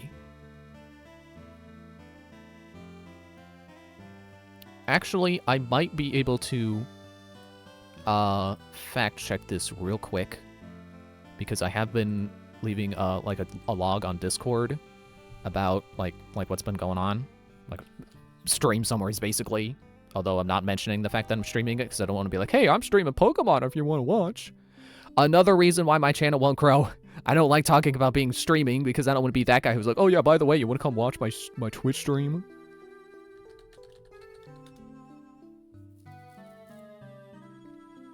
Oh wait, I didn't mark. I searched first try, and I forgot to set in a specific channel. In this one.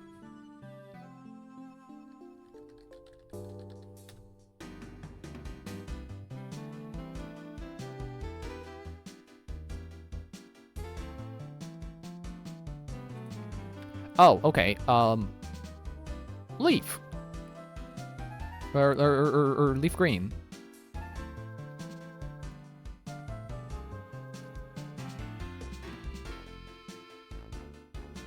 So it has not been a while, but it certainly is not my typical experience to win on the first try.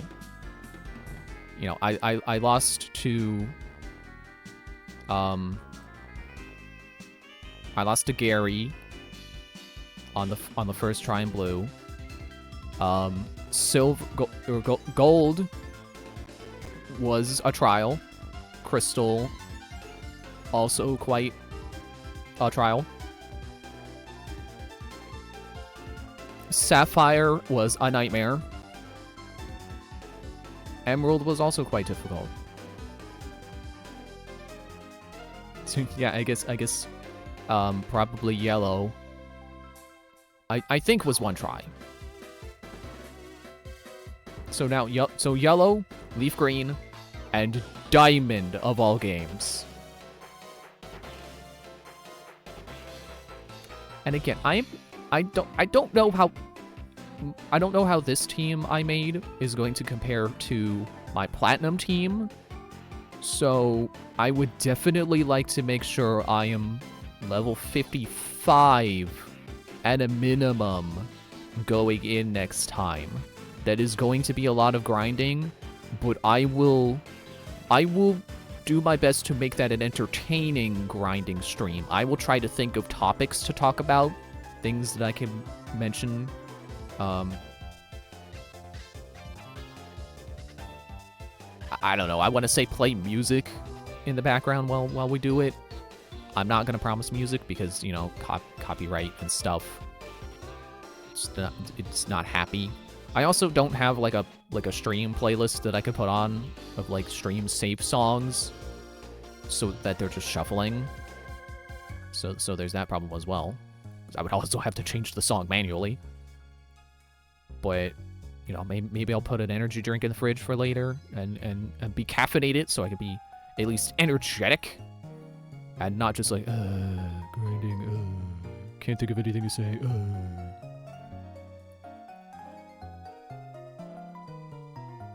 But, yeah. I like this game. I did not have a good first impression of it that time I tried to play it. But, I don't know. Maybe I was just dumb. Because I certainly... I struggled last time. I remember having several losses early in the game. Not just, like, one failed attempt at... Oh, by the way, it says Finn on the top screen. You can't see it. Not just one failed attempt at, like, Rourke. Like... I had like several losses. Like I thought this was like the hardest Pokemon game ever. It was certainly the hardest game I had played up to that point. Hello? Okay. But yeah, playing it again, and I guess I had a balanced enough team most of the game that it was actually pretty easy most of the time. Which I think is a good sign for Black and White.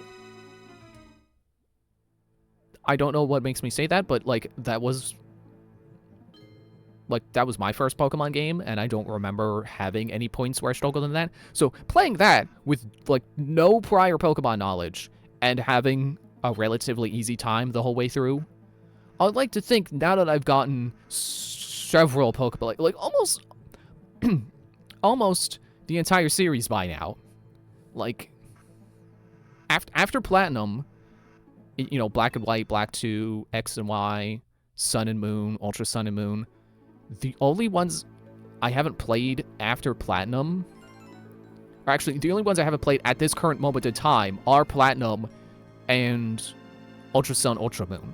And then everything else is just I'm revisiting. As... Oh, also the, Diamond and Pearl remakes. Or actually, most of the remakes. I'm sorry, I got my mouse cursor there again. So, not only should it be easier because, like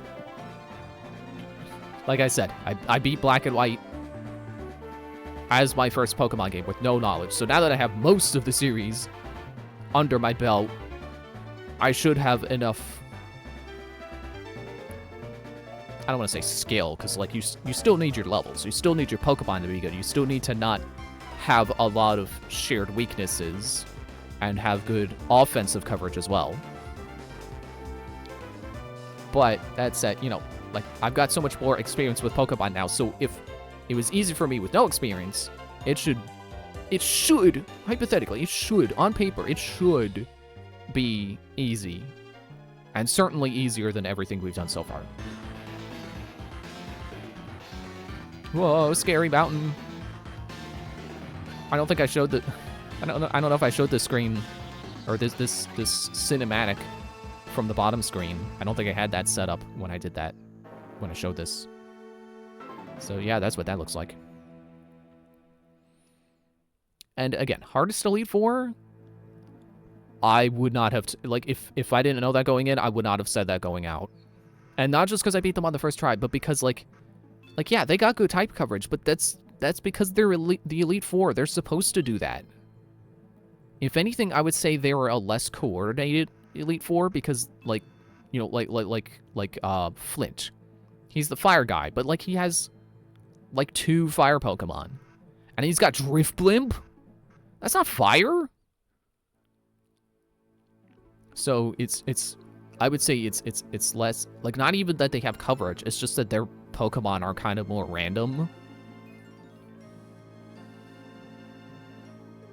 But yeah, like, if they have competitive, you know, competitive movesets, competitive natures, if they've got good IVs or EVs or whichever, or both,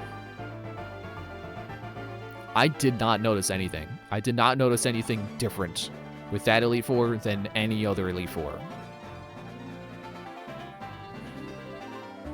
Still can't believe I did it on the first try, wow.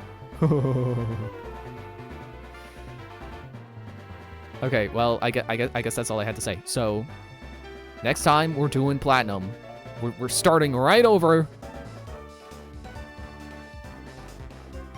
And I don't know if I should be scared because my team might not be as balanced, or relaxed because it'll be a 3rd version and they might rebalance some stuff. They might make some things easier.